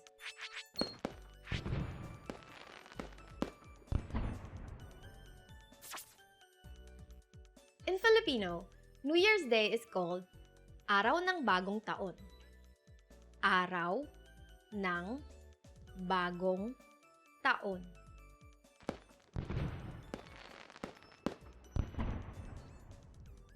On Araw ng Bagong Taon, Filipino people greet each other by saying, Manigong Bagong Taon. Manigong Bagong Taon. This means Happy New Year. When you meet someone for the first time in the new year, be sure to greet them with this phrase.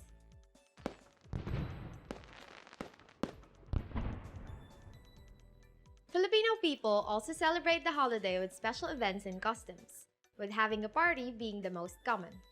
That's why you should remember this word. Handaan. Handaan. This means party. In recent years, going to street parties to welcome the new year has become a popular tradition in the Philippines, especially in Manila. This is partly because firecrackers are gradually being prohibited for individual use. Due to the massive amount of firecrackers used and because the people setting them off at home are not professionals, individual use of firecrackers brings danger to the neighborhood.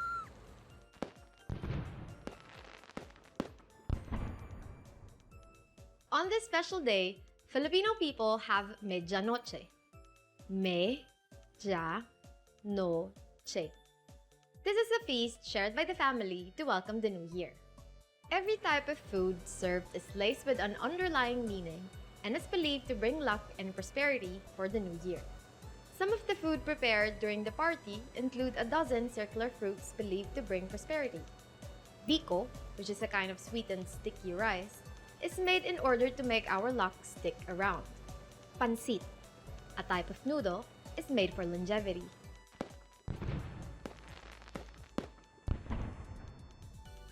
Let's wrap up this lesson by recapping what you've learned. Listen to the words and repeat after me. New Year's Day.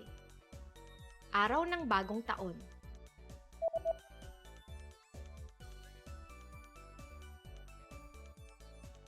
Araw ng Bagong Taon.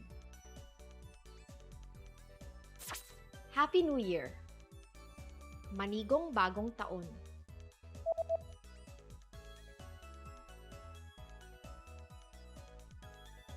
Manigong Bagong Taon.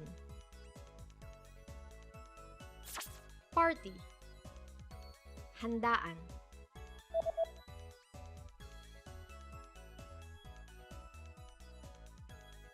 Handaan. A feast shared by the family to welcome the new year. Medianoche.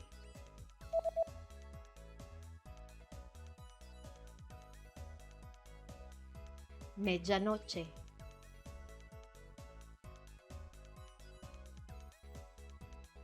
Well done! Here's a fun fact. Do you know what is a good outfit to wear on New Year's Eve in the Philippines? It is said that polka dots are the best design to wear on New Year's Eve. Filipinos believe that wearing something with circular patterns like polka dots will bring a prosperous year full of luck, especially when it comes to money. You just learned how Filipinos celebrate New Year's Day and some important facts about the holiday. And if you want to learn Filipino twice as fast, just click the link in the description and download tons of PDF lessons for free. See you soon! Hanggang sa muli!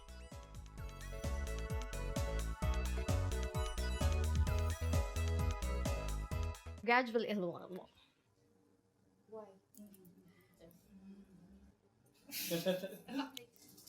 Maybe more in front.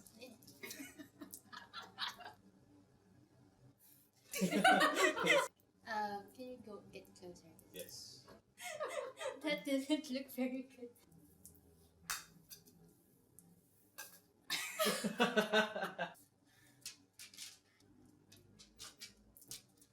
I like that.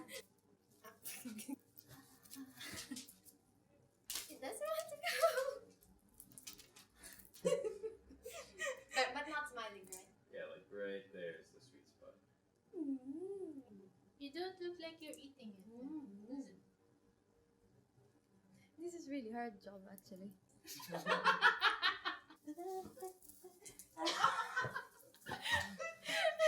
I think that's enough.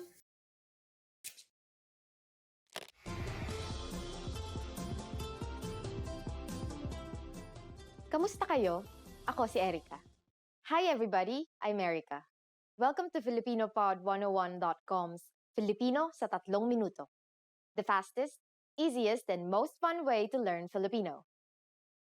In the last lesson, we learned the phrase, mawalang galang lang po. Nagsasalita po ba kayo ng Ingles? Excuse me, do you speak English? We mentioned the phrase, mawalang galang lang po, which means, excuse me, in formal Filipino.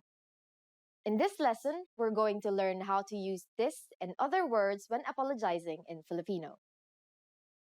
We can use mawalang galang lang po when we need to stop someone to ask a question. It literally means just to be rude, but is used to mean excuse me. For example, mawalang galang lang po, nasaan po ang palengke? Excuse me, where is the market? Mawalang galang lang po, nasaan po ang palengke? There is another phrase we use to mean excuse me, and that is paumanhin po. However, paumanhin po is used when you have bothered someone and could also mean I'm sorry. Paumanhin po. We use mawalang galang lang po and paumanhin po exclusively for formal situations. For informal situations, Filipinos usually just say, excuse me. But if there is something you really want to apologize for, it might be better to use a different phrase. That phrase is, patawarin mo ako. It means, please forgive me, and is used in informal situations. Patawarin mo ako. In formal situations, we say, patawarin niyo po ako. Patawarin niyo po ako. Here we added po and turned the second person pronoun into plural. Another common phrase Filipinos use for apologizing is, pasensya na po kayo. Pasensya na po kayo. This phrase is usually heard from shopkeepers when apologizing to customers. It can be translated as, please be patient with us. Now it's time for Erica's tips. In the Philippines, it is normal to simply say, excuse me, or I'm sorry, since English is commonly used in conversation. You could also add po to these phrases to make them sound a bit more formal and sincere. Excuse me po, or excuse po, I'm sorry po, or sorry po. Are you able to count in Filipino? In the next lesson, we will learn the numbers in Filipino from 1 to 19. I'll be waiting for you in our next Filipino sa 3 minuto lesson. Hanggang sa muli!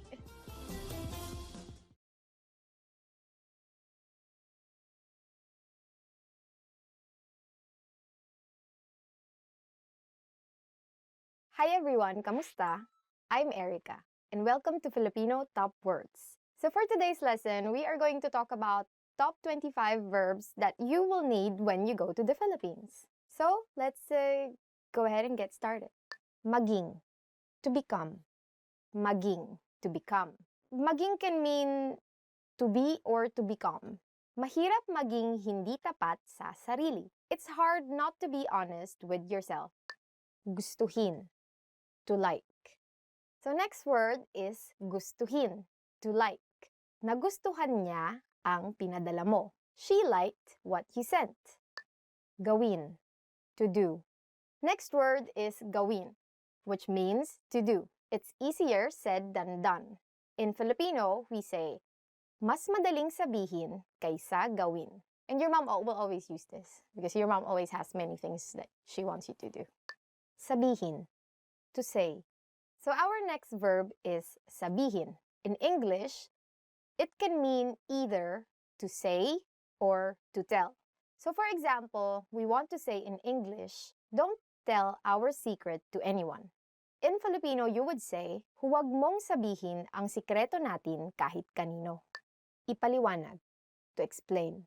Ipaliwanag, to explain. Dapat ipaliwanag ng guro ng mabuti ang paksa.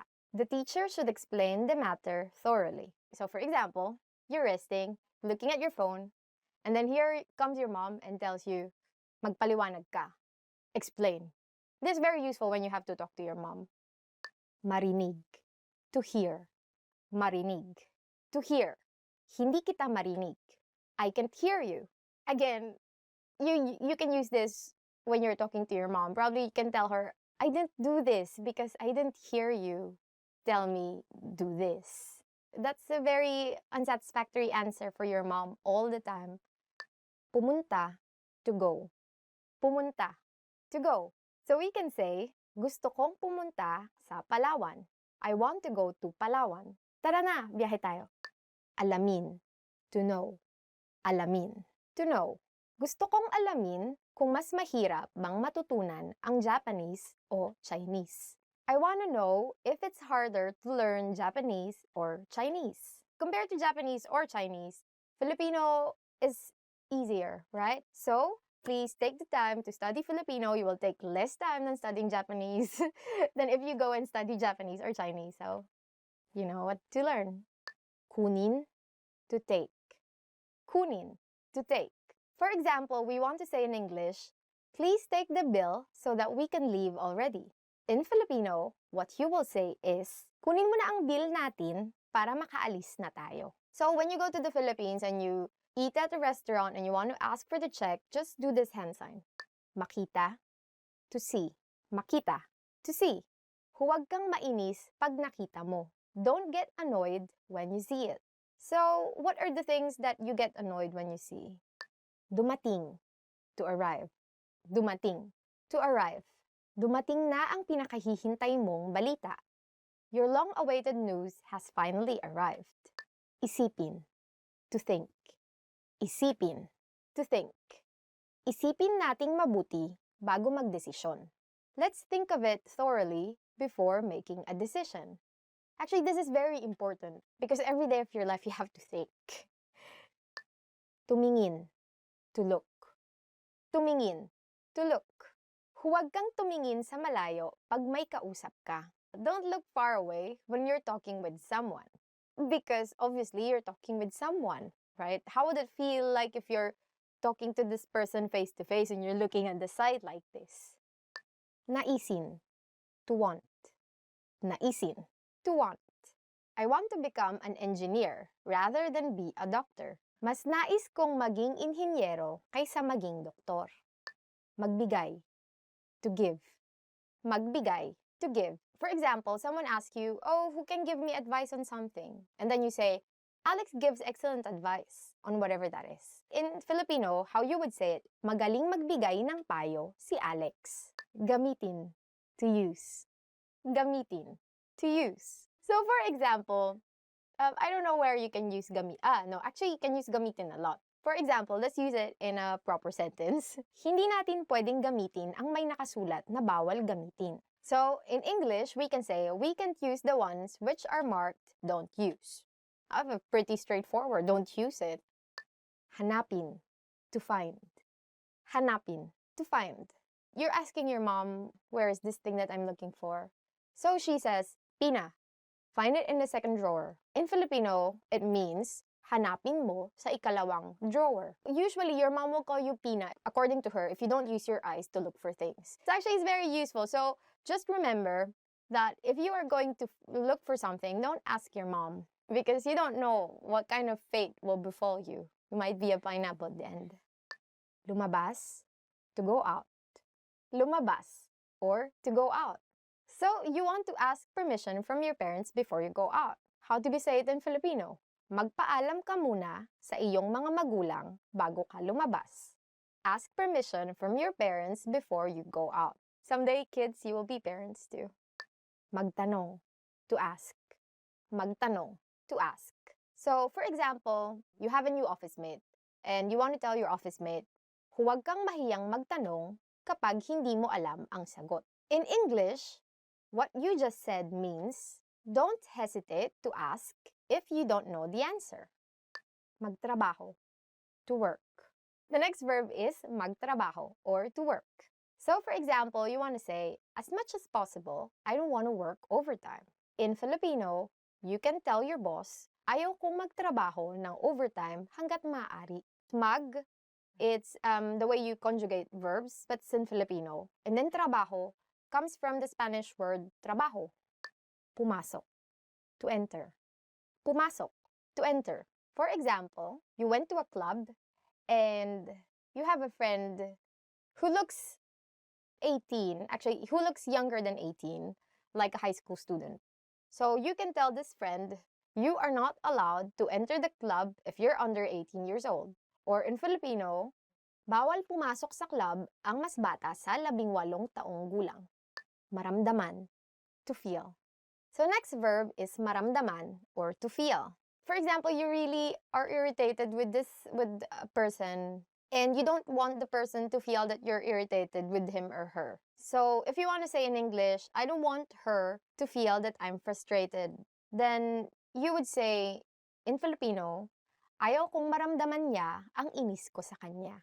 But I think you have to approach her and tell her that you are frustrated. So go ahead and tell her. Subukan, to try. Subukan. This again, some like really inspiring example sentences that we have here. You want to say to your friend, because you want to be really encouraging, why don't you try it before you say that you can't? And assuming that this friend cannot understand English, then you would have to learn the Filipino. You would say, bakit di mo subukan bago mo sabihin na hindi mo kaya? Mag-iwan, to leave. Mag-iwan. It actually means to leave something. You want to say in Filipino, mag-iwan ka ng 500 pesos or ng 500 piso para pambili ng pagkain. In English, please leave 500 pesos to buy food. Tumakbo, to run. Last verb for this lesson is tumakbo, or to run. So, for example, you are running and then you realize it's 200 meters already. So you would say, it's tiring to run more than 200 meters. And in Filipino, if you really want to say it, you would say, nakakapagod tumakbo ng higit sa 200 metro. So that's it for our lesson for today. Don't forget to like, subscribe, and comment. Do you have any other Filipino verbs that you know that didn't make it to the list? Go ahead and don't hesitate. Please subscribe. Stay here until the next lesson begins.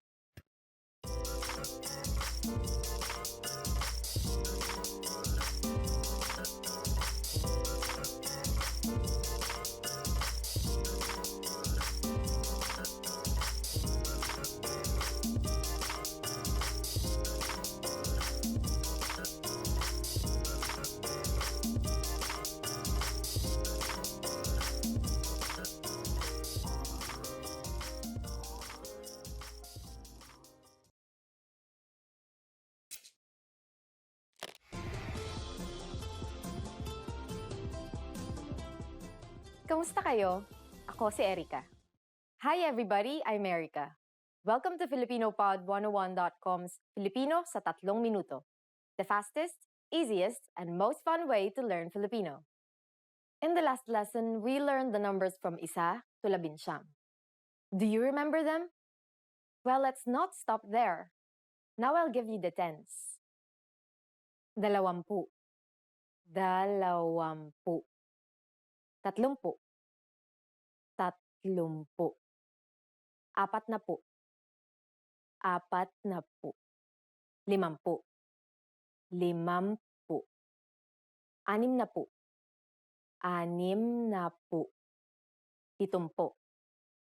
60, 60, 70, 70, 80, 80, 90, 90. Just like 11 to 19 from the last lesson, the tens also has a common formula. It is the numbers 1 to 9 plus connector plus pu. As I mentioned, the connector is usually NA if the letter before it is a consonant and NG if the letter before it is a vowel. I also mentioned that if a P follows the NG connector, then it becomes an M. Now here's one more thing. If the vowel before M is an O, then that also changes and becomes a U, just like in 30, 70, and so on. Finally, one last thing to note is that for the number 10, we say 10 and not 10. Are you ready to try making compound numbers out of the numbers we've learned? I promise it's easier. How would you say 56 in Filipino? Let's take it step by step. 50 is 50. Just add and, at, in its contracted form, and then 6, anim. So it will be 56. Done. Isn't that easy? Let's try another number. For instance, 98. Take 90, 90, and add at, in its contracted form, then 8, 8. 98. Ready for more challenge? How do we say 100 in Filipino? It is 100. That is, isa, which is 1, followed by the connector NG, then daan, which is 100. Now let's try counting up to 999. For compound numbers in the hundreds, the formula is numbers 1 to 9 plus connector plus daan plus numbers 20 to 99. For example, 169 is 169. One thing to note is that daan becomes raan when the NA connector is used. For example, 492. 492. For compound numbers with 1 to 19, you have to add an at after saying the 100. For example, 401 is 400 at isa. And now it's time for Erica's tips. Conjugation may be the trickiest part in learning Filipino, but it is done mostly to make sentences sound more natural and easier to pronounce. So don't worry if you can't nail it down yet. People will still understand you. Just keep practicing and you'll get the hang of it. Can you believe it? After only 2 lessons, you can now count up to 999 in Filipino. In the next lesson, we are going to put your number knowledge to use. Do you have all the skills you need to go shopping in the Philippines? Let's learn it together in the next Filipino sa 3 minuto lesson. Hanggang sa muli! Hi everyone, I'm Erica, and welcome to Filipino Top Words. Our lesson for today is the 10 questions you should know in Filipino. So let's begin. Anong pangalan mo? What's your name? The first question that you should know is, anong pangalan mo? In English, what's your name? So, how do you answer this question? For instance, my name is Erica, so in Filipino, I would say, ako si Erica, or I'm Erica. This is a very useful question when you want to get to know other people, so you better remember this. Anong pangalan mo? In English, what's your name? Kamusta? How are you? The next question that you should know is, kamusta? Or in English, how are you? How do you respond to this question? You say, mabuti naman. Ikaw? Or, I'm good. You? So this is also again another very common question that you can ask your friends just because you're friends. So you have to know how they are. Parang lagi na lang magka-sarcastic yung Actually, the longer version is kamusta ka? But no one really says that now. So you can just simply say kamusta. Yeah, or even shorter, you can just say musta. So it's very nice actually to say this to people, especially if you haven't seen them for a long time. Taga saan ka? Where are you from? So the next question that you should know is taga saan ka? Or in English, where are you from? So how do you answer this question? If you are, say, from Manila, then you reply, taga Maynila ako, or I'm from Manila.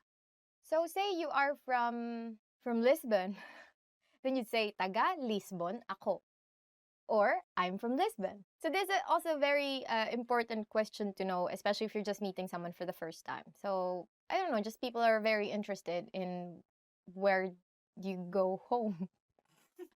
Or where you're from, not really where you go home. Kailan ang iyong kaarawan? When is your birthday? Kailan ang iyong kaarawan? In English, when is your birthday? So if you want to really respond to this question in fluent Filipino, then you would say, sa ika-25 ng Disyembre ang aking kaarawan. Or in English, this translates to my birthday is on December 25th. If it's December 25, then obviously your birthday is on Christmas. But if say August 9, then you would say in Filipino, ika-siyam ng Agosto. But no one really says that, so you just say August 9. Just say August 9.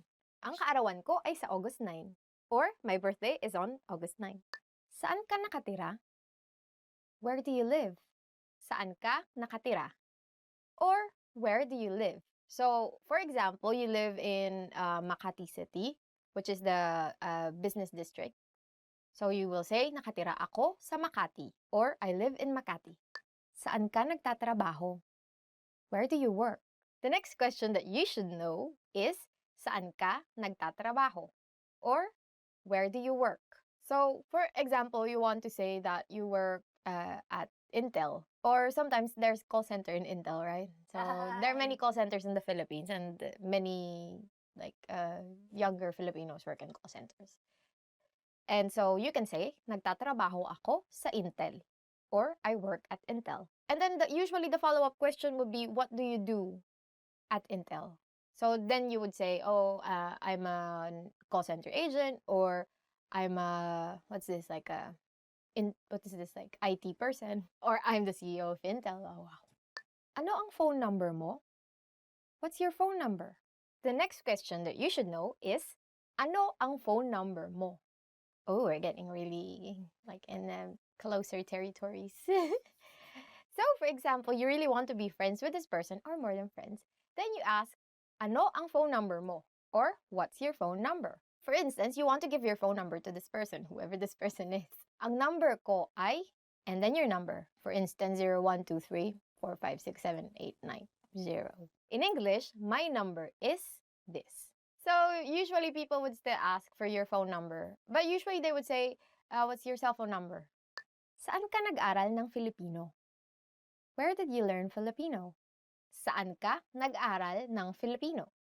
In English, where did you learn Filipino? So this is very interesting and very important to be able to respond to this. When the person that you're talking to is really amazed with your Filipino, so you better reply with, nag-aral ako gamit ang filipinopod101.com, or I studied with filipinopod101.com.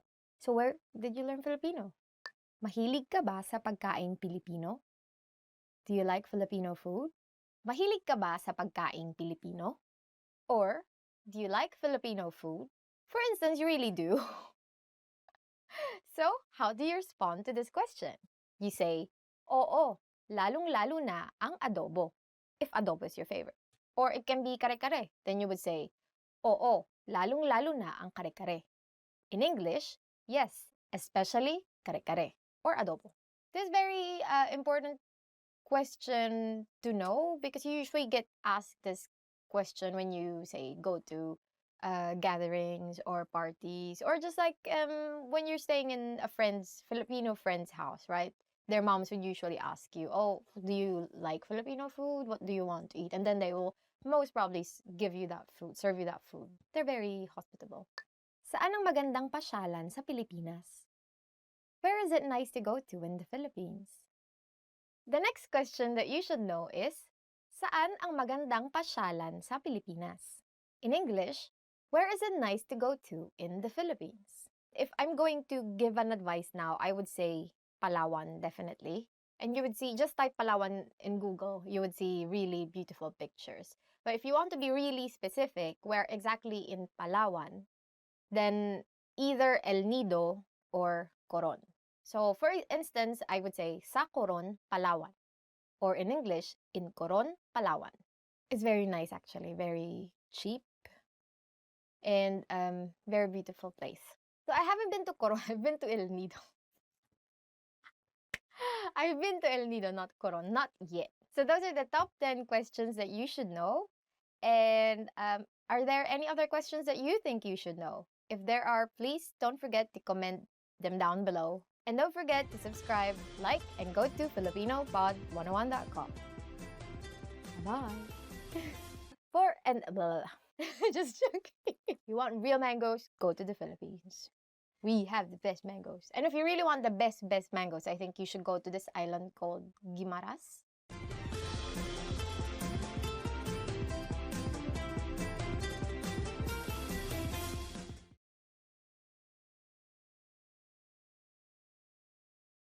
Hi everybody, I'm Erica from FilipinoPod101.com. Do you know how to say thank you in Filipino? In this lesson, you'll learn 3 different ways to say thank you and how to respond.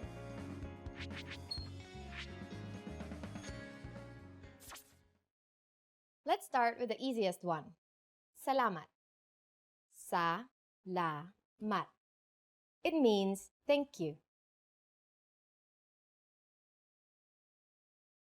If you want to show your sincere appreciation for something, you can say this expression. Maraming salamat. Ma-ra-ming sa-la-mat. Marami means a lot, so maraming salamat literally means many thanks. So simply add maraming if you want to show you appreciate someone a lot. What if you want to show appreciation in a more formal way? Here's how you can say it. Salamat po. Sa-la-mat po. We add the word po at the end to show respect to older people. Now you know 3 different ways to say thank you in Filipino. But how do you respond if someone thanks you? If someone thanks you in Filipino, simply say, walang anuman. It means, you're welcome. If it's a formal situation, say, walang anuman po. Let's wrap up this lesson by recapping what we've learned. Listen to the expression and repeat after me. Thank you. Salamat.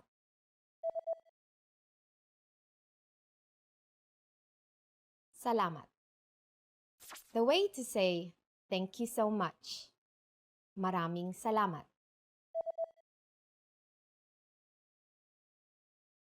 Maraming salamat. The formal way to say thank you. Salamat po. Salamat po. And to respond, just say, walang anuman.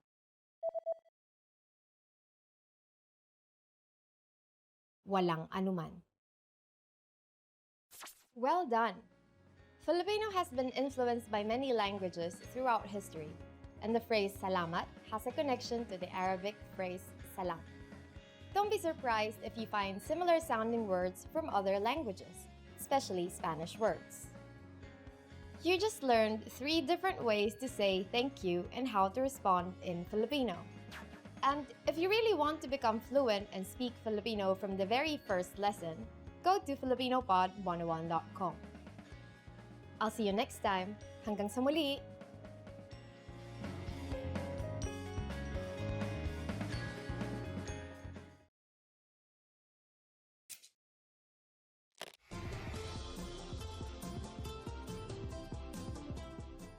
Welcome to FilipinoPod101.com's Filipino sa 3 minuto. The fastest, easiest, and most fun way to learn Filipino. Kamusta? Ako si Erica. Kinagagalak kong makilala ka. Hi, I'm Erica. Nice to meet you. In this series, we're going to learn basic Filipino expressions. It's super easy and it only takes 3 minutes. In this lesson, you're going to learn how to introduce yourself in Filipino. Are you ready? Here we go. Kamusta? Ako si Erica. Kinagagalak kong makilala ka. Hi, I'm Erica. It's nice to meet you. Kamusta? Ako si Erica. Kinagagalak kong makilala ka. Did you get it? Let's take it step by step. Start by saying, Kamusta? This means, how are you? But is commonly used to say, hi in Filipino. Next, say, Ako si, I am, and then your name. My name is Erica, so I'll say, Ako si Erica. Finally, say, Kinagagalak kong makilala ka. This means, it's nice to meet you. Kinagagalak kong makilala ka. Kamusta? Ako si Erica. Kinagagalak kong makilala ka. Next, we're going to learn how to introduce ourselves in formal Filipino. But first, I'll teach you 2 words that turns any Filipino sentence formal. They are po and opo. Po, opo. All Filipinos learn these 2 words when they are young because they are a must when speaking politely to those who are older. Now here's how to introduce yourself in formal Filipino. Kamusta po? Ako si Erica Reyes. Kinagagalak ko po kayong makilala. How are you? I'm Erica Reyes. It's nice to meet you. Kamusta po? Ako si Erica Reyes. Kinagagalak ko po kayong makilala. Did you notice the word po in this introduction? Let's compare it with the informal introduction we learned earlier. First, we have kamusta po instead of just kamusta. As we've said before, kamusta means how are you and has essentially the same use as hi in English. It comes from the Spanish phrase como esta. We add the word po to this to make it polite. For the next sentence, there is no need to change ako si or I am. However, saying your full name is considered more formal. In the Philippines, we say our first names first and last names last. Finally, pay attention to the ending. We went from kinagagalak kong makilala ka to kinagagalak ko po kayong makilala.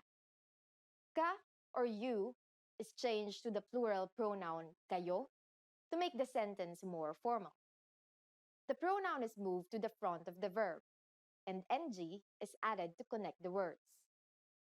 Finally, we also add po to the sentence to show respect.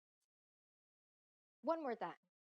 The informal way to introduce yourself in Filipino is, Kamusta? Ako si Erica. Kinagagalak kong makilala ka. The formal way to introduce yourself is, Kamusta po? Ako si Erica Reyes. Kinagagalak ko po kayong makilala. Now it's time for Erica's tips. Have you gotten hold of saying, Kinagagalak kong makilala ka? Well, you might be surprised, but Filipinos say, Nice to meet you, more often than its Filipino counterpart. This is because many English words and phrases are used in daily conversation since English is the second official language of the Philippines. Filipinos also shake hands during first meetings, just like in many Western cultures. But of course, If you use the proper Filipino introduction, your new Filipino friends will definitely be impressed. Do you know how to say thank you in Filipino? How about you're welcome? Watch the next Filipino sa 3 minuto lesson to find out. See you next time. Hanggang sa muli.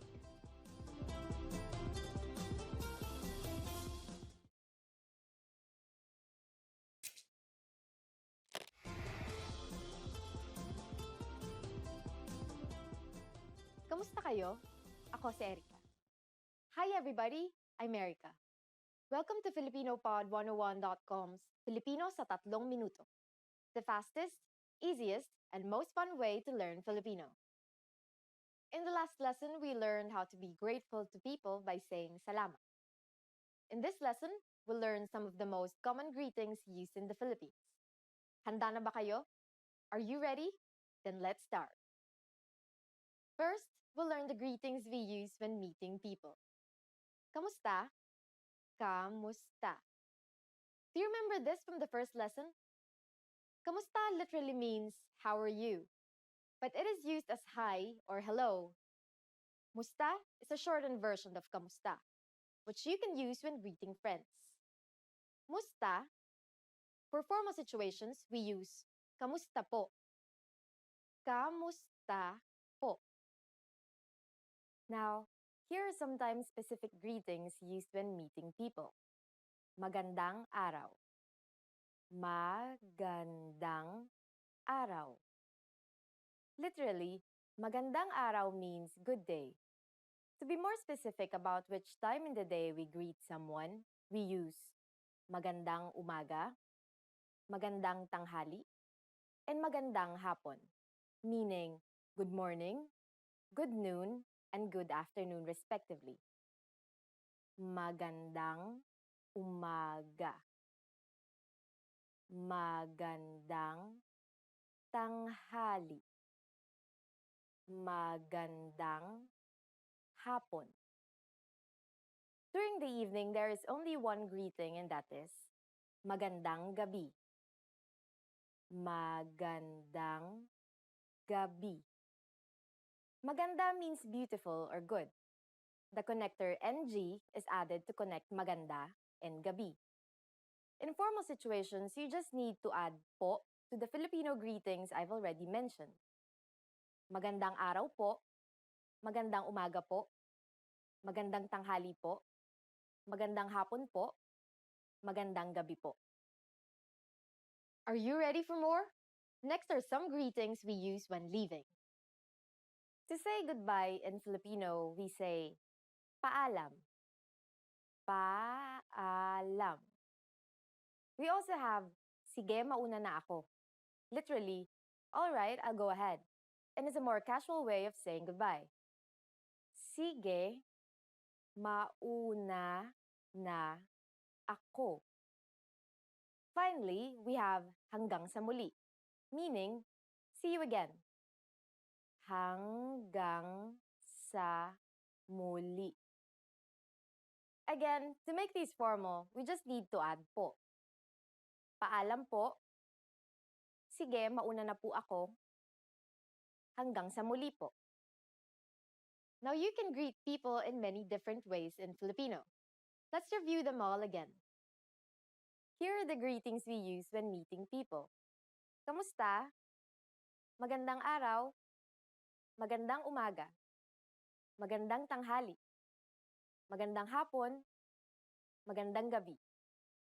When leaving, we have paalam. Sige, mauna na ako. Hanggang sa muli. For greeting people who are older than you, just add po. It's easy, isn't it? Now it's time for Erica's tips. Another famous greeting you might hear in the Philippines is mabuhay. This literally means live, but it's used to mean welcome. It is used in formal situations like when welcoming an audience during events, or when welcoming people into the country, but not necessarily when welcoming guests to your home. During the next lesson, we'll learn the meaning of the phrase, nagsasalita ka ba ng Ingles? Do you already know it? I'll be waiting to talk about it with you in our next Filipino sa 3 minuto lesson. Hanggang sa muli!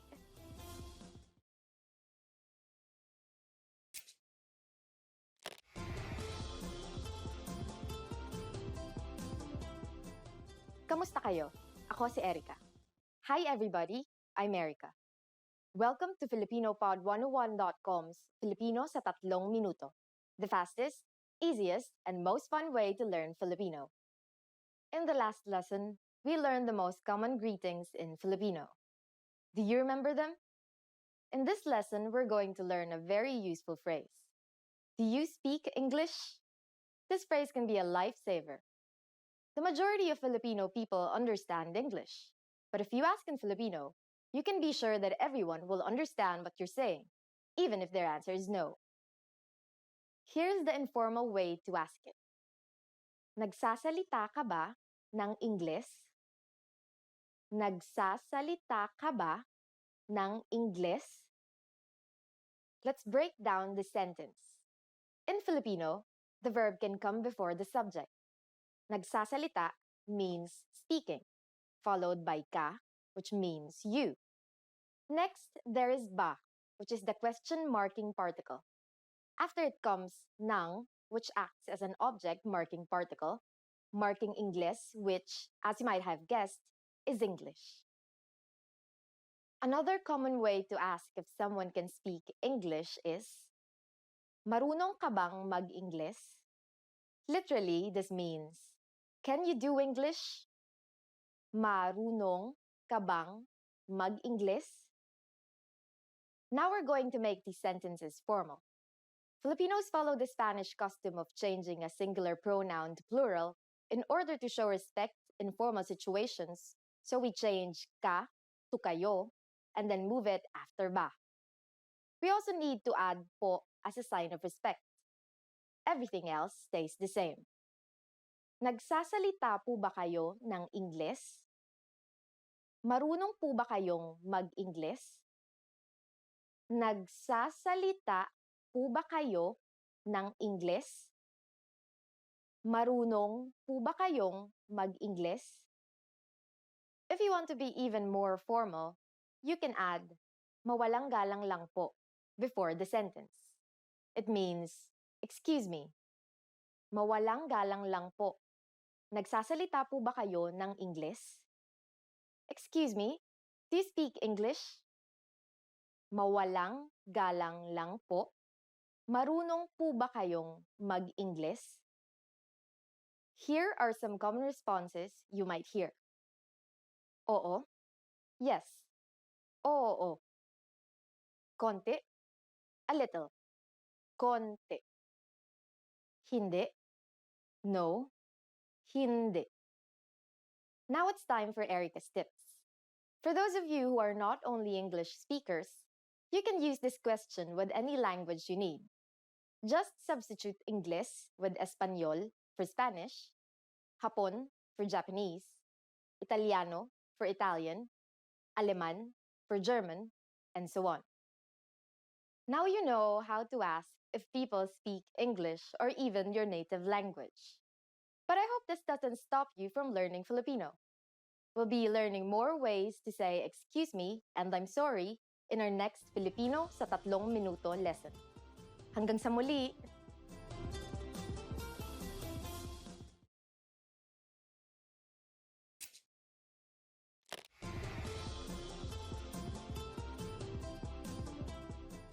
Kamusta kayo? Ako si Erica. Hi everybody, I'm Erica. Welcome to FilipinoPod101.com's Filipino sa 3 minuto, the fastest, easiest, and most fun way to learn Filipino. In the last lesson, we learned quite a few phrases used when apologizing in Filipino. In this lesson, we are going to learn numbers in Filipino. That's right, numbers, mga numero. And you are going to learn them in only 3 minutes, 3 minuto. Are you ready? Let's start. Isa. Isa. Dalawa. Dalawa. Tatlo. Tatlo. Apat. Apat. lima, lima. Anim, anim. Pito, pito. Walo, walo. Siyam, siyam. Sampu, sampu. Okay, now repeat after me. I'll say the numbers and give you time to repeat each one. Isa, dalawa, tatlo, apat, lima, anim, pito, walo, siyam, sampu. Great job! Try to remember these numbers by heart because you'll see them again in bigger numbers. Do you know what is before isa? Here's a clue. It's almost the same as in English. It's zero. Zero. Now let's continue from 11.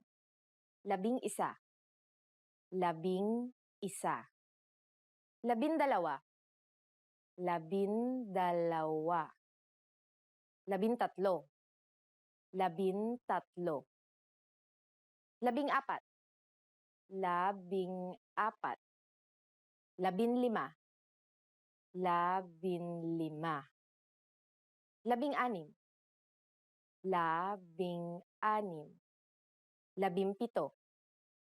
Labimpito. Labing walo. Labing walo. Labinsyam. Labinsyam. These numbers may seem longer and harder to remember, but they basically follow a simple rule, which is labi plus connector plus the numbers 1 to 9. In Filipino, the connector is usually NA if the letter before it is a consonant, and NG if the letter before it is a vowel. In this case, since labi ends with I, then we'll be using the NG connector. However, NG sometimes changes its form depending on the letter that follows it. For the letters D, L, R, S, and T, the G from NG is dropped to make it easier to pronounce. Labindalawa, labintatlo, labinlima, and labinsyam. If a P follows the NG connector, the NG becomes an M, just like in labimpito. Now it's time for Erica's tips. Filipinos don't exclusively use the Filipino way of counting. As I've said before, English is commonly used in the Philippines, so it is very common for us to count in English as well. But that's not all. Sometimes, we even use the Spanish way of counting, especially when telling the time. Now you know how to count up to labinsyam. But why stop there? Next time, we'll learn more about numbers. Do you know the Filipino word for 100? Find out in the next Filipino sa 3 minuto lesson. Hanggang sa muli!